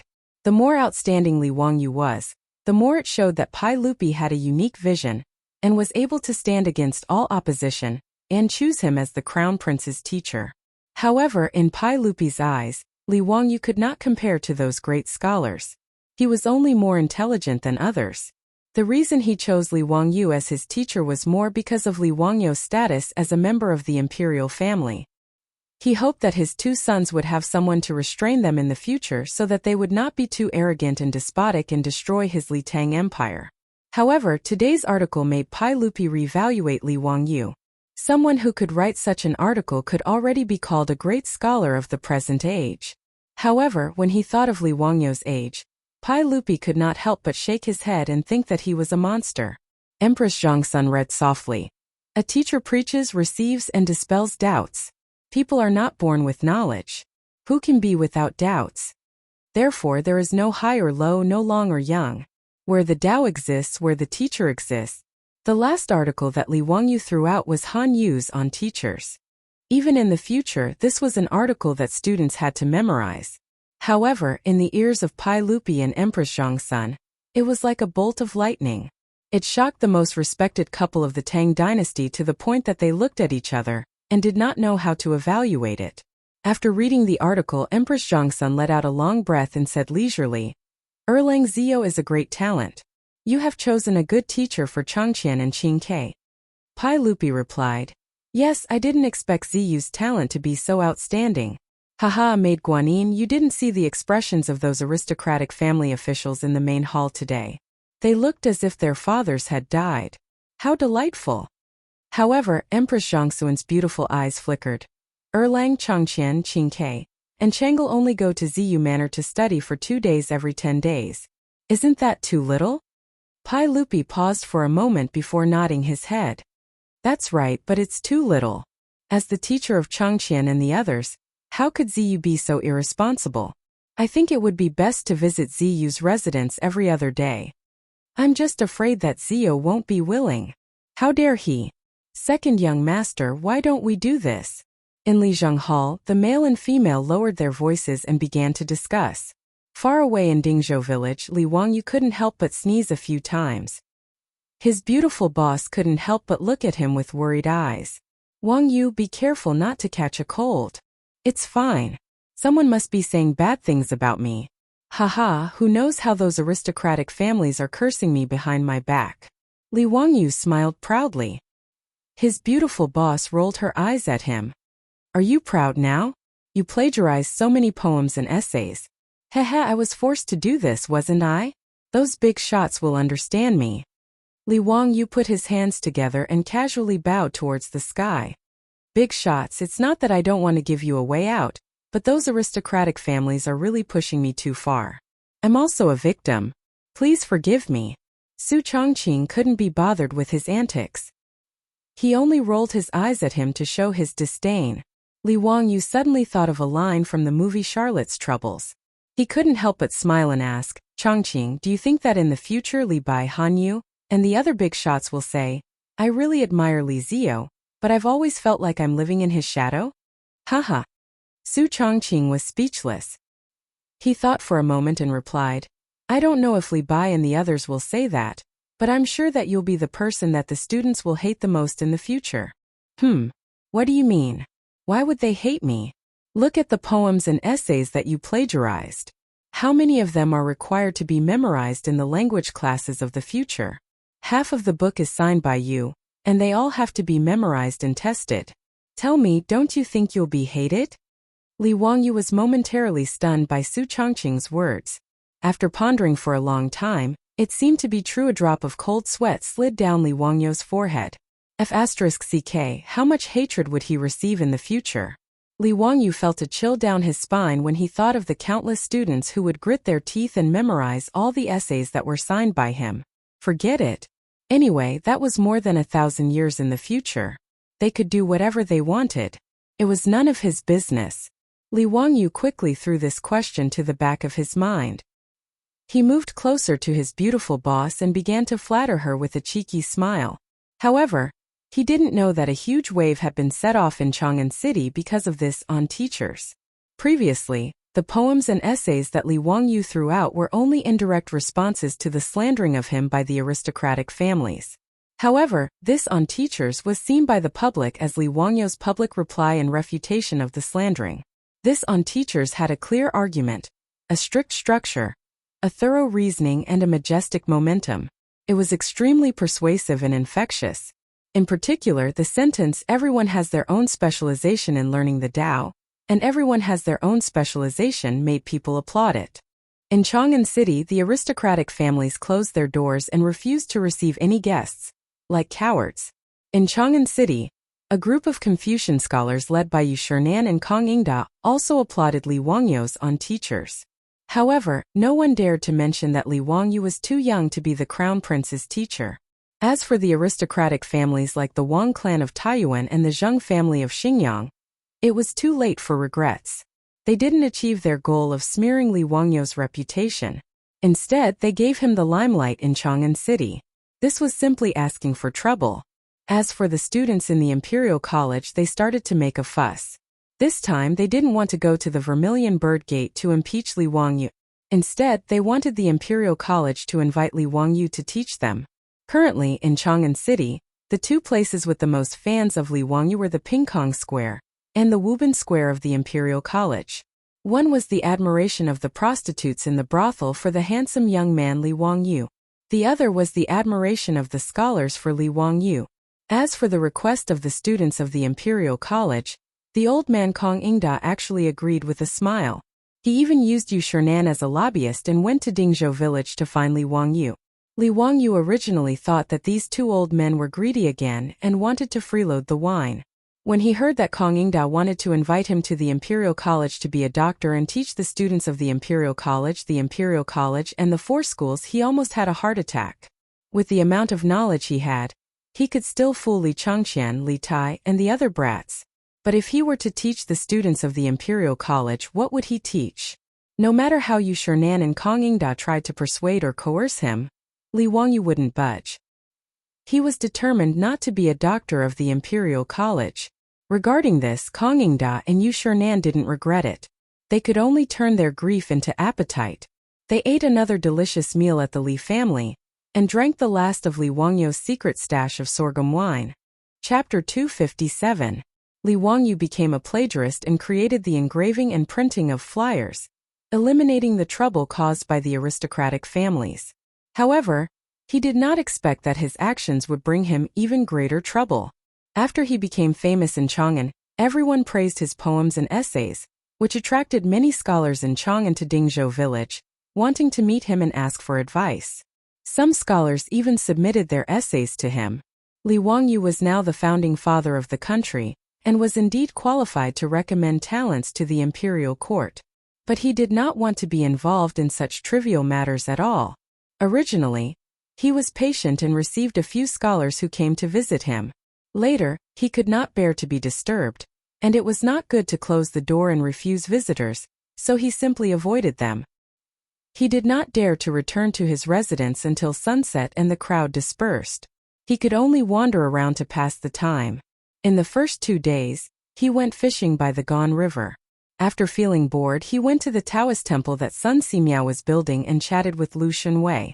Sun Simiao's temple was progressing very quickly, and would be completed in a month. Yen Liban also agreed to paint murals for the temple, which made Sun Simiao very satisfied. In the next few days, he went to the brewery and the construction site of the manor. But he heard from Niu Wu that there were still scholars in the residence waiting tirelessly for his return. Li Wangyu was very depressed about this, but there was nothing he could do.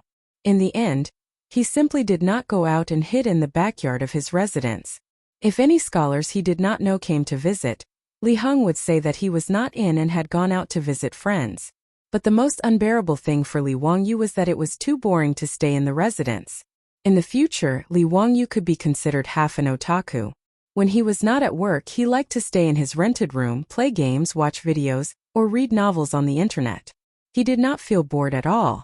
But in the past few days, his beautiful boss, Aphrodite, and Perrin were not in the house during the day, so he found that the Tang dynasty was really too boring and seriously lacked entertainment.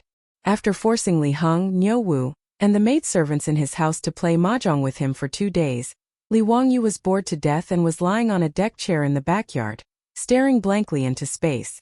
No wonder his beautiful boss didn't mind going back and forth between Dingzhou village and Chang'an city every day, concentrating on managing the four-wheeled carriage business.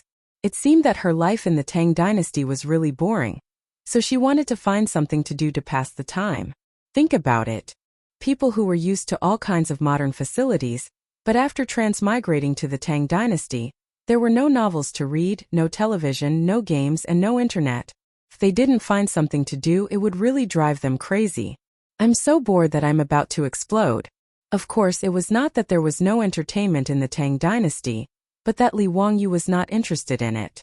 The entertainment in the Tang dynasty, especially among the dignitaries, was first of all kinds of banquets. Banquets big and small included toasting each other, reciting poems, and laughing. It was beautiful and wonderful, but in Li Wangyu's opinion it was really boring. Next was listening to songs and watching dances, such as flower dances, sword dances, horse dances, lion dances, step dances, festival dances, entertainment dances. But Li Wangyu still didn't find it interesting.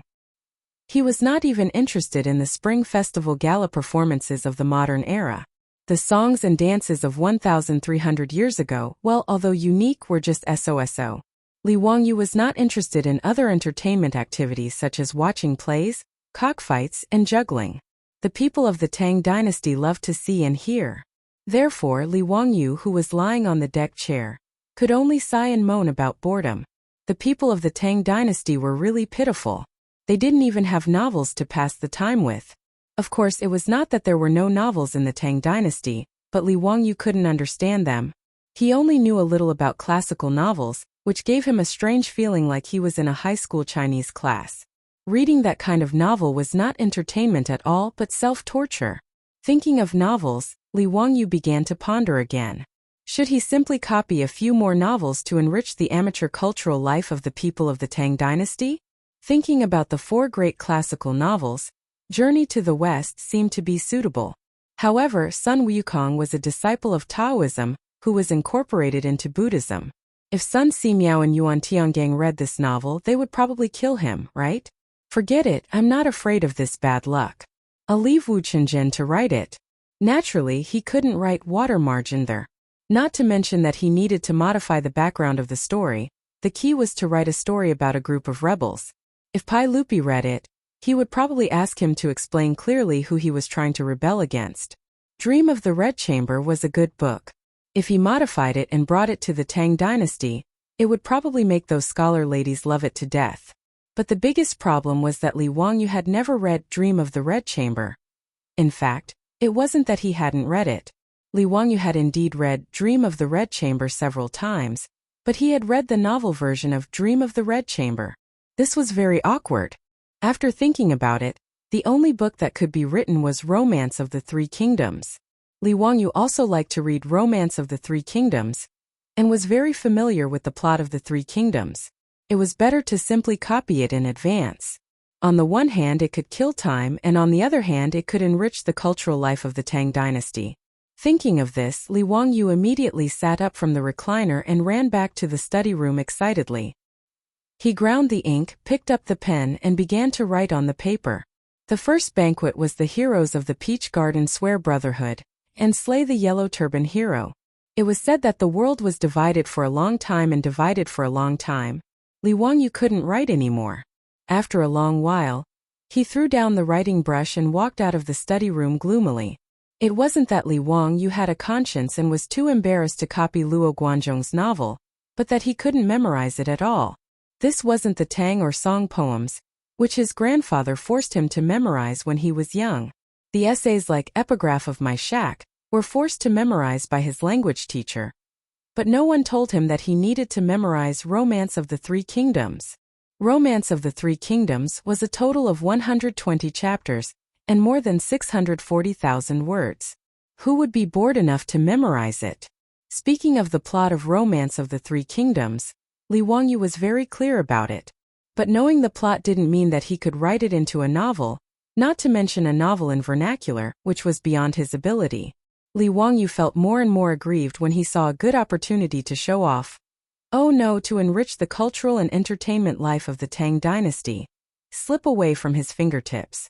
After his beautiful boss came back, He gloomily mentioned his failed attempt to copy Romance of the Three Kingdoms, which made Su Changqing laugh for a long time.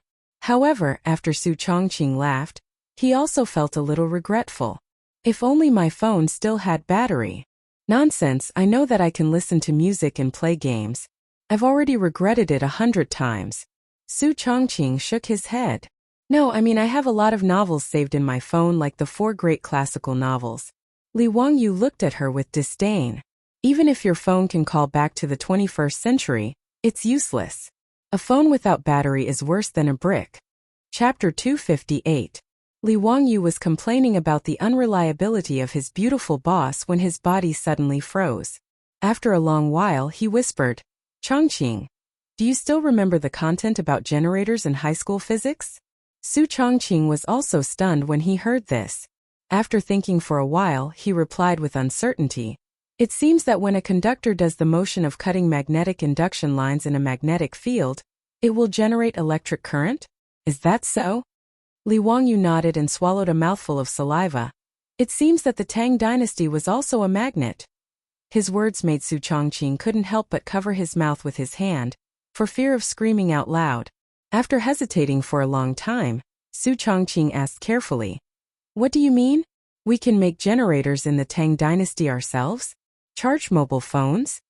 Li Wangyu wasn't convinced. He nodded and shook his head. I don't remember very clearly. That's middle school physics knowledge. My physics knowledge is very ordinary.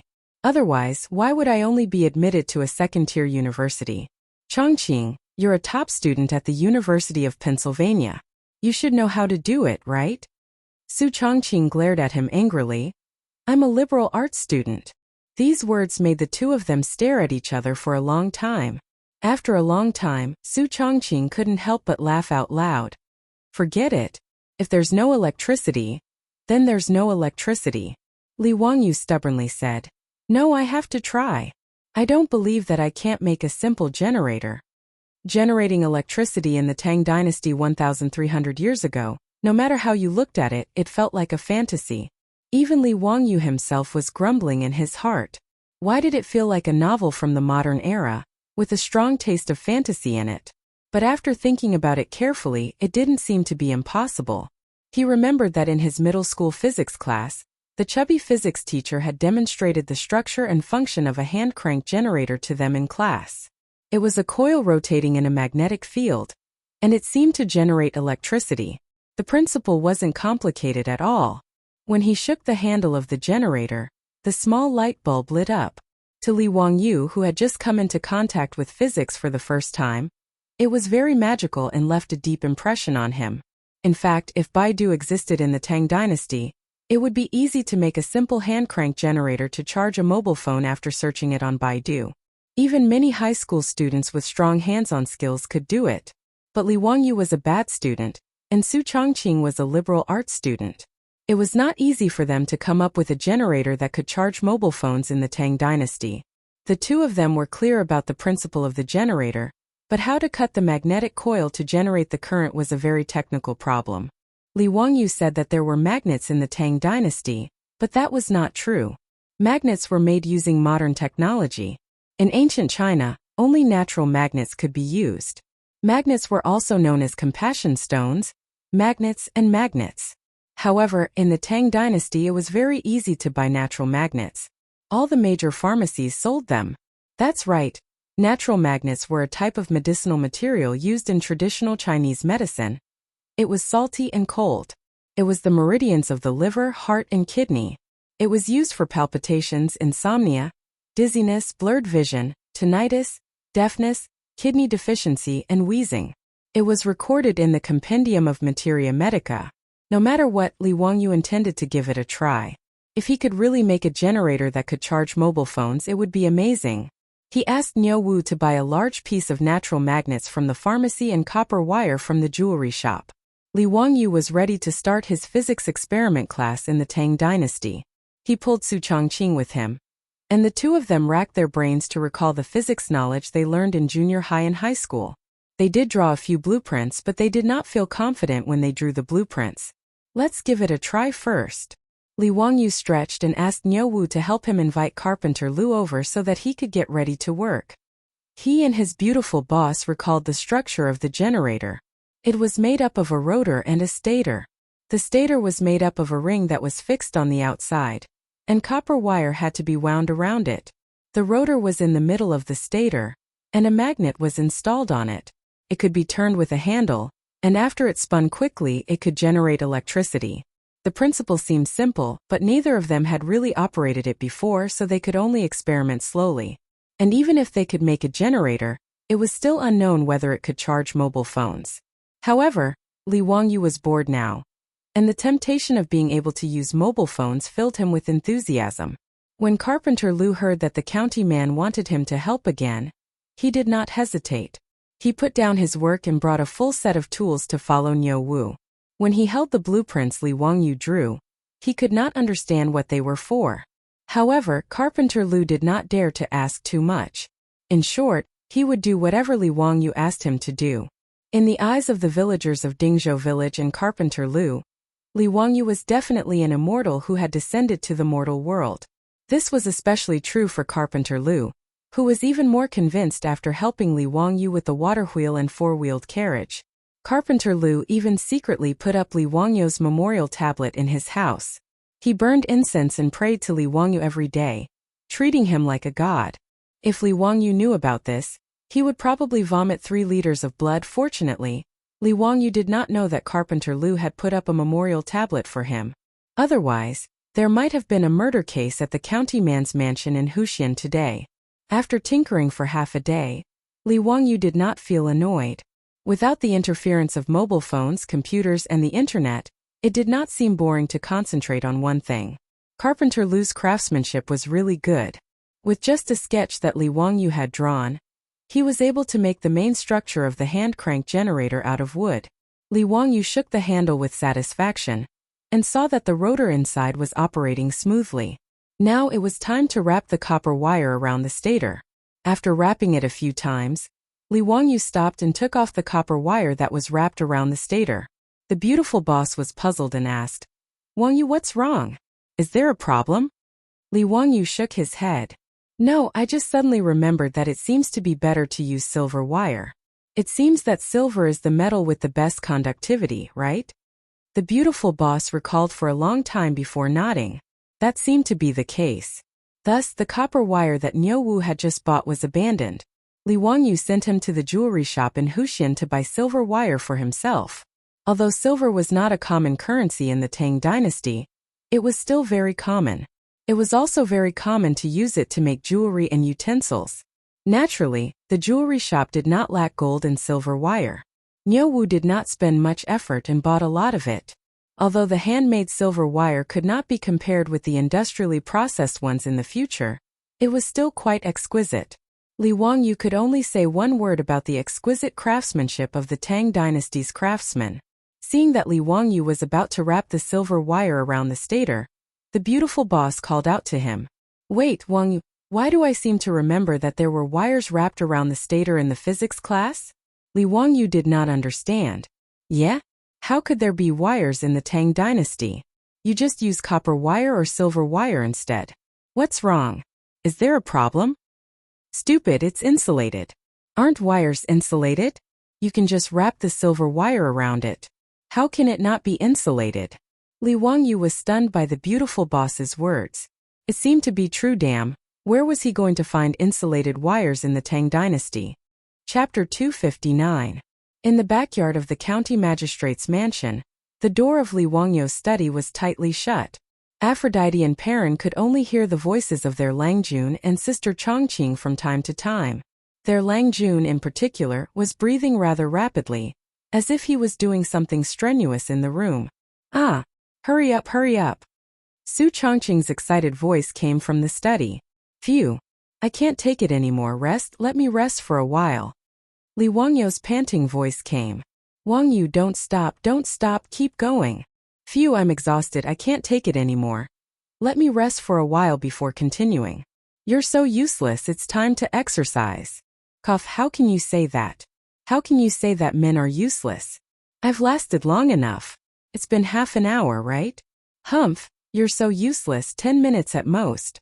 Perrin was confused and wanted to knock on the door of the study to see what Sister Chongqing and her Langjun were doing, but Aphrodite, who blushed, dragged her away. Although Aphrodite was a virgin, she seemed to have heard a lot of such voices in the taverns of the barbarians. However, there was naturally no scene in the study that Aphrodite had imagined, which was not suitable for children. Instead, it was Li Wangyu who was panting and constantly shaking the handle of the generator. At one end of the generator, 2 silver wires were wrapped around the beautiful boss's phone charger, and the data cable of the charger was connected to the phone, and the phone was showing the icon of charging. Obviously, Li Wangyu had succeeded in making the generator and was now charging the phone. Li Wangyu, who was a bad student, was stumped by Su Chongqing's question. How to insulate metal wires was a very serious subject in the Tang dynasty. After pondering for a long time, Li Wangyu and Su Chongqing still didn't know how to insulate metal wires. How could hand-crank generators be so easy to make 1,300 years ago? The generator project, that he had been busy with for half a day, still ended in failure before it even started. This was a huge blow to Li Wangyu, and he was depressed for several days. However, there was always a way out. Li Wangyu quickly found a way to solve the problem of the metal wire insulation. He applied a layer of paint to the metal wire. There were records of the use of raw lacquer in China a long time ago. In the classic of Mountains and Seas, the Northern Mountains, it said, Gua Mountain, its trees are mostly lacquer brown. There are many lacquer trees on Mount Yingtar. Raw lacquer is a kind of pure natural liquid paint harvested from the lacquer tree. Because of this, the production of raw lacquer in China was low since ancient times, and the price was expensive. Only the rich and powerful could afford it. Not to mention that it was impossible for ordinary people in the Tang dynasty to use raw paint to paint their furniture. Even in the houses of the rich and powerful of the Tang dynasty, there were not many who could use raw paint. Because raw lacquer was not poisonous, it was often used to make utensils. In Li Wangyu's mansion, there was a set of wooden tableware that had been painted with raw lacquer. It was a congratulatory gift from a rich and powerful person in Chang'an City after the news that he had been conferred the title of Baron of Hu County. Li Wangyu, who had been vexed over how to insulate the metal wire, suddenly had a flash of inspiration when he saw his servant girl serving him food using this set of lacquered wooden tableware. He remembered the good stuff of raw paint. Li Wangyu couldn't help but laugh. He didn't have time to eat and immediately asked Niu Wu to buy some raw lacquer for him. Where to buy raw lacquer? Of course, it was the all-purpose medicine shop. That's right, raw lacquer was also a kind of medicinal material. The Compendium of Materia Medica said, dry lacquer can be used as medicine. It is mainly used to treat fatal injuries, heal muscles and bones, fill the marrow cells, calm the 5 viscera, treat the 5 invasions and 6 acute diseases, and adjust the spleen when cold. It has the effect of repelling insects and relieving coughing. Chinese medicine was so awesome. Li Wangyu admired Chinese medicine very much. He had always wanted to know how they found out that these strange things could be taken as medicine. Moreover, the more awesome thing about the ancient Chinese was that they could keep the raw lacquer from hardening. The method was to throw a few crab shells into the raw lacquer. The raw lacquer could be kept liquid and would not dry up and harden. The raw lacquer cut from Shandong, Gansu, Guizhou, and other places was transported thousands of miles away to be sold in Chang'an City by relying on a few crab shells. It was very magical.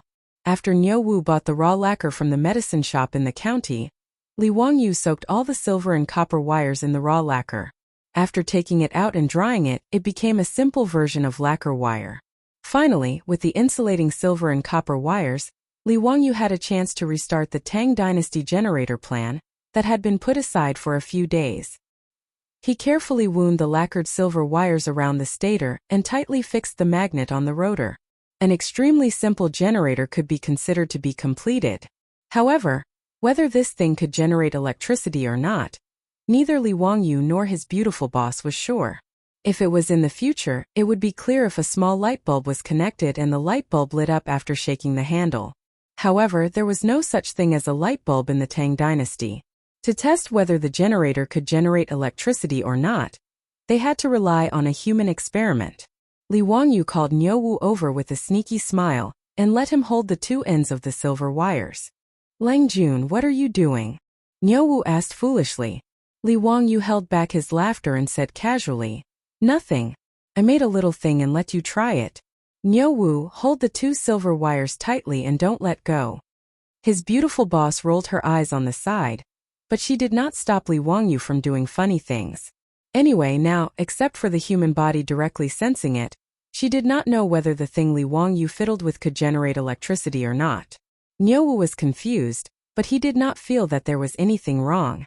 He held the 2 silver wires tightly with both hands and watched Li Wangyu quickly shake the handle. Niu Wu let out a scream and instantly threw away the 2 silver wires in his hands. "Lang Jun, why did the silver wires bite?" Niu Wu shook his hands and looked at the 2 silver wires connected to the hand crank generator with a frightened expression. Li Wangyu and his beautiful boss's eyes lit up and stared at Niu Wu. "Niu Wu, you really felt it?" "Yes, it hurts a lot." "Lang Jun, what kind of magic are you fiddling with? Why did the silver wires suddenly bite? Did you turn them into spirits?" Niu Wu stared with his bell-sized eyes and was inexplicably shocked. Li Wangyu ignored him and looked at his beautiful boss. "This should be a success, right?" Su Changqing nodded with uncertainty. "Maybe. It seems that the current is not small, otherwise Niu Wu would not have been electrocuted like this." "Then let's try it." "Yes, let's try it." Niu Wu was confused, but no one explained to him.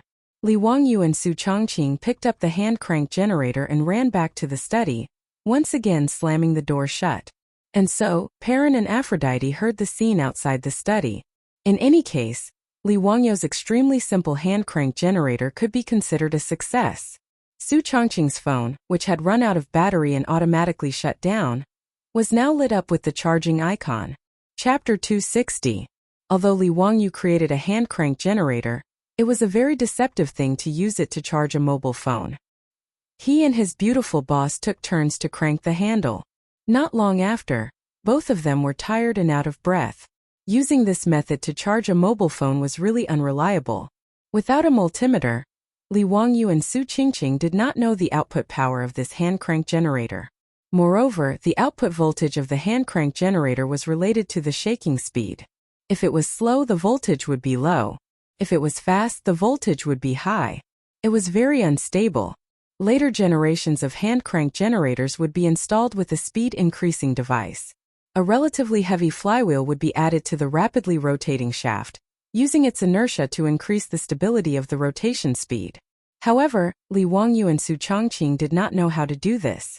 Being able to make the hand crank generator generate electricity was already their limit.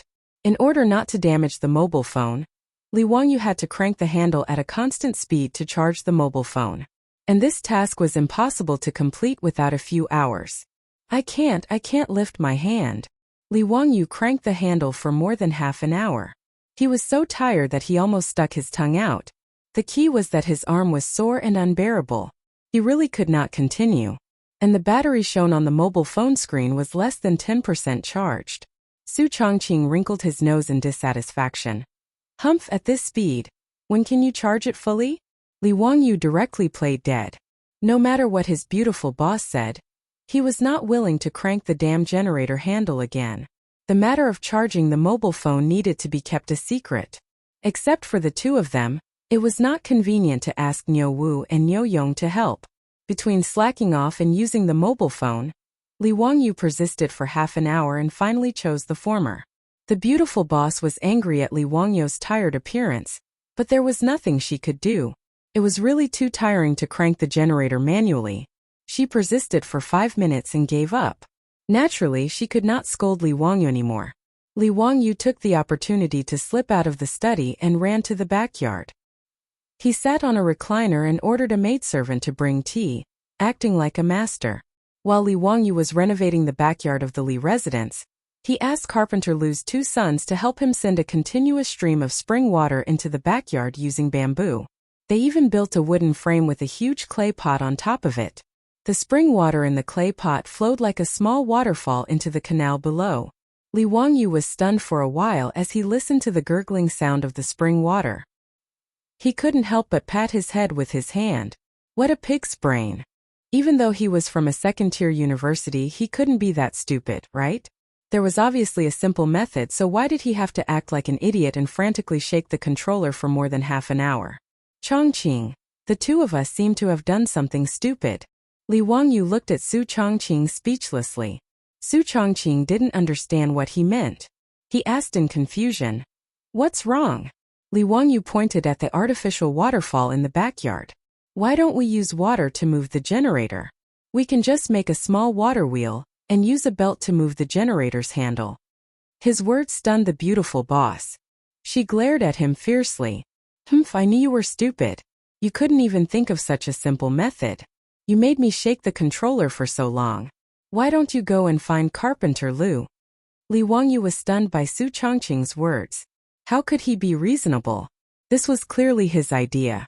How could he say that he was in the wrong? Moreover, you clearly only shook it for less than 5 minutes, but he shook it for half an hour. Fortunately, Li Wangyu also knew that he couldn't reason with a beautiful woman. He could only silently accept the beautiful boss's criticism. He turned around and ordered Niu Wu to find Carpenter Lu. A day later, there was a small water wheel under the artificial waterfall in the backyard. It was constantly being washed by the spring water flowing out of the clay pot above. A round wheel was installed on the axle of the water wheel. Li Wangyu installed a belt on the wheel to replace the belt pulley. The other end of the belt was connected to the generator, driving the generator's rotor to rotate at a uniform speed. Li Wangyu also asked Carpenter Lu to build a small house the size of a sentry post with logs in the backyard and put the generator in it. In the future, he and Su Changqing would come to the small wooden house to charge their phones to avoid exposing their secret. Whether it was Li Heng, Niu Wu, or Niu Yong, they were already used to the strange actions of their Lang Jun. No one asked for the reason. In the study, Li Wangyu looked at the phones that were finally charged. He was very excited. Before he was ready to turn on the phone, he went to wash his hands. He was just short of burning incense and praying. "Changqing, I'm turning on the phone." "Yes, turn it on." Li Wangyu excitedly pressed the power button. A moment later, the phone screen lit up. The familiar boot music and the familiar boot animation. At this moment, Li Wangyu was about to cry. "I want to listen to music, read novels, play games." Before Li Wangyu finished roaring in his heart, a slender hand reached in front of his eyes and slowly took the phone that he had just turned on. "Hey Changqing, what are you doing?" Li Wangyu asked unhappily. The beautiful boss smiled. "Nothing, this is my phone." "Oh." Her words almost made Li Wangyu choke to death. "Okay, this is indeed the beautiful boss's phone. I helped you charge it. You can't burn the bridge after crossing the river. So what if you're beautiful? Can you do whatever you want?" At this moment, Li Wangyu's acting skills were off the charts. His extremely aggrieved look was enough to make anyone who heard it cry and feel sad. However, Su Changqing didn't buy it at all. Her slender fingers tapped his forehead. You're right. This lady is beautiful. What do you want?" "This is this lady's phone. I'll use it first. Do you have a problem with that?" Li Wangyu was speechless. What else could he do? He could only endure it. Looking at the beautiful boss who was happily holding the phone and playing with it, Li Wangyu was so weak, pitiful, and helpless. He squatted in the corner and drew circles. Under Li Wangyu's unremitting efforts and resistance, he finally won time to use the phone from the beautiful boss. That was every night after the beautiful boss went to bed. Fortunately, the beautiful boss paid attention to her health and usually didn't stay up late. Plus, there was no night entertainment in the Tang dynasty, so she went to bed early. Therefore, after 8 o'clock in the evening, the right to use the phone finally belonged to Li Wangyu. It had to be said that the beautiful boss's phone was a good thing. With her income, the phone she bought was a high-end model with enough storage. Su Changqing, who didn't mind the trouble, downloaded a lot of things on the phone. Music, MP3 videos, novels, games. She even downloaded several TV series. Li Wangyu was full of resentment. He brightened the biogas lamp in the study, opened the reading software on the phone, opened the Romance of the Three Kingdoms, and began to shamelessly plagiarize. Chapter 261. Li Wangyu was both happy and in pain. He became a shameful plagiarist. As for moral integrity, he had already thrown it to the back of his mind when he plagiarized Li Bai and other big shots' works. The reason why Li Wangyu continued to be a plagiarist in addition to enriching the cultural life of the people of the Tang dynasty, was purely because he was too bored. Although the phone was now charged and turned on again, Li Wangyu didn't know how long the phone could last. The self-made generator's current and voltage were not up to standard, and it was also unstable. What if it burned the phone one day? Therefore, Li Wangyu also planned to take advantage of the fact that the phone was working normally and copy all the novels stored in Su Chongqing's phone. If the phone failed in the future, he wouldn't be so bored. Another reason for copying books was to continue to build his reputation. Although he couldn't bear the harassment after becoming famous, Li Wangyu now had to pinch his nose and continue to build his reputation. After these few incidents, Li Wangyu could also be considered to have understood. If he wanted to let himself and his beautiful boss live comfortably in the Tang dynasty in the future, he must build his reputation. Politics was too dangerous and he didn't want to touch it. If he wanted to protect himself and not let those aristocratic families have ideas about him, he must have enough reputation. If he could build his reputation until everyone respected him, then the aristocratic families, including Pai Lupi, wouldn't dare to touch him easily. Only then could he continue to be a leisurely landlord. However, being a plagiarist wasn't that easy, especially in the Tang dynasty, where writing small words with a brush was even more painful. Li Wangyu started copying from 8 o'clock in the evening until 12 o'clock in the middle of the night when he got the phone. In addition to making his right wrist extremely sore, the reward was that he finished copying the first chapter of the Romance of the Three Kingdoms. Looking at the total 640,000 words of the Romance of the Three Kingdoms and the 120 chapters of the book, Li Wangyu suddenly felt that he had dug a huge hole for himself.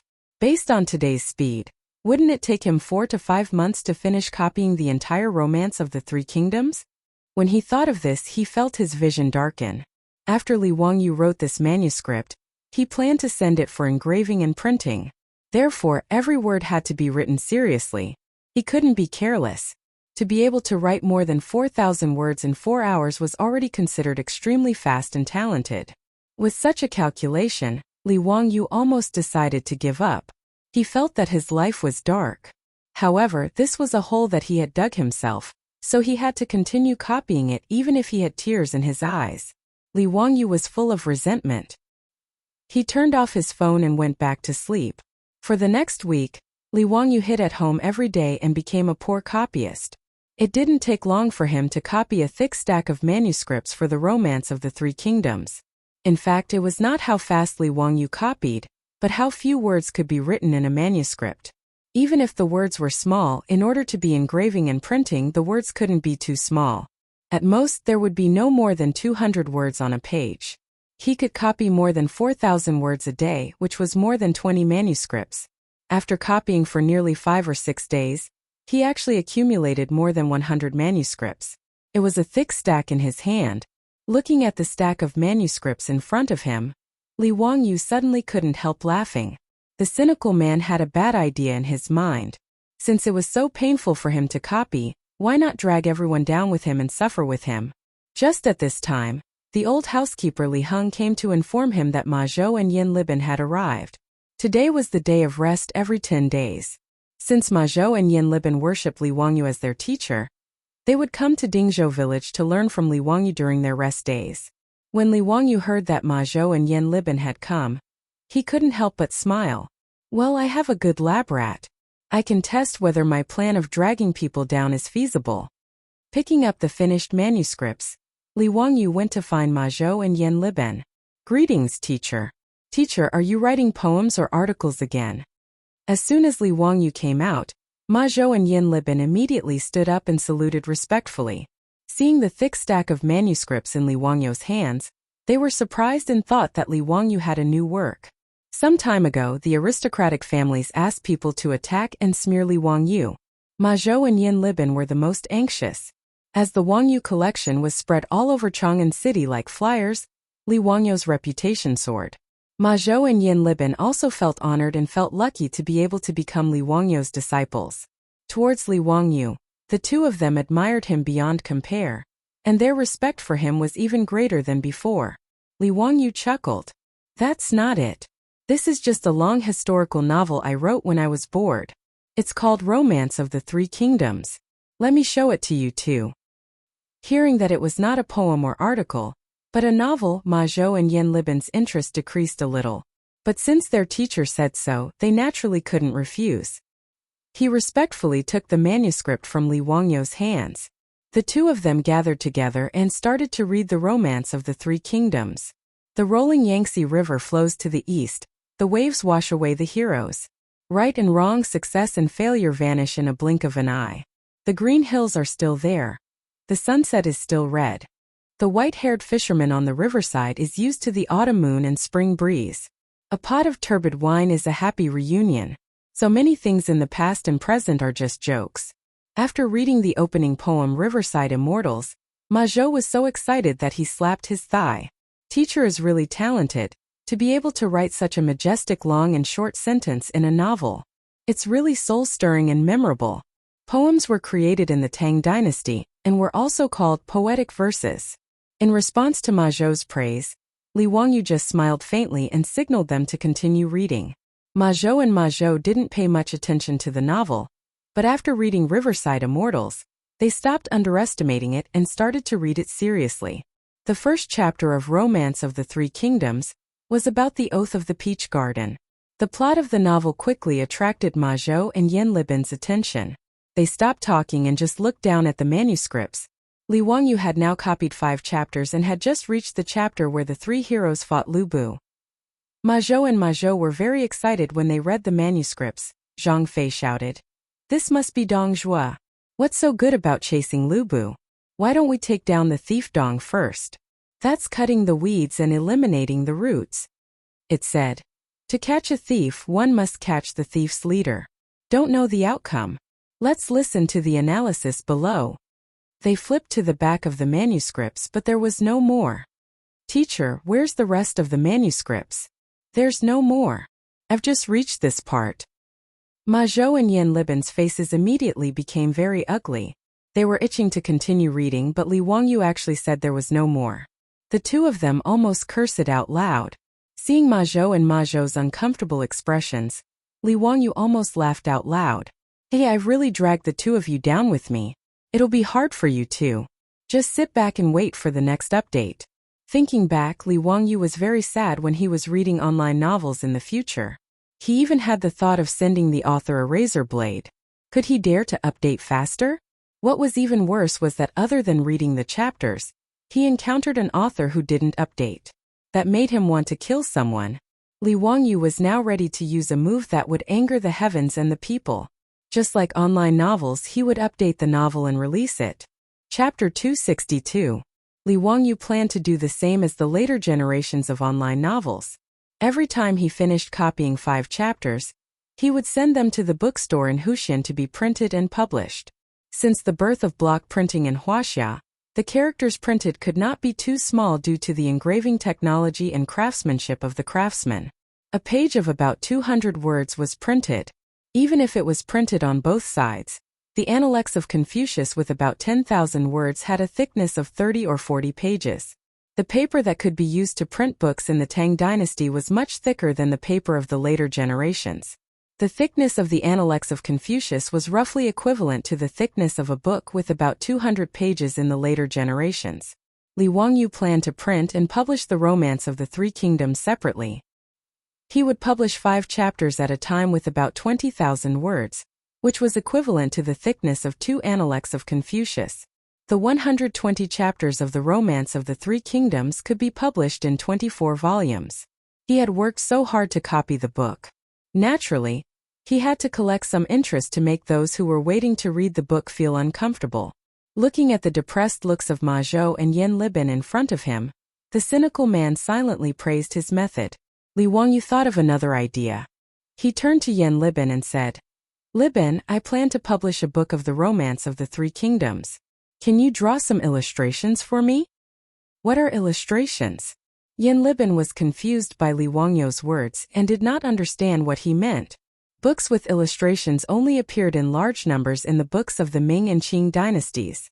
In the era without printing, it was impossible for the readers who copied books to draw their own illustrations according to the manuscripts. With the maturity of block printing technology in the Tang Dynasty, it was possible for illustrations to appear in books. Yen Liben naturally did not know what illustrations were, so he had this question. Illustrations are pictures drawn according to the contents of the book. For example, in the first chapter of The Oath of Brotherhood in the Peach Garden, you helped me draw a picture of Liu Bei and his brothers swearing to be sworn brothers in the Peach Garden. Just outline the lines. I will ask someone to take it to block printing and bind it with the manuscripts into a book. When Yen Liben heard Li Wangyou's words, he could not help being excited.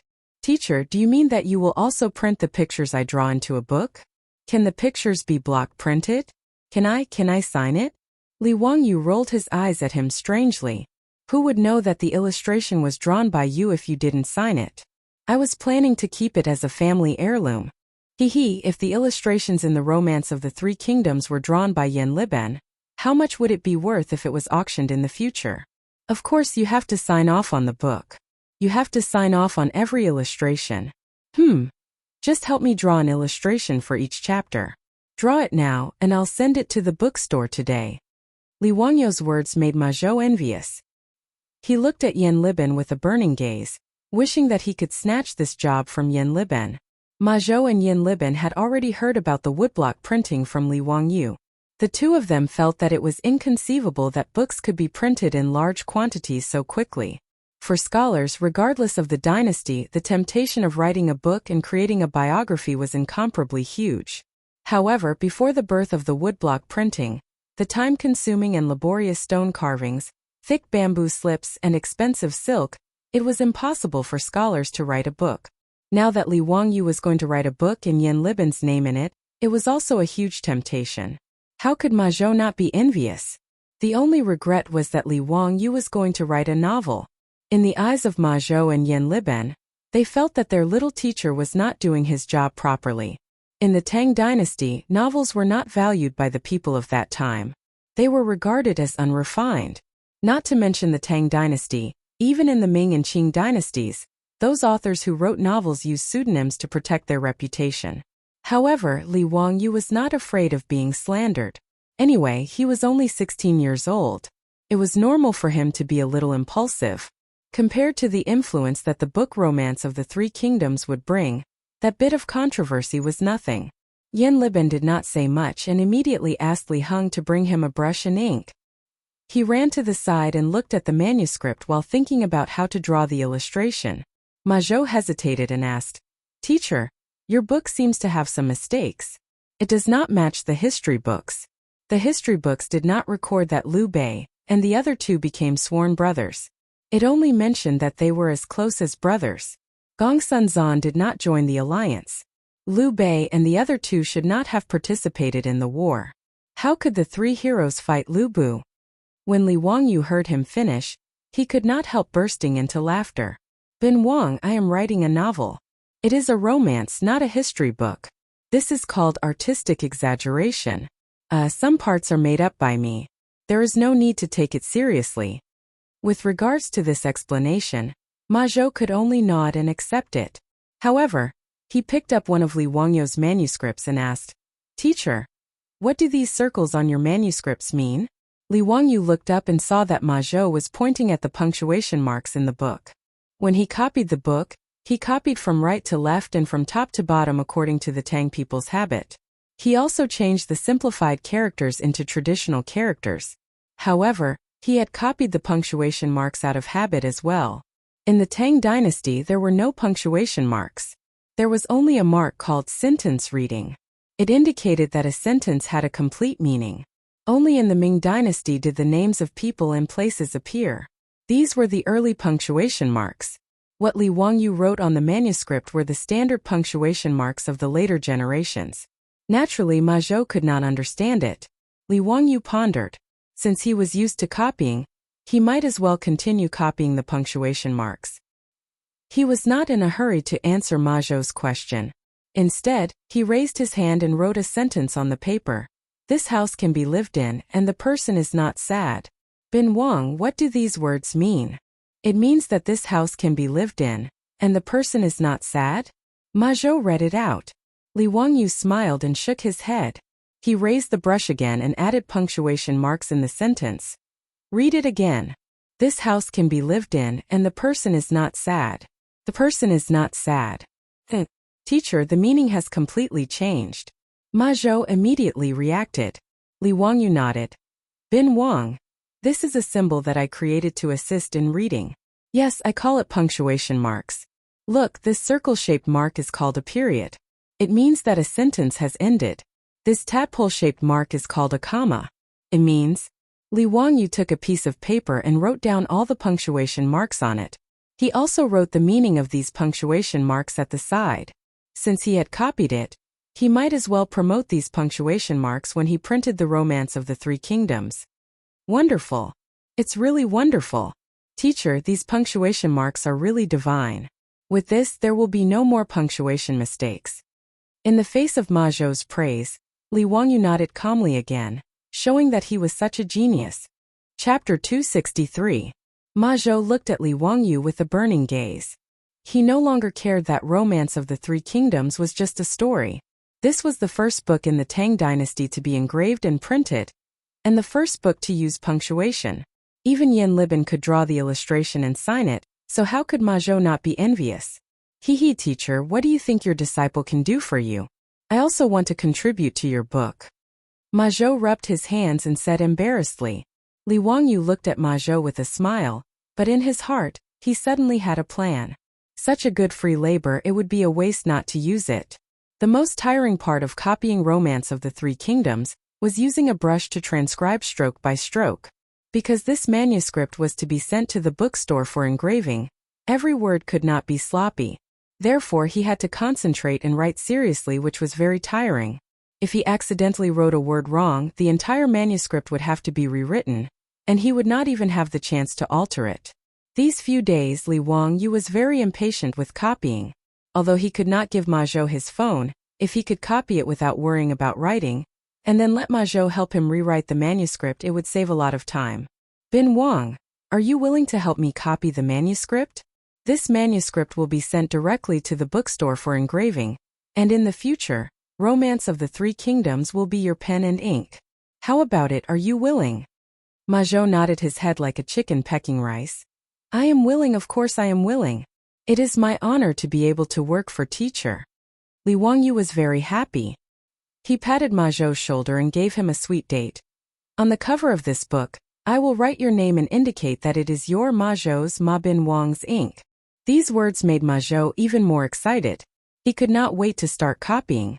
Not only would he be able to leave his name on the book, but he would also be able to see the updated content.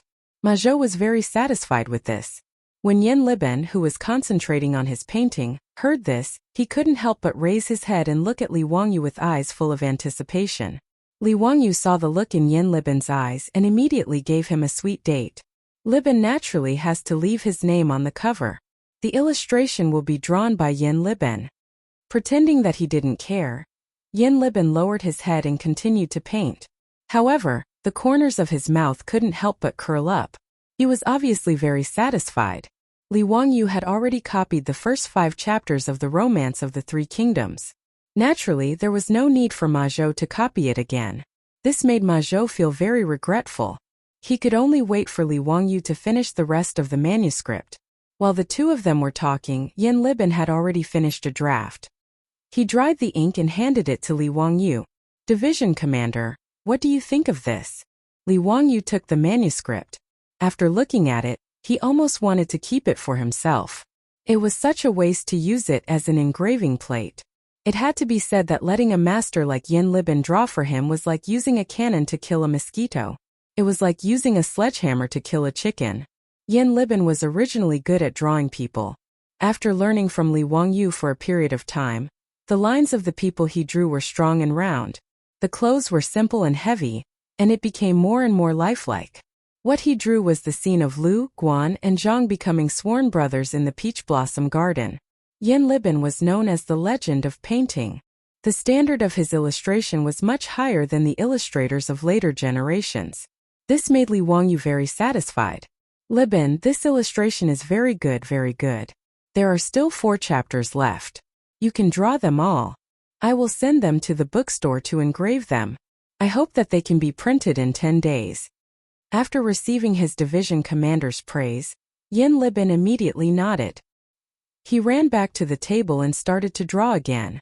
Because he only needed to draw the lines and the size of the illustration was not large, Yen Liben did not need much effort to draw the illustrations for the 5 chapters. Li Wangyu also finished the cover of the Romance of the Three Kingdoms. Under Yen Liben's expectation, he wrote a small line of words. Illustration drawn by Yen Liben. These words made Ma Zhou very envious. He wished that he could copy the first 5 chapters again, so that Li Wangyu could also write copy Ma Binwang on the cover. The first volume of Romance of the Three Kingdoms was ready. Li Wangyu wanted to strike while the iron was hot. He would send it to the bookstore today, and try to get it printed as soon as possible. The earlier it was released, the earlier the people who read the book would understand the pain of catching up. Wahahaha, wouldn't that be great? Li Wangyu brought Niu Wu and rode a horse to the bookstore in Hu County. When owner-son of the bookstore saw Li Wangyu, he quickly went forward and bowed. Old me is here to see County Boy. Is there anything that old me can do for you? Li Wangyu smiled and handed over the stack of manuscripts. Owner-son, this is the first book that I plan to print. Take a look and see how long it will take to print it. Owner-son respectfully took the manuscripts with both hands and looked through it. County Boy, old me can print it. May I know how many copies of this book you want to print? Li Wangyu pondered for a moment. This was the first book, so he did not want to print too many copies. If he could not sell it, he would suffer a great loss. Although Romance of the Three Kingdoms was one of the 4 famous books in China, what if the people of the Tang dynasty did not like it? This was not impossible. Li Wangyu originally wanted to print 10,000 copies. Anyway, the lifespan of a woodblock engraving was about 10,000 copies. 10,000 copies would complete the lifespan of the woodblock engraving. However, considering the cost, he decided to print less to test the waters. Let's print 1,000 copies first. If it sells well, we can print more. After owner-son heard this, he was a little hesitant.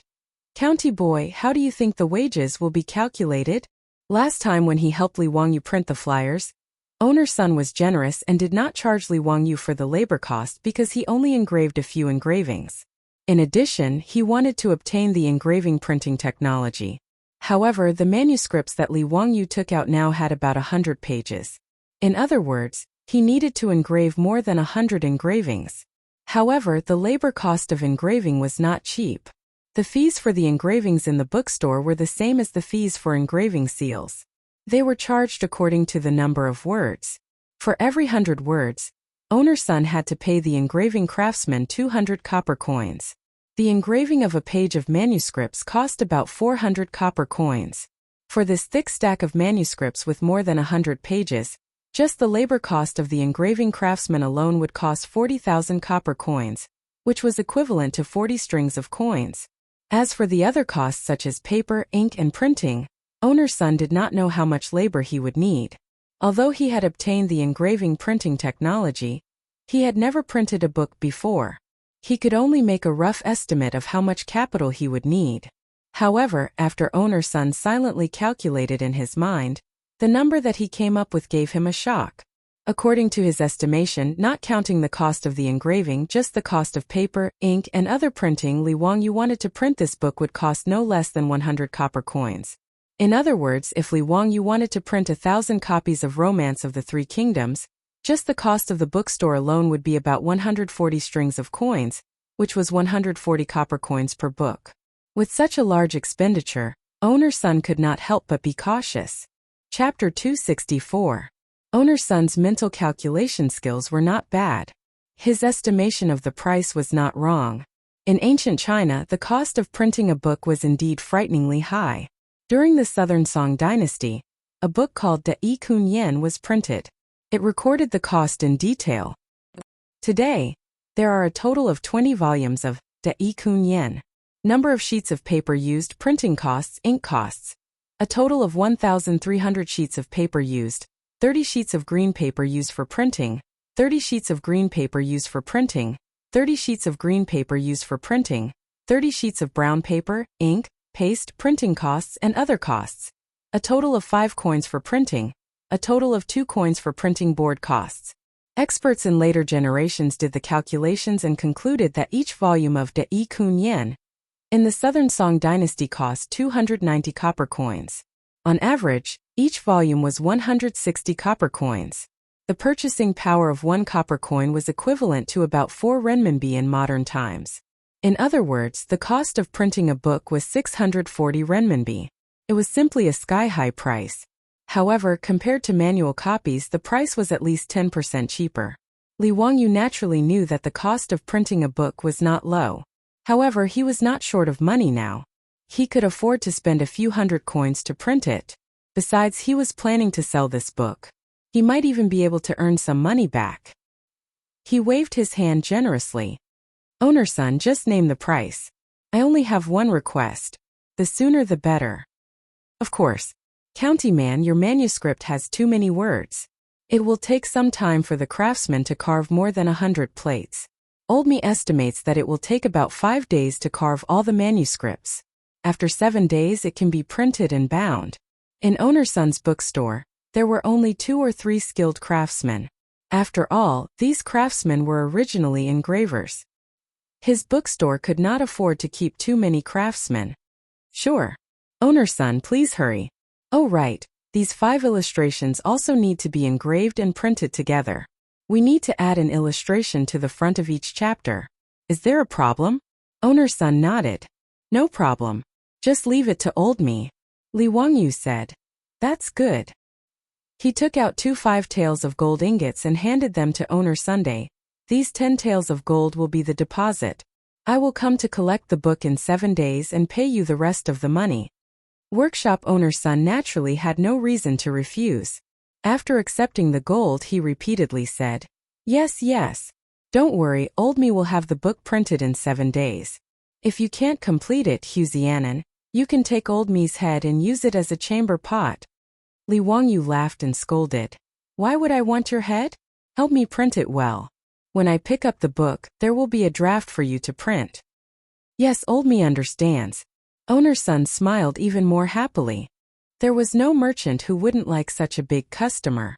Seeing that Li Wangyu was about to leave, owner's son hurriedly asked, May I ask Huxian-nan, are you going to sell this Romance of the Three Kingdoms after you finish printing it? Li Wangyu nodded. Of course. Otherwise, why would I print so many? Owner's son said. I wonder if Huxian-nan is willing to sell this book to old me? Sell it to you? Li Wangyu shook his head. Huxian-nan is too small. I can't sell that many books. Besides, if it sells well, I plan to print another 10,000 copies. How can you sell your bookstore? Owner's son smiled and said, Huxian-nan, don't worry. Old me actually runs a bookstore in Chang'an East City. Business is pretty good. Huxian-nan, don't worry about selling it. The old man's words piqued Li Wangyu's interest. He had been thinking about how to sell this Romance of the Three Kingdoms after it was printed. Since owner's son had a bookstore in Chang'an East City, it saved him a lot of trouble. Without waiting for Li Wangyu to nod in agreement, owner's son continued. Huxian-nan, based on old me's experience, this Romance of the Three Kingdoms of yours should be able to sell for around 400 to 500 copper coins. Old me's bookstore only takes 20% of the consignment fee. As for the cost of printing the book, old me only takes the capital. Huxian-nan, what do you think? Li Wangyu thought to himself. Books from the Tang dynasty were really ridiculously expensive. A book with over 20,000 words was sold for so much. That would be around 2,000 yuan in the future. The key point was that he planned to produce 24 copies of the Romance of the Three Kingdoms. According to this price, if he wanted to buy the entire Romance of the Three Kingdoms, he would need 12 strings of copper coins. That would be 48,000 yuan in the future. If any profiteer in the future dared to sell books like this, they would definitely be beaten to death. However, looking at the bookstore, the price of the handwritten Analects of Confucius was actually 2 strings of copper coins. Li Wangyu felt that he was being too kind. Ma Zhou was now a 6th-rank court official, but his monthly salary was only 2 strings of 400 copper coins. If he came to the bookstore to buy books, his monthly salary would only be enough to buy 1 volume of the Analects of Confucius. Li Wangyu pondered over owner's son's proposal for a while, then nodded in agreement. Having someone to help him sell books would save him a lot of trouble. Furthermore, Li Wangyu had a good impression of owner's son, so he was naturally willing to continue working with him. The cost of printing the first volume of The Romance of the Three Kingdoms was 150 copper coins. If he sold it for 500 copper coins, he would have a profit of 350 copper coins. If he gave owner-son 100 copper coins, he could still make 250 copper coins. 1,000 copies would be 250 strings of copper coins. If the sales were good, he could print another 10,000 copies. That would be a profit of 2,500 strings of copper coins. Furthermore, this was only the first 5 chapters of the first volume of The Romance of the Three Kingdoms. If the book really sold well, he would be able to make a small fortune just by selling the books. However, a profit of 250 per book? Damn, why does this number sound so awkward? Forget it, earning money is a good thing. 250 it is. Li Wangyu did not argue and immediately nodded in agreement to owner-son's proposal. He was prepared to hand over The Romance of the Three Kingdoms to this old man. When owner-son heard that Li Wangyu was planning to write 24 volumes of The Romance of the Three Kingdoms, he was so happy that his beard started dancing. After reaching an agreement, Li Wangyu returned to Dingzhou village and prepared to continue his work as a plagiarist. Since Ma Zhou was willing to help him copy, Li Wangyu was naturally happy to save him the trouble. When he returned home, he began to think about how he could save time and energy to complete the difficult work of copying books. The most important thing was the brush. He definitely could not continue using the brush. Even though Li Wangyu was forced by his grandfather to practice writing with the brush since he was young, no matter what, using a brush to write was not fast. Naturally, there was no need to think about making a fountain pen or a ballpoint pen. Li Wangyu planned to try making a few goose feather pens first. However, there were no geese in Dingzhou village. Li Wangyu pondered and simply asked Niu Wu to bring a bow and arrow to help him kill a few crows. The feathers of the crows could also be used to make a feather pen. The effect was not inferior to a goose feather pen. Moreover, it was just right for writing small characters. Niu Wu was already numb to all of Li Wangyu's strange requests. He was too lazy to ask anymore. Carrying the bow and arrow, he went out to look for the crows. With his archery skills, killing a few crows was a piece of cake. Without much effort, the corpses of the crows were placed in front of Li Wangyu. Ami tofu, I've sinned, I've sinned. Li Wangyu said that he had sinned, but his hands were not careless. He directly reached out and plucked a few of the longest feathers from the crow's wings. Chapter 265. Li Wangyu had tried making a feather pen because he found it fun when he was a child. In order to make a feather pen, he had even secretly plucked the feathers of several geese at home. For this reason, every time the geese at home saw Li Wangyu, they would immediately go into attack mode and chase after Li Wangyu. There was a saying in the countryside, "It's better to be bitten by a dog than to be pinched by a goose."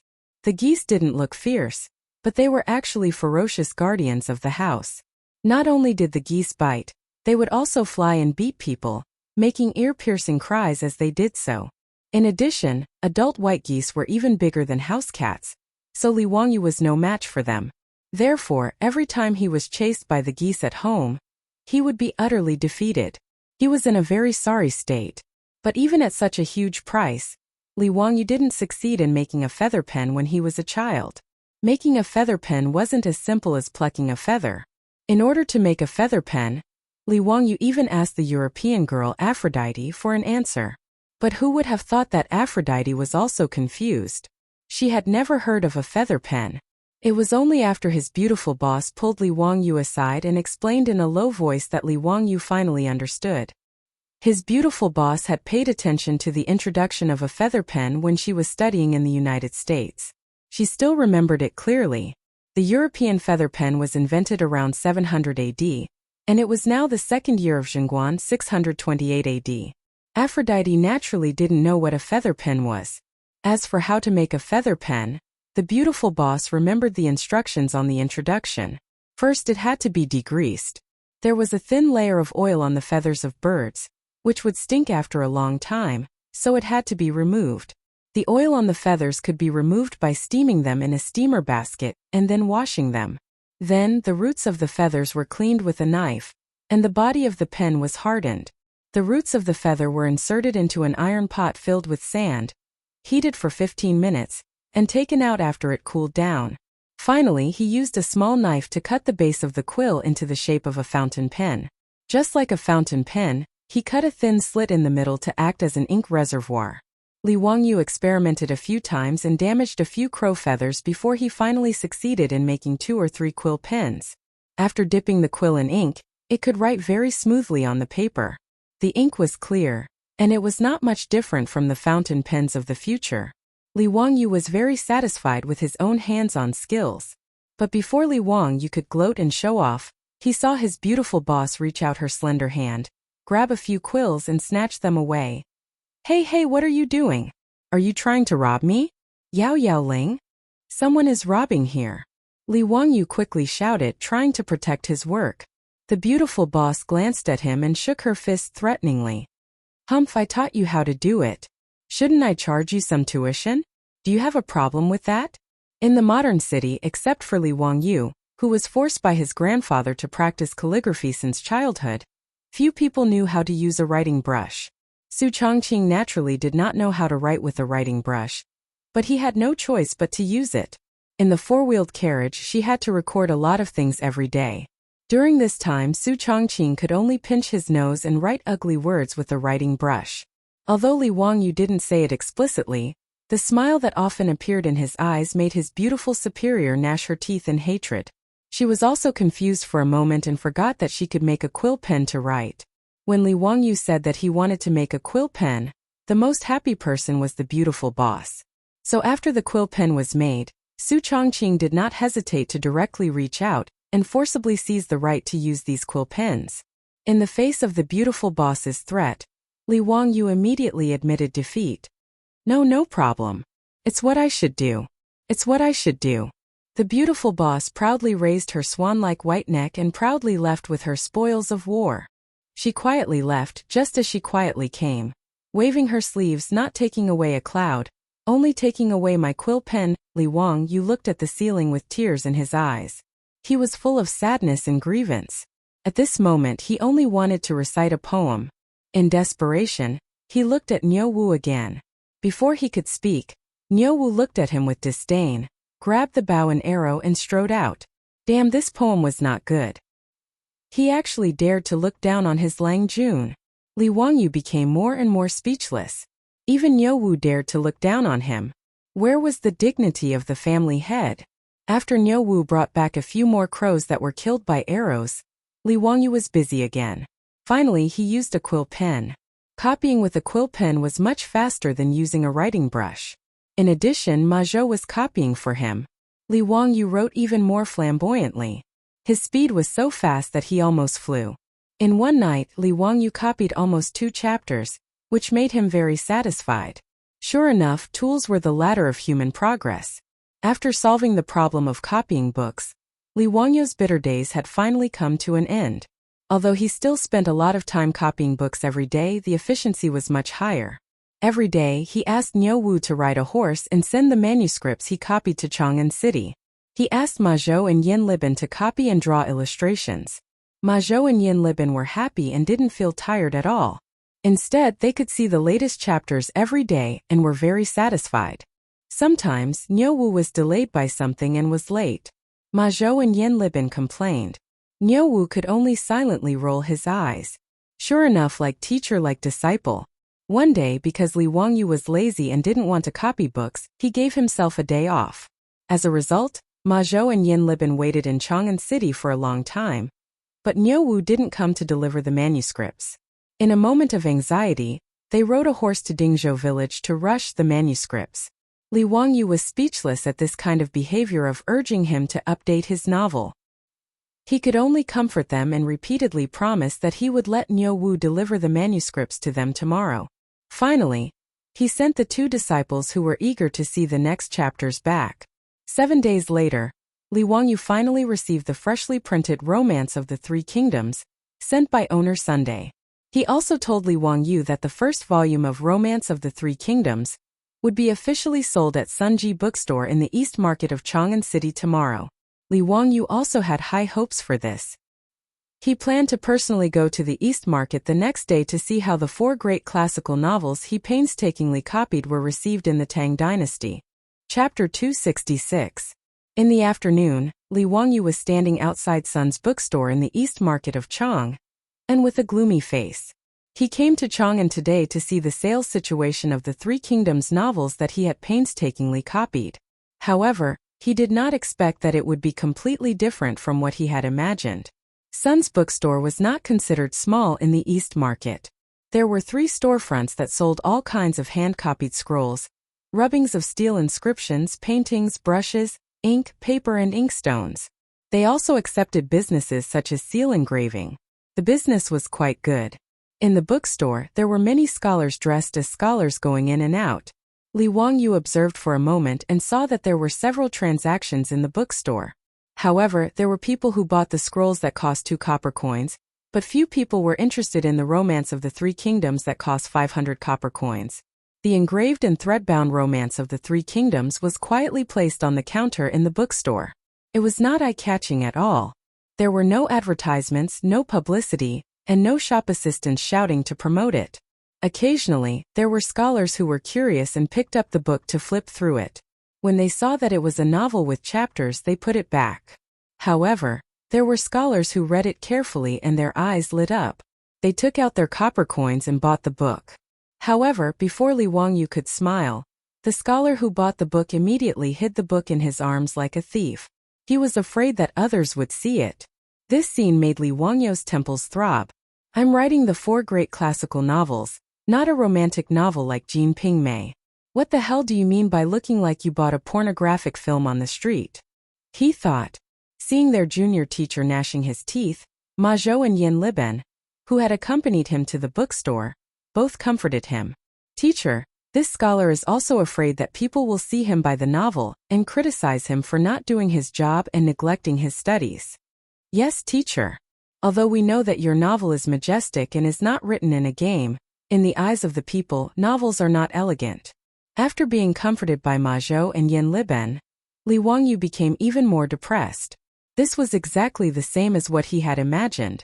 Shouldn't the romance of the Three Kingdoms be warmly welcomed by the people of all walks of life in the capital of the Tang dynasty as soon as it was released? Shouldn't it be that Luoyang paper was expensive, that the supply could not meet the demand, and that the goods were scarce and expensive? But in the end it was completely deserted. Li Wang even had the thought of ejecting. No one was interested in the book that he had painstakingly copied, so what was the point of him continuing to copy? The few of them stopped outside the bookstore to observe. Owner Sun finally saw Li Wangyu and the others outside the bookstore and hurriedly came out to greet them. Owner Sun smiled and bowed to Li Wangyu. Congratulations to Mr. Huxian. Today the Three Kingdoms will be on sale. In just 2 hours 3 copies have already been sold. That's quite impressive. Nanny, are you kidding me? The old man's words made Li Wangyu speechless. Did this old man misunderstand the concept of good sales? In 2 hours, that's 2 hours, only 3 copies have been sold. You actually came to congratulate me? Is this good sales? Then how long will it take me to sell these 1,000 copies of the Three Kingdoms? In fact, in Owner Sun's eyes, selling 3 copies in 2 hours was indeed a very good result.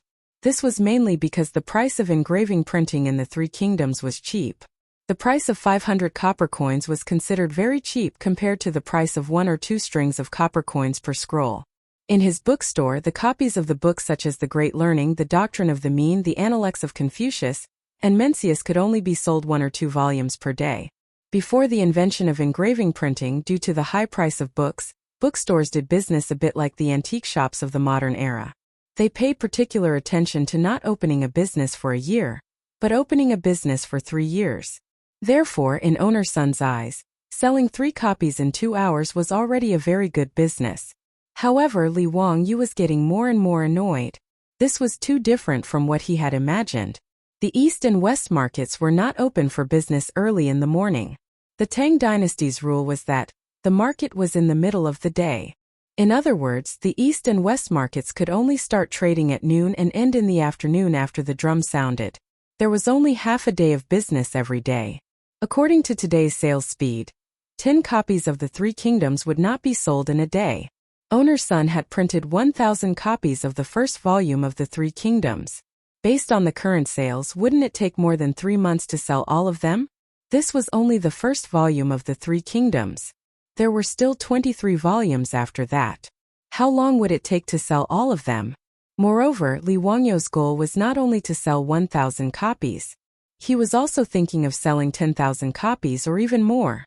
Although the literacy rate in the Tang dynasty was not high, there were at least hundreds of thousands of scholars in the Tang dynasty. In an era without any entertainment, was it difficult to write a novel and sell tens of thousands of copies? However, he did not know that if he could sell 1,000 copies of The Three Kingdoms in 3 months, he would make owner Sun laugh his head off. In Sun's bookstore, the books that were originally the best-selling had only sold 40 or so in a month's time. In fact, owner Sun was not the only one who thought so. Even Ma Zhou and Yin Liban felt that selling 3 copies in 2 hours was already considered a big hit.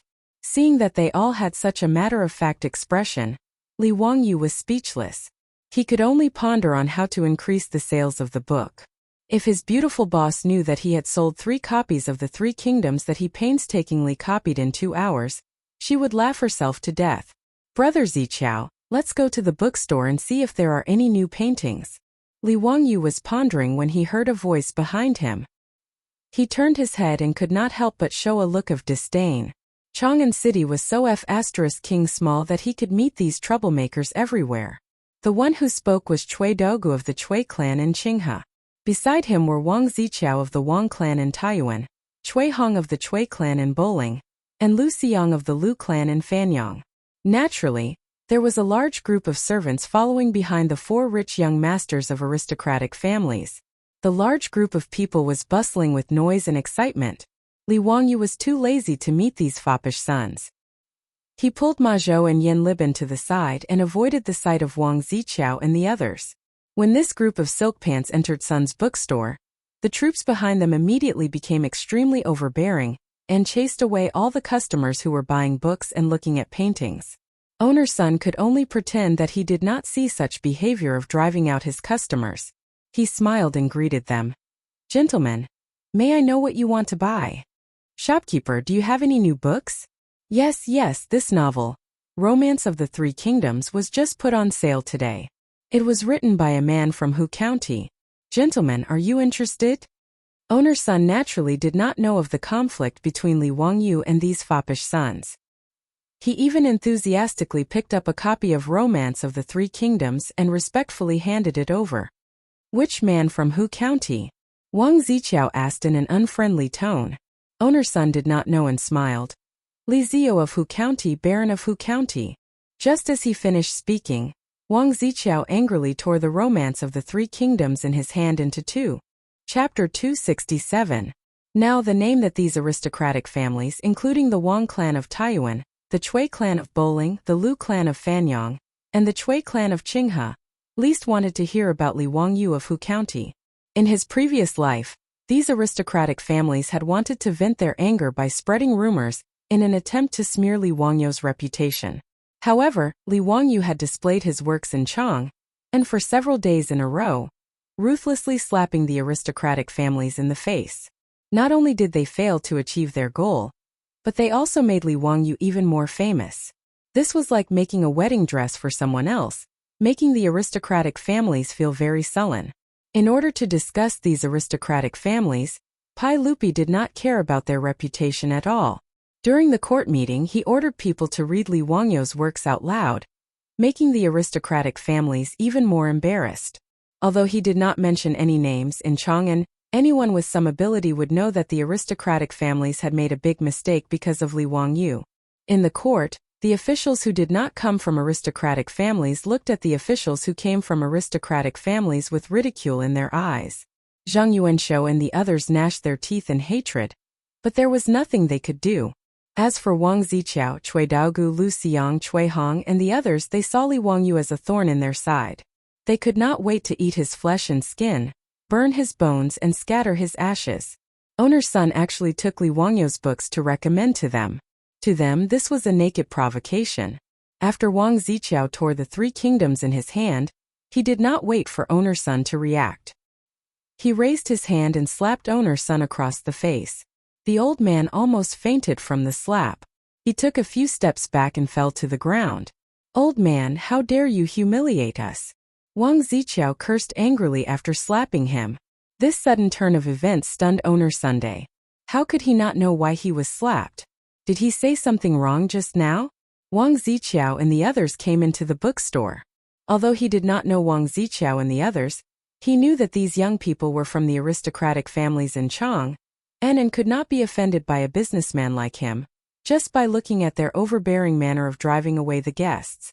Therefore, even though the guests were chased away, no matter how unhappy he did not show it in the slightest. Instead, he welcomed them with a smile. He was even afraid that the clerk in the bookstore would say something wrong and offend the noble, so he personally went up to receive him. As for recommending Li Wangyou's Three Kingdoms to them, it was because they had asked about his new book, so he naturally had to reply truthfully. Secondly, Li Wangyou's Romance of the Three Kingdoms was indeed a good book. Although it was only the first 5 chapters, with over 20,000 words, owner's son loved it so much that he couldn't put it down and studied it repeatedly. If it weren't for the huge difference in status between him and Li Wangyou, he would have urged Li Wangyou to write a manuscript. The first volume of the Three Kingdoms only had a short 20,000 words. It really wasn't enough to satisfy him. It made him want to read more, but he was also looking forward to the next chapters. Therefore, owner's son did not care that it was a novel and recommended it to Wang Ziqiao and the others. However, he did not expect to be slapped in the face. Young masters, why do you say that? Old me did not offend you in any way? Owner's son was beaten, but he did not dare to complain. He was just a businessman. If he was beaten by this group of good-for-nothings, then so be it. Even if they smashed his bookstore, what could he do? Ever since the Tang dynasty, the status of merchants had greatly increased compared to the previous dynasties. However, the so-called scholars, farmers, businessmen were always a respectable and inferior profession. Old man, do you think that the Taiyuan Wang clan is easy to bully? Taiyuan Wang clan? Young master, why do you say that? Old me does not dare to humiliate the Taiyuan Wang clan. Young master, are you mistaken? Owner's son said innocently. He really did not understand what was going on. Pui, old man, you still dare to say no? What's the meaning of this? Wang Ziqiao scolded, unwilling to let this matter go. Li Wangyou, this bastard's book, is it? When owner's son heard this, he realized that these nobles in front of him did not get along with Hu Xianan. It was because he recommended Hu Xianan's book that he was met with this disaster. He could only smile bitterly, crawl up to Wang Ziqiao and the others, bowing and apologizing repeatedly. It's a misunderstanding. How could this old man have such thoughts? This old man didn't know. No matter what, it's all this old man's fault, please forgive me. Owner's son's humble attitude did not earn the forgiveness of Wang Ziqiao and the others. They came to the East Market to relax because they were in a bad mood. When owner's son recommended Li Wangyou's book to them, they could not help but think of Li Wangyou's despicable face. They could not help but burn with anger, and wanted to find trouble with the owner of the bookstore to vent their anger. Smash this bookstore for this young master. How dare you sell that bastard Li Wangyou's book? Pui, are you trying to go against us? Do you think you're worthy? Smash it. Wang Ziqiao waved his hand to the troops behind him, indicating that they should smash the bookstore to vent their anger. You can't smash it, you can't smash it. Young masters, old me has apologized to you. Please let old me's bookstore go. You can't smash it. When owner's son heard that Wang Ziqiao and the others were going to smash the bookstore, he hurriedly stepped forward to stop them. However, how could he stop this group of wolf-like troops? He was pushed to the side and almost fell down again. The commotion in the bookstore, in addition to Wang Ziqiao's troops forcefully driving away the customers, had already attracted the attention of the crowd in the East Market. Outside Sun's bookstore, there were many people gathered to watch the commotion. Due to the deterrence of the fierce troops blocking the bookstore, no one dared to help owner Sunday. There were a few patrolling East Market Marshal Marquis. Seeing so many people gathered here, they hurriedly ran over. But after seeing the situation inside Sun's bookstore, these Marshal Marquis did not say a word and turned to leave. What happened to Sun's bookstore? Why was he blocked by someone? Owner's son is so young, how could he be beaten up? Why doesn't the East Market Marshal Marquis do anything? Shua, be careful with your words. Do you know who those people are? I don't know. Brother, please give me some advice. Those are all young masters with 5 surnames and 7 looks. The one who beat up owner Sun is the son of Taiyuan Wang clan's first wife. Who do you think dares to meddle in their business? TSK, 5 surnames and 7 looks. How impressive. How did owner Sun provoke these aristocratic families? No wonder the patrolling Marshal Marquis does not dare to meddle. Who says so? Consider old man Sun to be unlucky. Today Sun's bookstore, I don't think he can keep it. Sigh, how pitiful. Just as owner Sun felt that the end of the world had arrived, he heard a loud shout. Stop!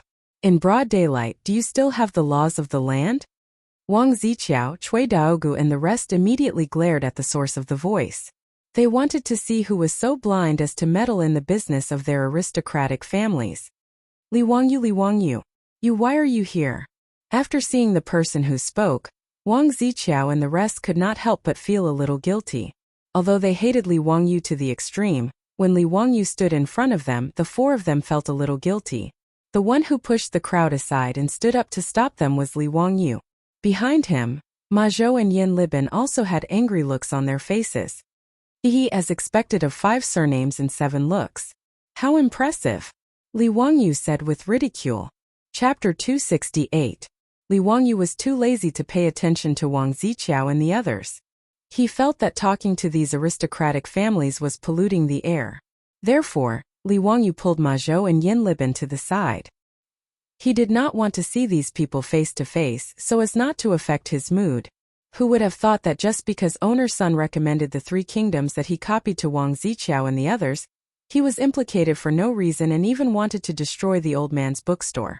Wang Ziqiao and the others were so arrogant and despotic. Even if his uncle could tolerate it, his aunt could not. Li Wangyu naturally would not stand by and watch. 5 surnames and 7 hopes, how impressive. You want to destroy other people's shops at the slightest provocation. Does the saint know that you are so awesome? Li Wangyu mocked. Li Wangyu, don't talk nonsense. It was the owner of this bookstore who humiliated us.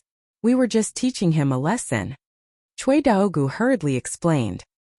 He did not want Li Wangyu to mention this matter to Pai Lupi. Li Wangyu showed a look of disdain. Humiliate you? Are you worthy? You don't be so arrogant. Do you want to be enemies with the 5 surnames and 7 hopes? Do you want to stand up for this insignificant merchant? How can we not teach such a disrespectful merchant a lesson? Insignificant merchant? May I know what your official positions are? What are your titles now? Li Wangyu asked. His words made Wang Ziqiao and the others speechless. They did not know how to answer. The aristocratic families led by the 5 surnames and 7 hopes mainly relied on the local areas. They relied on their power, money, and prestige to control the local politics and enjoy a superior political and social status, contending with the imperial power. However, in terms of status and titles in the imperial court, they were far inferior. Pai Lupi naturally would not confer high positions and titles to officials from aristocratic families. Even the head of the Zheng family, Zheng Yuanshou, was only a 3rd-rank official of the Honglu Temple. As for the disciples of these aristocratic families, they actually didn't have any official positions, nor did they have any titles. If one really wanted to talk about it, they were nothing more than commoners. He was different from Pai Lupi's group of debauches. Although Chang Chumo and the other debauches did not have a noble title, they all had official positions granted to them by the imperial court. Although most of them were fake titles, it was enough to show Pai Lupi's attitude. Normally, no one would be so tactless as to ask Wang Ziqiao and the others about their official positions and titles. The 5 surnames and 7 hopes were the best identities for the legitimate sons of these aristocratic families. Are you humiliating us? Wang Ziqiao roared in exasperation. Li Wangyu took out his goldfish talisman and waved it in front of Wang Ziqiao and the others. Do you see it clearly? I am the Baron of the founding county of the Tang dynasty, with the title of Huxian. You guys are nothing. Do you have any seniority? Why aren't you bowing to me? You. His words made Wang Ziqiao and the others speechless. Li Wangyu was now the Baron of the founding county of the Pai Lupi. Logically speaking, they should bow to Li Wangyu. But how could Wang Ziqiao and the others be willing to bow to Li Wangyu? They looked at each other and planned to turn around and leave. Stop! You tore my book and are going to leave like this? What are you going to do? Li Wangyu said. Didn't the adults in your family teach you to apologize for destroying other people's things? Prince Zhou chuckled and said, Apologize? Who can afford my 5 surnames and 7 hopes? Just because of this bookstore owner? You can ask him if he dares to accept my apology. When owner's son heard his words, he quickly waved his hand. Old me can't afford it, can't afford it. Please don't say that. Owner's son's surrender was naturally within Li Wangyu's expectations. How could a merchant go against the 5 surnames and 7 hopes? Not to mention a small bookstore owner, even if Chang'an's Zhou family was a wealthy family. If Zhang Liang, the commandery duke of Chongping, wanted his paintings, he could only obediently offer them up with both hands. Li Wangyu ignored owner's son and only stared at Wang Ziqiao. The book you just tore was placed in the bookstore for sale. It has nothing to do with this bookstore owner. Let me ask you, are you going to compensate or not? So what if I compensate? So what if I don't? If you compensate, then we can talk about it. If you apologize, then this matter will be dropped. If you don't compensate, then please leave. I will go ask your family for compensation. Li Wangyu once again waved the goldfish talisman in his hand at Wang Ziqiao and the others, indicating his status. With his title of Baron of Kaigua County, even if he was from the Taiyuan Wang clan, his status was now equal to Wang Ziqiao and the others' elders. These sons of the first wife were said to be of noble status, but according to the laws of the Tang dynasty, they were no different from ordinary people. Li Wangyu's words angered Wang Ziqiao and the others so much that they almost vomited blood. According to what he said, it was the 4 of them who would lose face. There was no need to say more about apologizing. Today, the face of the aristocratic families had been trampled to the ground by Li Wangyu, and if they didn't compensate, Li Wangyu would really use his status to force an explanation. That would be even more humiliating. If a young man came to their door and complained to their parents, the 4 of them would no longer be able to survive in Chang'an. At this time, Wang Ziqiao, Cui Daogu, Cui Hong, and Lu Xiang were forced into a corner by Li Wangyu and were in a dilemma. Just when they were at a loss, Cui Daogu inadvertently caught a glimpse of the pile of 3 kingdoms and the torn book on the ground by Wang Ziqiao. Thinking of owner's son's introduction, he couldn't help but turn his eyes and quibble. Huxian man, this is the book you wrote? Humph, as the founding Huxian man of the Tang dynasty, instead of thinking of repaying the saints, you wrote such unorthodox stories. It's really a disgrace to the educated. A gentleman wouldn't do such a thing. We were thinking of the saints, so we tore this book. We just don't want you to lose your mind and go astray. Novels had always been in a bad position in ancient Huaxia, and were in a suppressed position. The Han Shu Yi Wenji said, the novelist came from Yuguan. The street talk was created by those who listened to the talkers. It meant that what the novelists did was to record the street talk and hearsay of the people. They were seen as unorthodox people who didn't do proper work. Although Cui Daogu was quibbling, what he said was the common understanding of the scholars of the Tang dynasty about novels. Li Wangyu was not moved at all. He rolled his eyes. So what? Why do you care what I wrote? What does it have to do with you? What do you want? Ma Zhou also said indignantly, even if my teacher wrote a novel, it's still a work passed down from generation to generation. How can it be called unorthodox?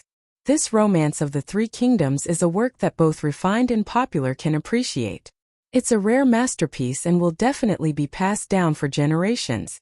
When Cui Daogu, Wang Ziqiao, and the others heard Ma Zhou's words, they laughed so hard that they bent forward and backward. Haha, a novel actually wants to be passed down for generations. You master and disciple are not afraid of boasting. The wind will cut your tongue. TSK, so this kind of hearsay novel can also become a work passed down from generation to generation. Today has really broadened my horizons. Why don't we let the scholars take a look and see whether or not this novel is a waste of time? Wang Ziqiao and the others mocked and ridiculed, but Li Wangyu was too lazy to even lift his eyelids. I'll ask you one more time. Are you going to compensate or not? Chapter 269. Faced with Li Wangyu's interrogation, Wang Ziqiao threw caution to the wind and stubbornly replied, what if I tear up a book that no one cares about? Li Wangyu looked at him with contempt. No one cares about it? Do you think you have the qualifications to evaluate my book? Why can't I say it? Why were there so many of these novels piled up in the bookstore? Li Wangyu, are you planning to sell it as cleaning paper? Wang Ziqiao mockingly pointed at the pile of Romance of the Three Kingdoms in the bookstore. Haha, why don't I take out a copper coin and treat these books that no one cares about as waste paper and sell them all to me? It's also fine to use them to light a fire. Cui Daogu also joined in with a laugh. Lu Xiang and Cui Hong also laughed and nodded repeatedly in agreement. Ma Zhou and Yan Libin were so infuriated by this group of rich young masters that they almost went berserk. Humiliating Li Wangyu like this was equivalent to humiliating them both. However, Li Wangyu stopped the two who were about to go berserk. Facing the ridicule of Wang Ziqiao and the others, he only smiled contemptuously. Since you all keep saying that no one cares about my book, why don't we make a bet? Bet? What do you want to bet? Hearing the word bet, Wang Ziqiao and the others suddenly had a bad feeling. Whether it was in the Zhan Temple or in the brothel of Peace Square, they had lost both bets with Li Wangyu. Wang Ziqiao's face was even more unsightly. He remembered the bet he made with Li Wangyu, saying that he had to avoid him at all costs. Li Wangyu looked at Wang Ziqiao with deep meaning. Let's bet how many copies of this Romance of the Three Kingdoms can be sold in 10 days. How about it? Okay, we'll bet that your book can't be sold in 10 days. How about it? Do you dare to bet? Upon hearing Li Wangyu's words, Wang Ziqiao's eyes lit up, and he immediately proposed an extremely difficult and impossible bet condition. After he finished speaking, Cui Daogu and the others also laughed loudly and agreed. That's right, we'll bet that you won't be able to sell 10,000 copies in 10 days. How about it, Huxian man? Do you dare to bet? Ma Zhou couldn't help but panic. How dare you spout such nonsense? How is it possible to sell 10,000 books in 10 days? Haha, what does this have to do with us? Didn't Huxian Nan want to bet on the sales of his book? Our conditions are as such. It's up to you whether you want to bet or not. If you don't dare to bet, then we don't have the time to grind our teeth with you. Goodbye. Wang Ziqiao thought that he had caught Li Wangyu's weakness. After ridiculing Ma Zhou for a while, he was ready to call the others to leave. Wait, you haven't said what the stakes are. Li Wangyu suddenly called out to them. What stakes? Wang Ziqiao and the others didn't understand Li Wangyu's meaning. Li Wangyu continued to ask, didn't you want to bet that I won't be able to sell 10,000 copies in 10 days? Why don't you tell me what the stakes are? If you sell it, what will you do? That's impossible. Impossible, wouldn't you win even more easily? What, you don't dare to bet with me? Li Wangyu continued to provoke them. Why wouldn't we dare? If you can sell 10,000 copies in 10 days, we'll lose to you, so what if we lose 10,000 gold?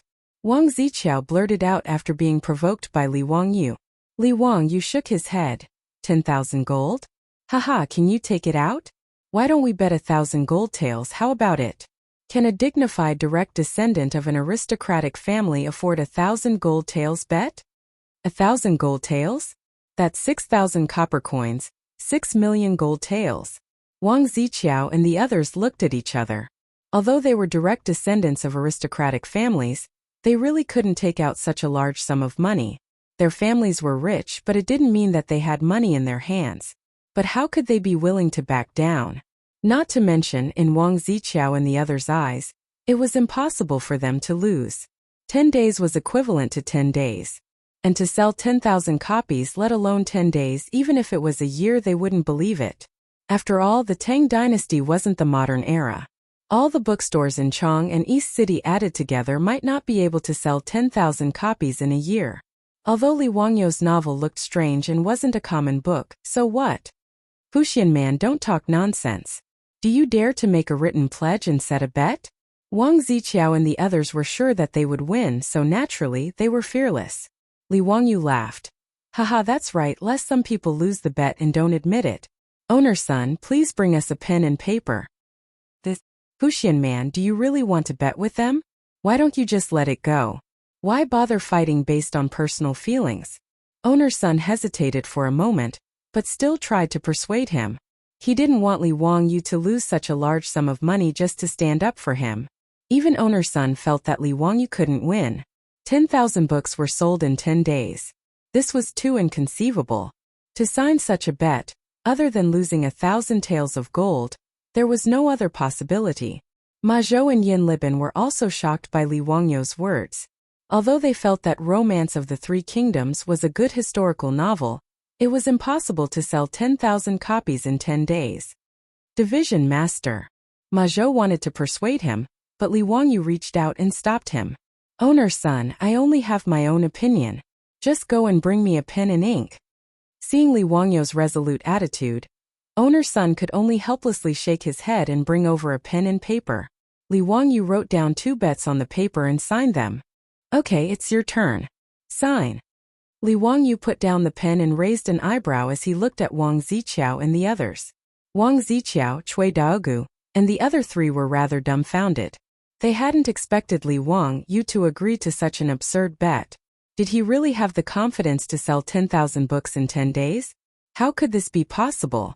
In the eyes of the Tang, the contents of this bet were no different from the modern era's demand to paint the Great Wall in 10 days.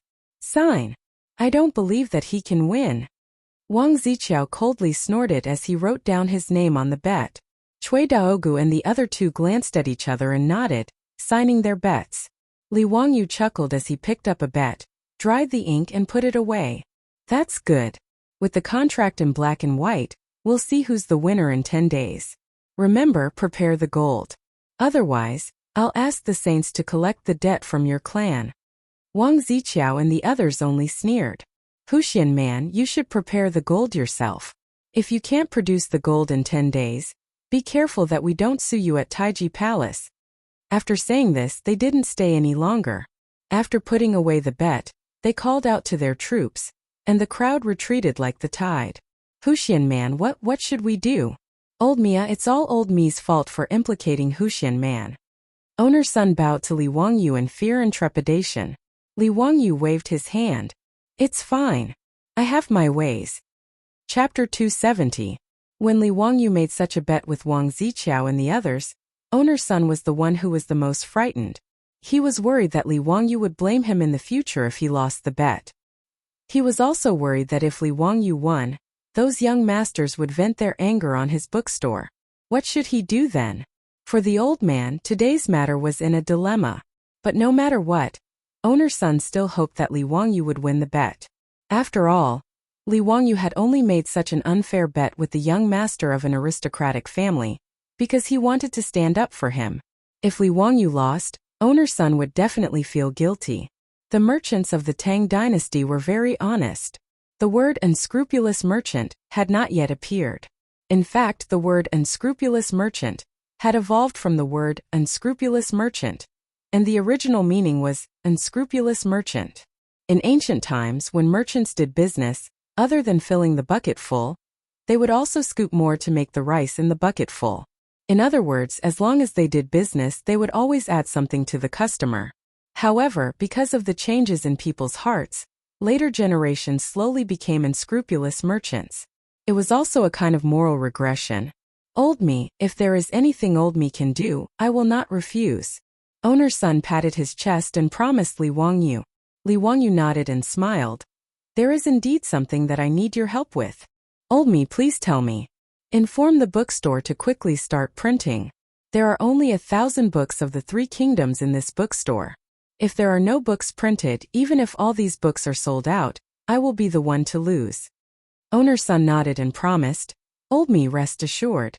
Old me will immediately return to Huxian and arrange for the bookstore to start printing. Old me guarantees that within 5 days, the remaining 10,000 books will all be printed. That's good. Thank you, Owner's son. Li Wangyou continued after thinking for a while. The second volume of the Romance of the Three Kingdoms has already been copied. Tomorrow I will have someone send it to the bookstore. Owner's son, please have someone start to engrave the plates. We will strive to have the second volume on the market in 7 days. We will still print 10,000 copies. Old me understands. Owner's son was now in the same boat as Li Wangyou. Naturally, he nodded his head and agreed. After leaving the bookstore, Yin Libin and Ma Zhou had a worried look on their faces. Division Commander, how can you agree to the wager of the Wang, Cui, and Lu families? It's really impossible to sell 10,000 books in 10 days. If we lose the bet, will the teacher really have to compensate them with 1,000 taels of gold? Li Wangyu didn't panic at all. He smiled at the two of them and said, "What are you afraid of? There's no possibility of losing this bet. Do you think I'm as stupid as those Wangs? Take a closer look at this bet. Are they sure to lose? What? How is that possible?" Ma Zhou and Yin Liben were stunned when they heard this. They hurriedly reached out to take the signed agreement and read it carefully a few times. After looking at the bet several times, the two were still confused. They didn't know what Li Wangyu meant. "Division Commander, forgive us for being slow-witted, but why can't we see anything wrong with this bet?" Li Wangyu chuckled and said, "This bet only stipulates that the bookstore will sell 10,000 copies of The Romance of the Three Kingdoms in 10 days. Is that right?" Ma Zhou and Yin Liben looked at each other and nodded. "That's right. You still don't understand? You two should just die of stupidity. Let me ask you, if Cheng Chumo and the others go to the bookstore and buy all the books, does that count as completing the bet?" Li Wangyu rolled his eyes at the two disciples. "Ah!" Ma Zhou and Yin Liben were instantly petrified. Their minds were filled with lightning and thunder, and they were stunned. Can it be like this? How can it be like this? Isn't this cheating? But it seems like it really can be done. Anyway, it's nothing more than selling all 10,000 copies of The Romance of the Three Kingdoms to Cheng Chumo and the others. Afterwards, they can hand them over to the bookstore to slowly sell. In this way, Wang Ziqiao and the other aristocratic family disciples would really have to suffer in silence. Anyway, in the bet, there was no stipulation on who to sell these 10,000 copies of The Romance of the Three Kingdoms to. "Division Commander, this is a bit." Ma Zhou was thinking about what words to use to describe Li Wangyu's shameless idea. But for a long time he couldn't find the right words. Li Wangyu stared at him. "What? Are you going to let me lose to those disgraceful debauches?" "Of course not. This disciple naturally hopes that Division Commander will win. But what? Hurry up, I still have to rush back to Dingzhou village. You and Liben can go do your own things. Don't follow me." Li Wangyu didn't pay attention to the two dumbfounded disciples. He called Niu Wu and rode back to Dingzhou village. He was in a hurry to go back. Naturally, he wanted to find his beautiful boss to discuss how to make a marketing plan for The Romance of the Three Kingdoms. Although Li Wangyu and Ma Zhou said that they wanted to trick Wang Ziqiao and the others, in fact, he didn't intend to bully these aristocratic family debauches. It was just a kind of insurance. Li Wangyu didn't want the famous book that he had painstakingly copied to be a pearl covered in dust in the Tang dynasty. That would be a waste of his painstaking efforts. He wanted to make a name for himself, but instead became a joke. That was not what he wanted to see. The Romance of the Three Kingdoms being neglected in the Tang dynasty was something that Li Wangyu didn't expect before, but he didn't lose heart. At least from the performance of Ma Zhou and Yin Liben, The Romance of the Three Kingdoms could still be accepted and liked by the scholars in the Tang dynasty. It was just that The Romance of the Three Kingdoms had not become famous yet, so no one knew about it. Therefore, just like Owner's son, who only put the book on the shelves and waited for people to slowly discover the treasure, was definitely not a good way to sell it. He needed to have a good discussion with his beautiful boss about how to make a marketing operation in the Tang dynasty. He needed to let the people of the Tang dynasty understand the great power of advertising and marketing. At the end of the 70s in Huaxia, the first TV advertisement appeared.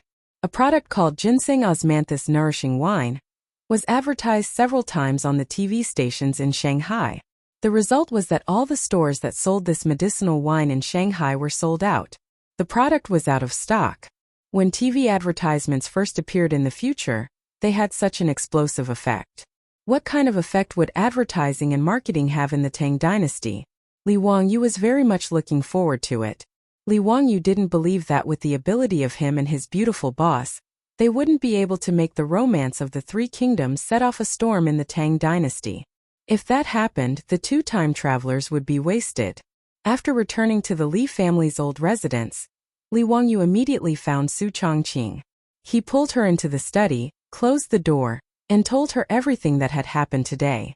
The two of them discussed in whispers for most of the day in the study. Finally, they decided on a series of advertising and marketing plans. Chapter 271. 5 days later, at the Vermilion Bird Gate in Chang'an Imperial City.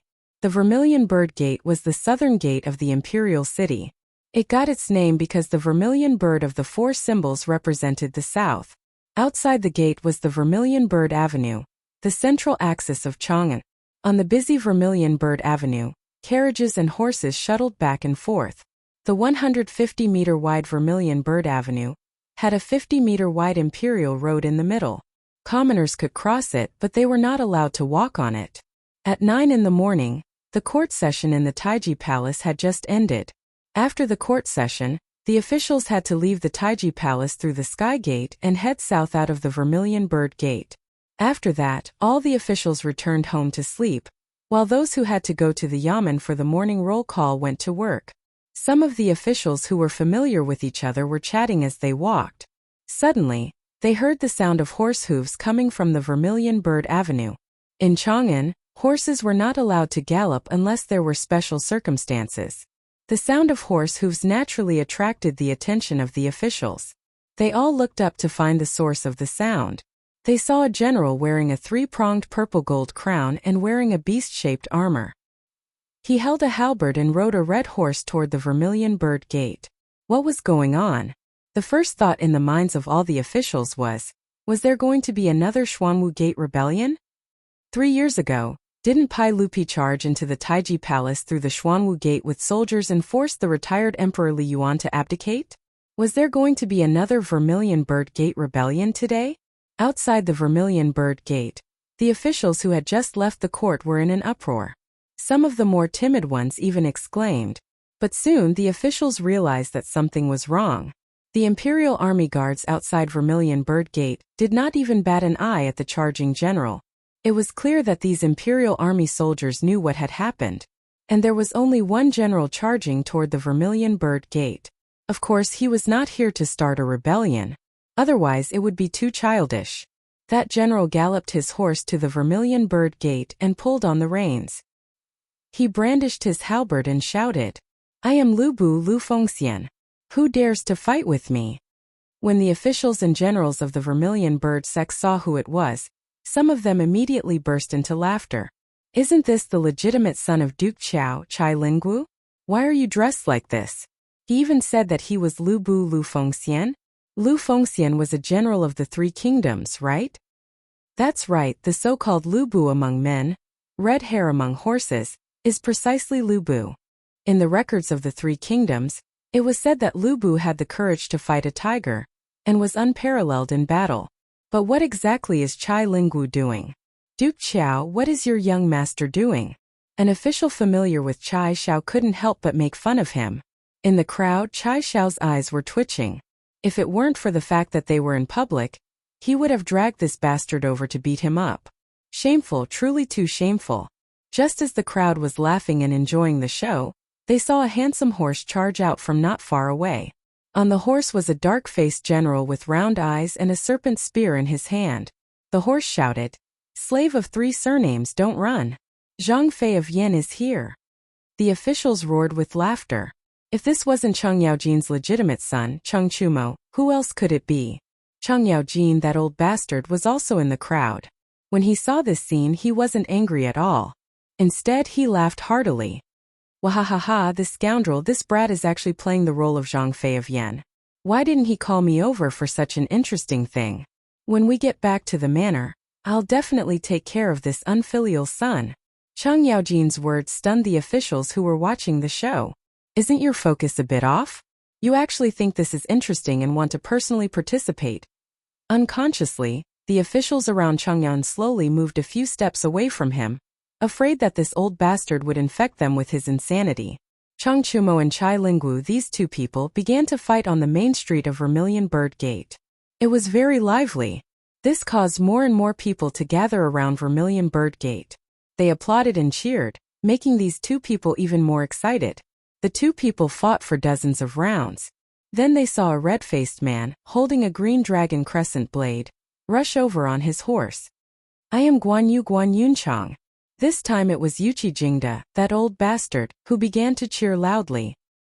He shouted with his broken voice, "It's my family's child. Dog, you even painted your face red. Yuchi Baolin, if you can't beat them, don't go home." His words almost made Yuchi Baolin, who was disguised as Guan Yu, fall off her horse. She calmed herself down and pretended that she didn't hear anything. She raised her blade and attacked Chai Linggu. The 3 horses fought for 30 rounds. Then they saw another horse rush out from the side. On the horse's back was a white-faced general, holding a double-edged sword. "I am Liu Bei Lu Xuanda. Little Lu Bu, don't hurt my brother." Then he urged his horse forward. The 4 people fought on Vermilion Bird Gate. This time it was Feng Xuanling's turn to be stunned. The old man's temples suddenly throbbed. The one who called himself Liu Bei was his second son, Feng Jun Feng Ai. Du Ruhui also poked him with his elbow.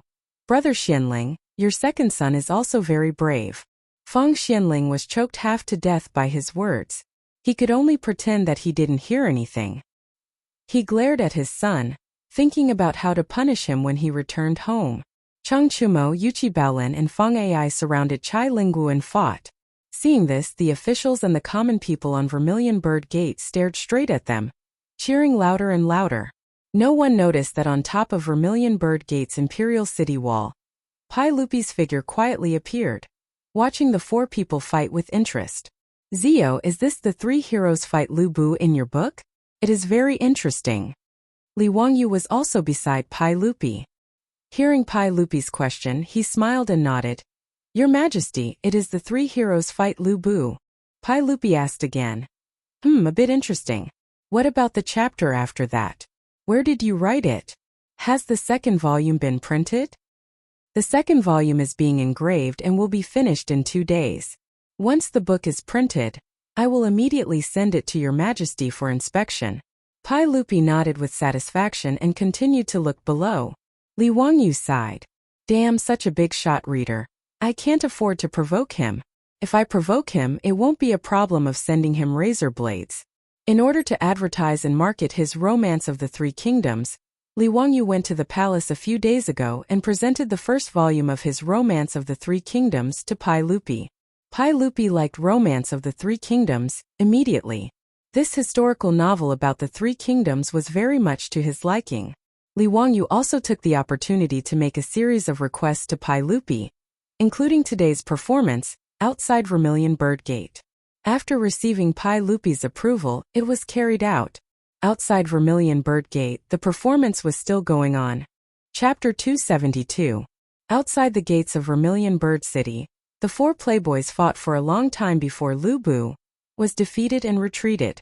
The 4 of them left on their horses and the crowd on Vermilion Bird Avenue cheered again.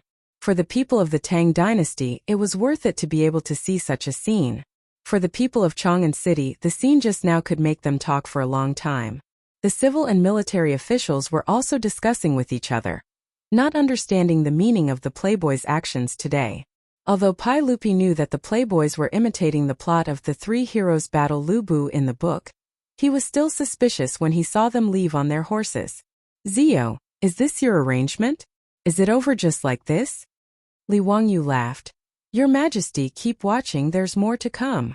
He had finally convinced Pai Lupi to allow him to hold a marketing event for Romance of the 3 Kingdoms, in front of the civil and military officials, as well as the people of Chang'an City. How could it end so anticlimactically? The performance of the 4 playboys just now was just to warm up the atmosphere and attract the attention of the crowd. After the 4 playboys left on their horses, the crowd thought that there was no more drama to watch and started to talk loudly, discussing the meaning of the scene just now. Some of the scholars who were familiar with history immediately showed off their knowledge and explained who Lu Bu, Zhang Fei, Guan Yu and Liu Bei were in the 3 kingdoms. Just as the crowd was about to disperse, a few singers in palace attire walked out from the crowd on both sides of Vermilion Bird Avenue with various instruments in their hands. Under the astonished gazes of the crowd, they slowly walked to the center of Vermilion Bird Avenue and faced the gate of Vermilion Bird City. They plucked the instruments in their hands and played pleasant music. The crowd that was just about to disperse immediately stopped. The singers opened their mouths and sang in unison. In the Han Dynasty, the heavens are Huanling. The red sun is about to tilt to the west. The treacherous minister Dong Zhuo deposed the young emperor. Zhang Jide of Yan appeared, holding the snake spear 8 zhang long. Lu Bu struggled to walk, looking at his home mountain from afar, flattering his horse. The song that the singers were singing was the poem from this chapter of The Romance of the Three Kingdoms. Accompanied by the singing, under the astonished gazes of Pai Lupi and the officials, more and more dancers, singers and musicians walked out from the crowd on both sides of Vermilion Bird Avenue and merged into the group of singers. The chanting grew louder and louder, and the number of people in the group increased as well. Along with the music and singing, the people on the Vermilion Bird Avenue started to dance. This scene left Pai Lupi and the civil and military officials dumbfounded. How could it be done like this? Weren't these people just watching from both sides of Vermilion Bird Avenue? Why did they suddenly walk to the Vermilion Bird Avenue one after another and start singing and dancing? Vermilion Bird Avenue, which was more than 100 meters wide, was now filled with hundreds of people. These singers, dancers, and musicians were all performing the same dance and reciting the same poem. After reciting the poem 3 times, the music suddenly stopped. The people performing on Vermilion Bird Avenue all shouted in unison. The general trend of the world: long united must divide, long divided must unite. Drinking wine and discussing heroes, all in the romance of the Three Kingdoms. Fuxing County's Li Zio's new masterpiece, the historical novel Romance of the Three Kingdoms, talks about the general trend of the world. Chang'an and Shi City, all the major bookstores are selling it. After the advertising slogan was shouted, the civil and military officials in front of the Vermilion Bird Gate were almost petrified. The people watching from both sides of the avenue were also completely flabbergasted. Pai Lupi was even more speechless. He glared at Li Wangyu, who was secretly laughing to the side. What kind of nonsense is this? Isn't your shouting a bit too straightforward? What do you take my Vermilion Bird Avenue for? Even the peddlers walking the streets wouldn't shout like this, right? No matter what they thought, after the dancers, singers, and musicians on Vermilion Bird Avenue shouted the advertising slogan 3 times, they suddenly scattered in all directions. Very quickly, they merged into the crowd of onlookers and could no longer be found. Vermilion Bird Avenue once again became empty. Li Wangyu snickered in his heart. Have you seen the flash show of the future? Flash show refers to a lot of people in a specific place, at a specific time, unexpectedly doing a series of specific songs, dances, or other actions at the same time, and then quickly leaving. After Li Wangyu and his beautiful boss discussed it, they moved the flash show to the Tang Dynasty's Chang'an. They did this to advertise the book Romance of the Three Kingdoms. It could be said that they had put in a lot of effort. These people who were performing the flash show on Vermilion Bird Avenue were all found by Li Wangyu from Pingkong Fong. A team of 100 people performed the flash show in less than the time it took to burn a stick of incense, but rehearsed it for a day. For this, Li Wangyu paid everyone the same amount of copper coins. If it wasn't for the fact that he had finally saved up some money, he wouldn't have dared to spend so much money. Li Wangyu originally planned to find an actor to cosplay the 3 heroes battle Lu Bu, seen at the beginning. However, when the other playboys heard about this, they immediately snatched this job. In order to compete for these 4 roles, the playboys even broke out into a fierce war. After a bloody battle, Chang Chumo, Chai Lingwu, Fong Yai, and Yuchi Baolin snatched the right to perform. Chai Lingwu originally didn't want to cosplay Lu Bu, and wanted to exchange roles with Chang Chumo, but Li Wangyu dissuaded him. Zio, why don't you let me cosplay Zhang Fei? Li Wangyu looked him up and down for a long time. He only said one sentence, which made Chai Lingwu give up on the idea. Chang Chumo's face is black. The playboys who didn't get the role were very dissatisfied. Li Wangyu repeatedly assured them that there would be more opportunities for them in the future, which temporarily dispelled their resentment. In this regard, Li Wangyu could only shake his head.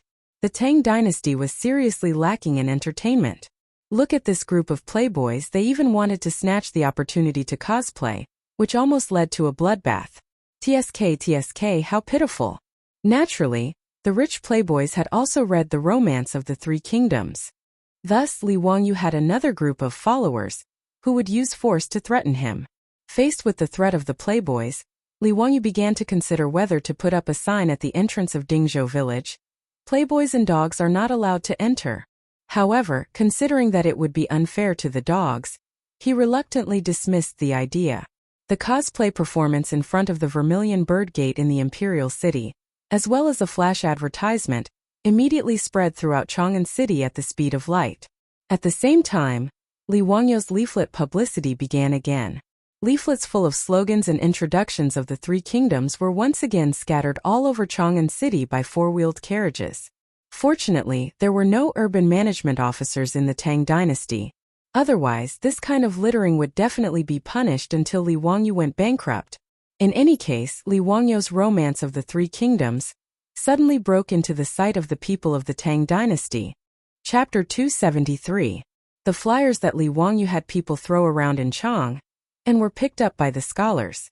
When they saw the content, their expressions changed drastically, and they carefully hid the flyers away like thieves. If there were transmigrators in the future who saw the titles of these flyers, they would definitely curse Li Wangyou for being shameless. The titles on these flyers were truly the essence of the news shock department.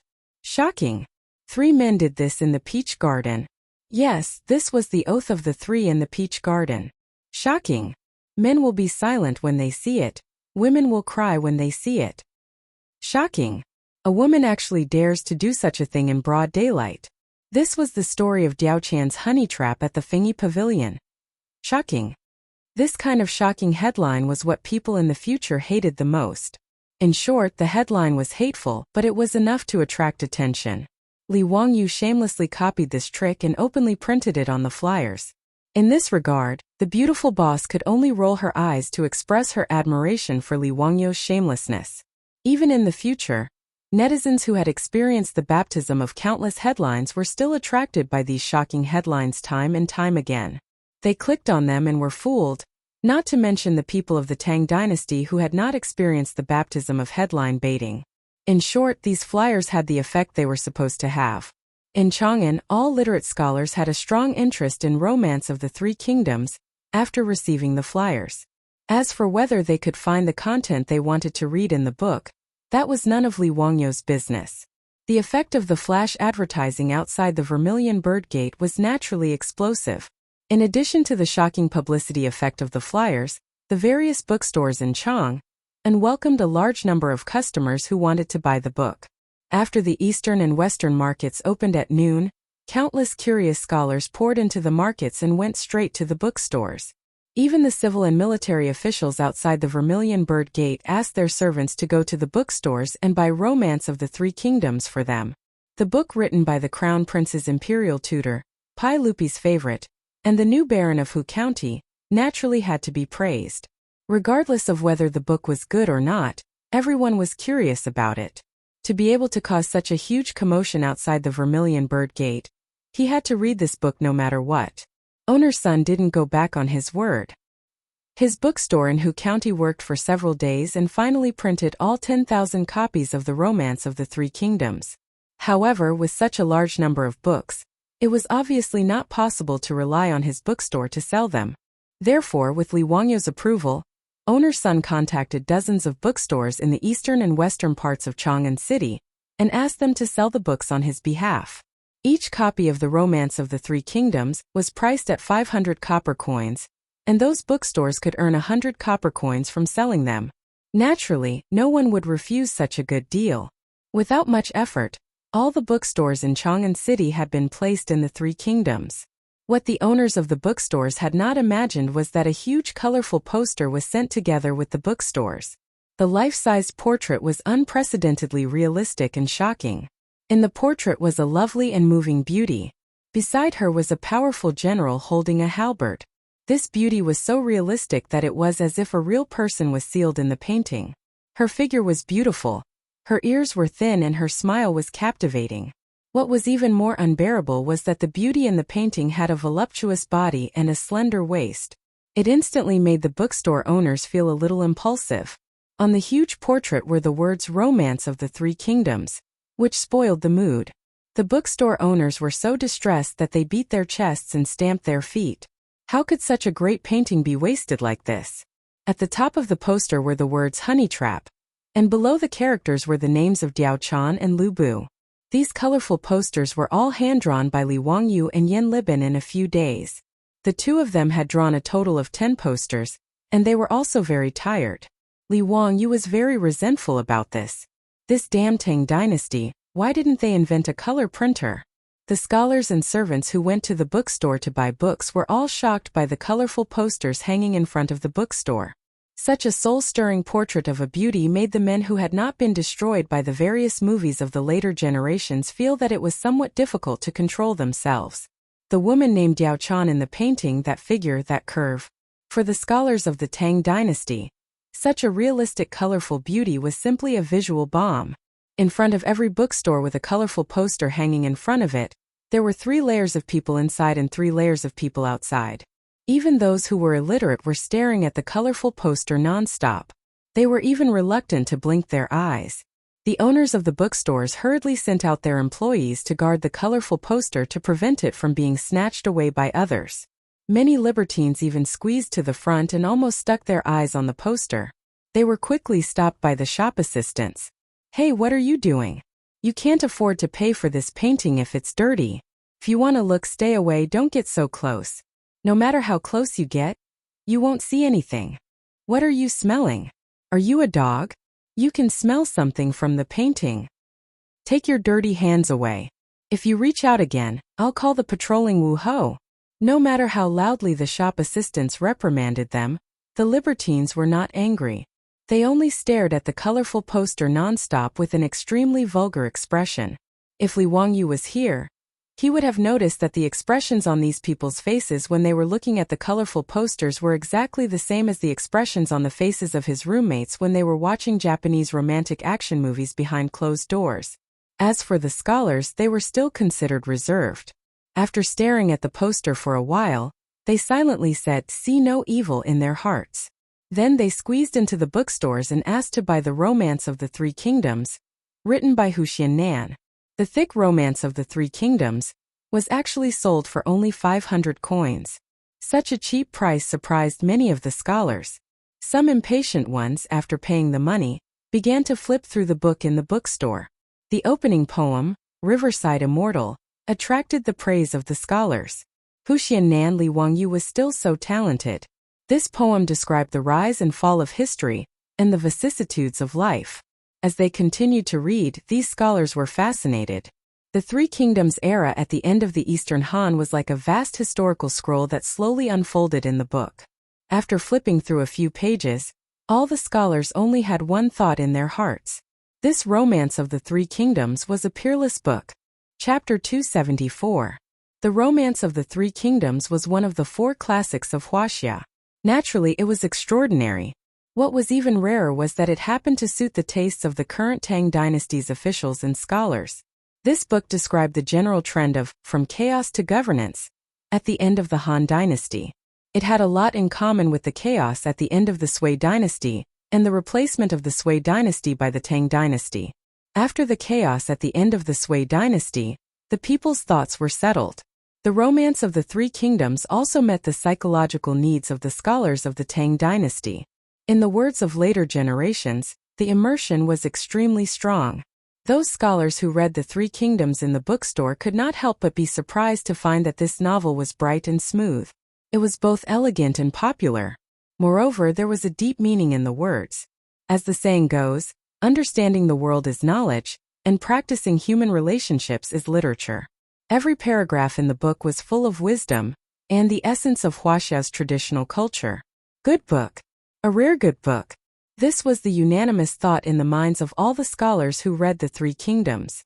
Such a good book should be poured into a cup of good wine and read carefully while drinking.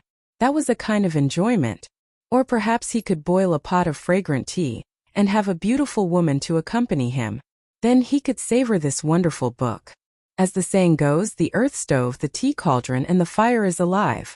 Where can the joy of reading be found? Several plum blossoms, the heart of the world. In short, the scholars who read The Three Kingdoms all opened their wallets and bought the book. Even if there were scholars who were poor and did not have enough money, they still shamelessly borrowed copper coins from their companions and bought a book. In the 2 cities of Chang'an, more than a dozen bookstores were like this. It was unprecedentedly popular. The scene of selling books even scared the owners of the bookstores. No one had ever seen books sold like this. Those scholars gave away a lot of copper coins just to get a copy of The Three Kingdoms. The Three Kingdoms plagiarized by Li Wangyu was completely popular. Seeing that the stock in each bookstore was decreasing, the owners of the bookstores hurriedly called their shop assistants and asked them to quickly go to Suanji bookstore in the East City to replenish the stock. Due to the fact that Romance of the Three Kingdoms was a story, most of the bookstore owners didn't ask for too many books when owner's son sent them over. They thought that the books would take up too much space. The books in these bookstores ranged from 100 to a few dozen books. Now, with so many scholars rushing in to buy the books, many bookstores were sold out. The owners of these bookstores were already starting to regret not leaving behind more copper coins when owner's son came to sell his goods. After all, these were all copper coins. If he sold one book, he would earn 100 copper coins. If he sold 10 books, he would earn 1 copper coin. Looking at the customers who squeezed into the bookstore with strings of copper coins in their hands, the owners of the bookstore sighed in their hearts. This money was too easy to earn. Owner's son: I'm an employee from the Ma family bookstore in Shi City.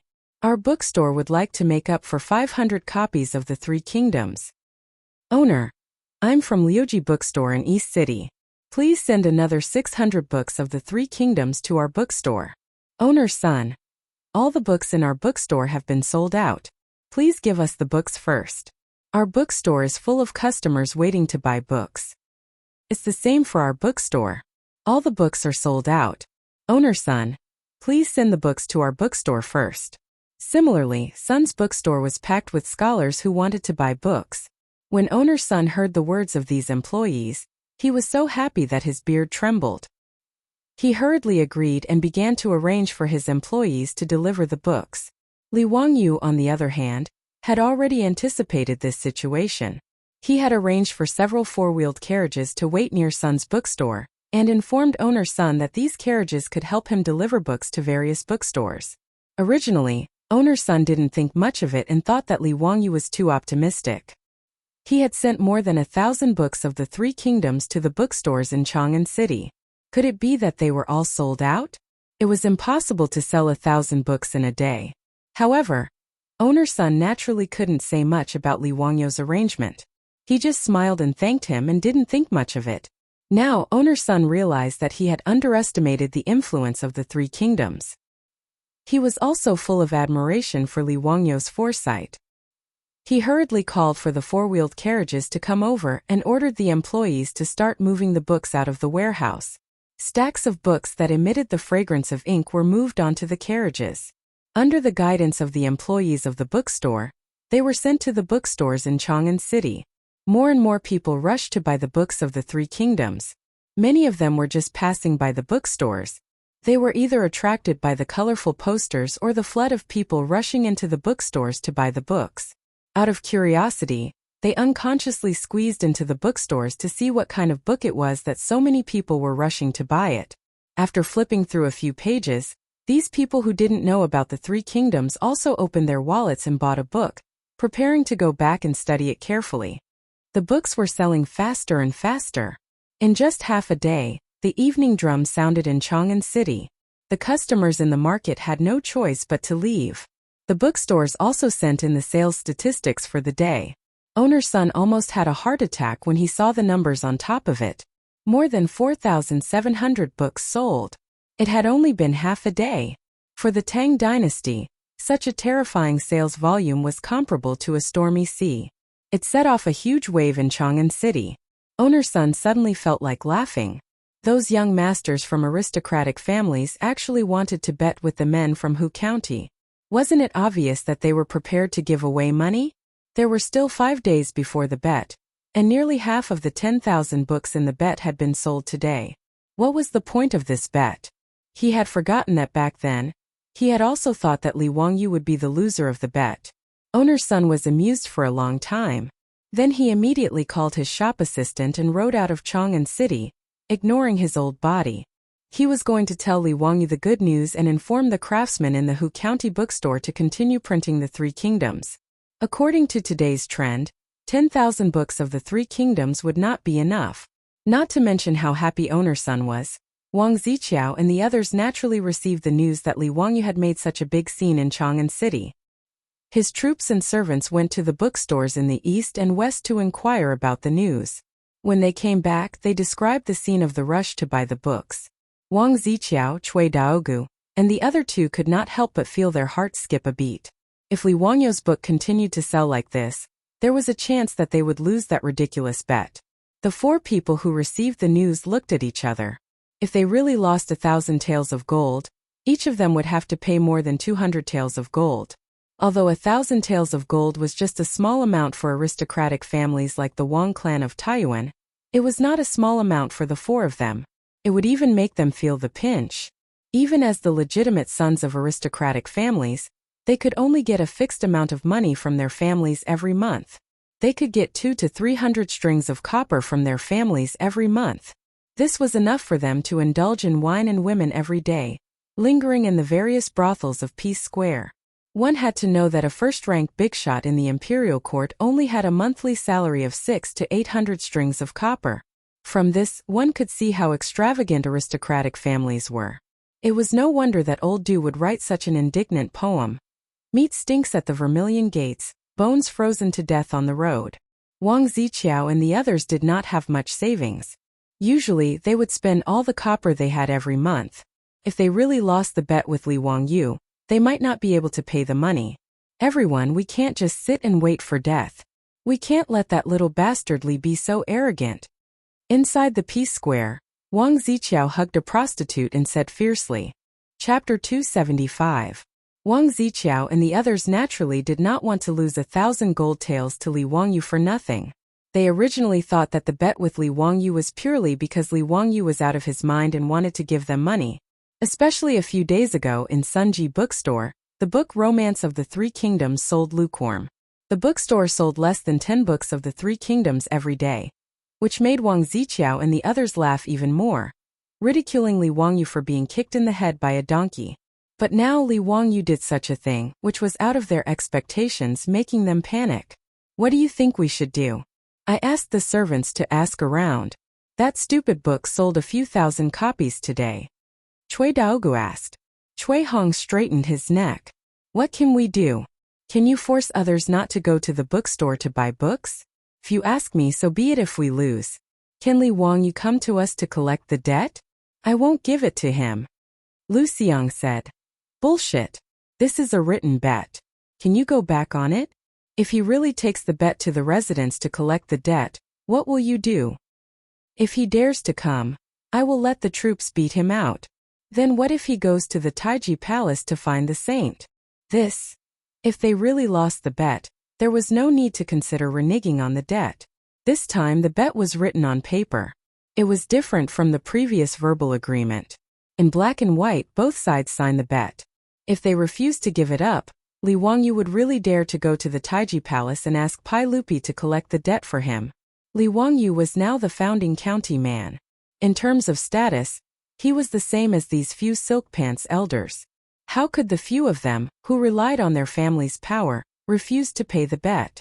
It's neither right nor left. Then what do you think we should do? Are we really waiting to lose the bet and obediently hand over the gold with both hands? Cui Hong was also angry. His words left Wang Ziqiao and the other two speechless for a while, not knowing what to do. Wang Ziqiao suddenly drove away all the prostitutes and singers around him. He lowered his voice and said to the three of them, I have an idea, but I don't know if you dare to do it. What idea? Let's hear it. Come closer. My teachings are not to be passed on to 6 ears. Cui Daogu and the other two hurriedly came over. After hearing Prince Chao's words, the three of them were speechless. Brother Ziqiao, this method is extremely risky. What if? Cui Daogu was a bit hesitant. 200 taels of gold was actually not much. Taking a risk for this bit of gold was not worth it. Lu Xiang also shook his head. That's right. At most you'll lose 200 taels of gold. It's not worth it, right? However, Cui Hong supported Wang Ziqiao's idea. I think it's fine. If we really lose, it's not just a trivial matter of 1,000 taels of gold. What we lose is the face of our family. When he said this, it made Cui Daogu and Lu Xiang hesitate. Just as Cui Hong said, losing a bit of gold was nothing. But to lose the face of the family, that was not okay. Wang Ziqiao advised again. Let's each send a capable troop to do this. After the matter is done, Give them a sum of money and send them back to Taiyuan, bowling and other places. How much trouble can they cause? Cui Daogu and Lu Xiang silently looked at each other and nodded in agreement. It was night. Chang'an City East Market. Suddenly, an ear-piercing copper whistle sounded.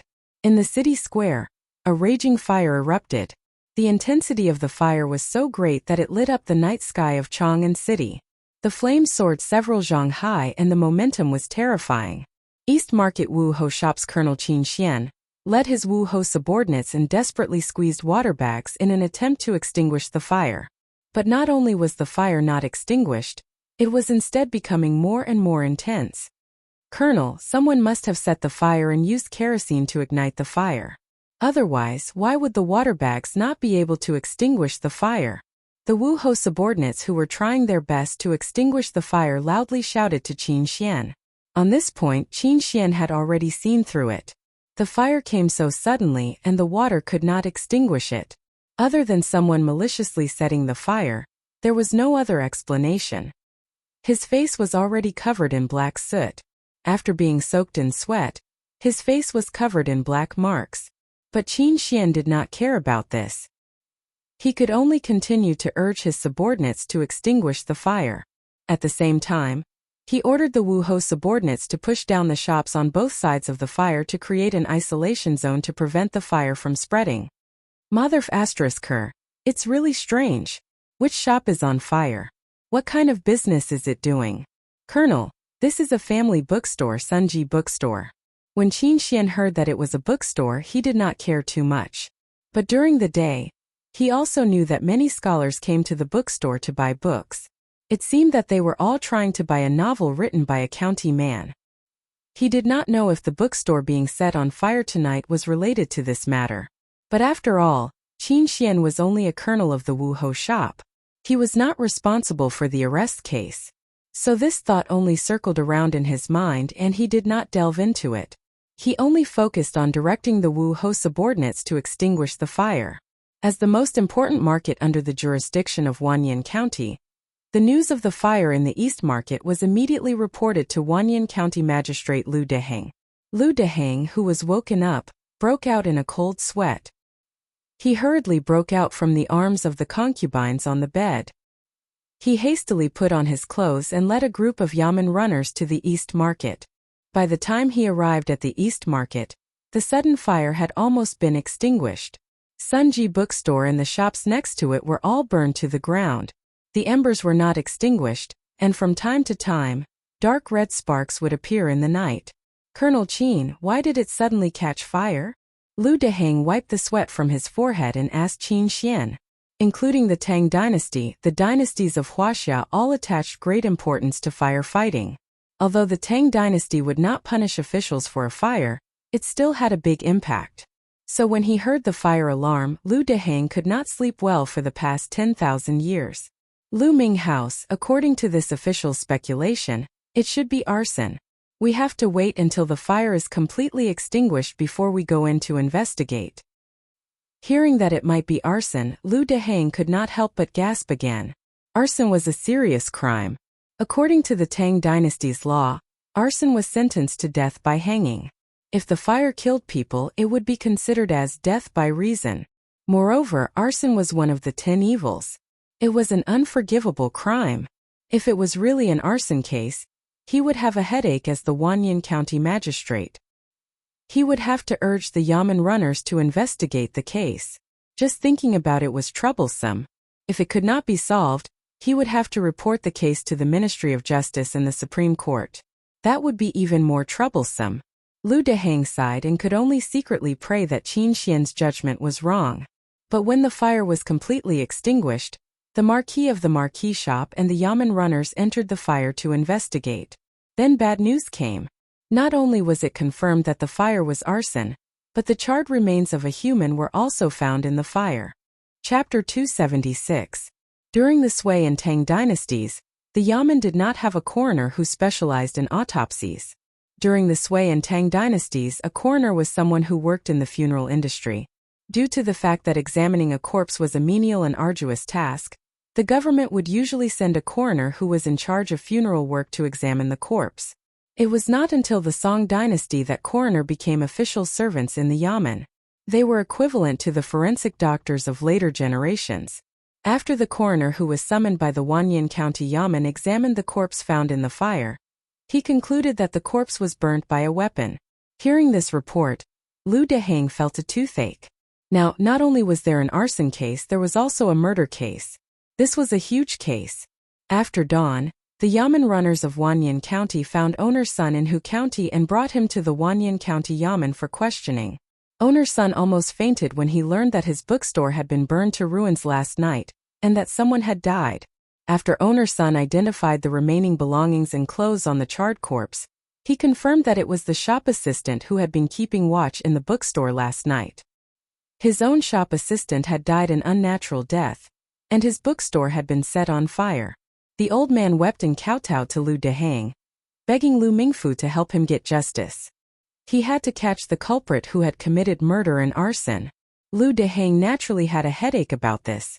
After asking owner's son in detail whether he had any grudges with anyone recently, and whether he had any enemies, Lu Deheng sent the old man out. Putting aside how Lu Deheng urged the Yamen runners to handle the case, owner's son walked out of the Wanyan County Yamen in a daze, and was numbly brought to the eastern market by his shop assistant. Looking at the bookstore that had been burned to the ground, the old man could not help but shed tears. This bookstore was not worth much and could be rebuilt with just a few dozen strings of coins. However, there were a large number of books in the bookstore, especially those handwritten copies and famous paintings. They were all priceless treasures.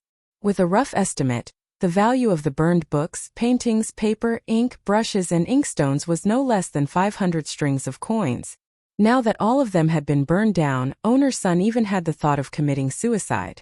When the shopkeepers of the surrounding shops saw owner's son suffer such a disaster, they all shook their heads and sighed. They all comforted the old man. "Owner's son, my condolences. Sigh, this is truly a sin. How dare a murderer commit murder and arson in Chang'an, and in broad daylight? Damn it. Owner's son, if there's anything you need, just tell this old man. This old man will help you get through this difficult time. Owner's son is such a nice person. He has never argued with anyone, and is always honest in his business dealings. How could someone be so cruel?" The group of merchants all spoke up to console the old man, causing owner's son to feel slightly comforted. He cupped his hands in thanks to everyone and began to make arrangements for the aftermath. He ordered people to clean up the ruins of the bookstore and take stock of the losses. He also arranged for someone to report the news to the shop assistant who was killed. He also had someone send copper coins to express his condolences. After busying himself for half a day, owner's son suddenly recalled something and his face warped in shock. He had no time to care about anything else. He pulled over a shop assistant and hurriedly gave him a few instructions. Then, he hurriedly mounted his horse and ran out of Chang'an City. Owner's son suddenly remembered that there were still thousands of copies of the Romance of the Three Kingdoms in the bookstore. He had to go to Dingzhou village to inform Li Wangyu about this matter. As he galloped on horseback, a thought flashed through owner's son's mind. Could this sudden fire have something to do with those aristocratic families? After thinking carefully, the old man could not help but break out in a cold sweat. He had no quarrel with anyone. Apart from those books and paintings, there was nothing valuable in the bookstore. If it was for money, there were many shops in the eastern market that dealt in gold and jewelry. There were plenty of valuable things. How could a thief commit murder and arson just to steal books? Owner's son did not think that there were any enemies that would be so fierce, except for some minor conflicts with the legitimate sons of the aristocratic families such as the Wang clan of Taiyuan and the Chui clan of Bowling. Thinking deeper, owner's son felt even more frightened and his heart raced. He thought of the bet that Li Wangyu had made with those young masters of the aristocratic families. He had promised to sell 10,000 copies of the Three Kingdoms in 10 days. But now, all the books in his bookstore had been burned to ashes. Owner's son did not dare to continue thinking about it. This was not something that a merchant like him could participate in. The old man whipped the horse twice more and sped up towards Dingzhou village. Li Wangyu had just woken up and received such bad news. He could not help but be shocked. He exchanged glances with his beautiful superior, and could tell what the other was thinking from their eyes. If this matter had nothing to do with the aristocratic families, Li Wangyu dared to wring his head off and give it to the aristocratic families to kick as a ball. Yesterday he had just created a sensation in Chang'an City and made the romance of the Three Kingdoms sell like hotcakes. But in the middle of the night, someone had sneaked into Sun's bookstore to commit murder and arson. This was definitely not a coincidence. With the books burned, it was naturally impossible to sell 10,000 copies of the Romance of the Three Kingdoms. A few days later, he would be considered to have lost the bet and would have to pay Wang Ziqiao and the others 1,000 taels of gold. Li Wangyu did not expect that Wang Ziqiao and the others would be so crazy. For a bet of 1,000 taels of gold, they dared to commit murder and arson. This was truly outrageous. Li Wangyu naturally did not know that these aristocratic families dared to do anything for their own reputation. If he had not been conferred the title of meritorious noble by Pai Lupi, the aristocratic families would have already made a move on him. Whether it was the Zheng clan of Xingyang or the Wang clan of Taiyuan, they had been unhappy with him for a long time. Now, it was only because they were afraid of Pai Lupi that these aristocratic families did not dare to openly deal with Li Wangyu. Li Wangyu's face was gloomy as he asked, "Owner son, can your bookstore in Hu County print more books urgently?" Of course.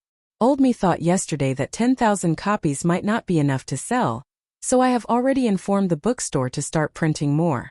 I estimate that in another 2 or 3 days, we should be able to rush out 5,000 copies. That's good. Owner son, then I'll have to trouble you to arrange for the printing as soon as possible. As for the murder and arson case, I will give you an explanation, Li Wangyu said in a low voice. Owner son nodded repeatedly. Old me understands. Once the books are printed, Old me will immediately have people send them to the bookstore in Chang'an City to sell. Don't worry, there are still 4 days left. We will definitely sell 10,000 copies.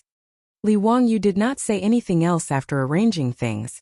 He let the old butler Li Heng send owner son out of the door. The murder and arson case in the East Market gave Li Wangyu a great shock. At this moment he realized that this was not a legal society of the future, but the Tang dynasty of 1,300 years ago. If one did not have enough power to protect himself and his family, he would probably be eaten up until not even his bones were left. Just a few legitimate sons of the aristocratic families dared to commit murder and arson in Chang'an City. In this world, was there anything that they did not dare to do?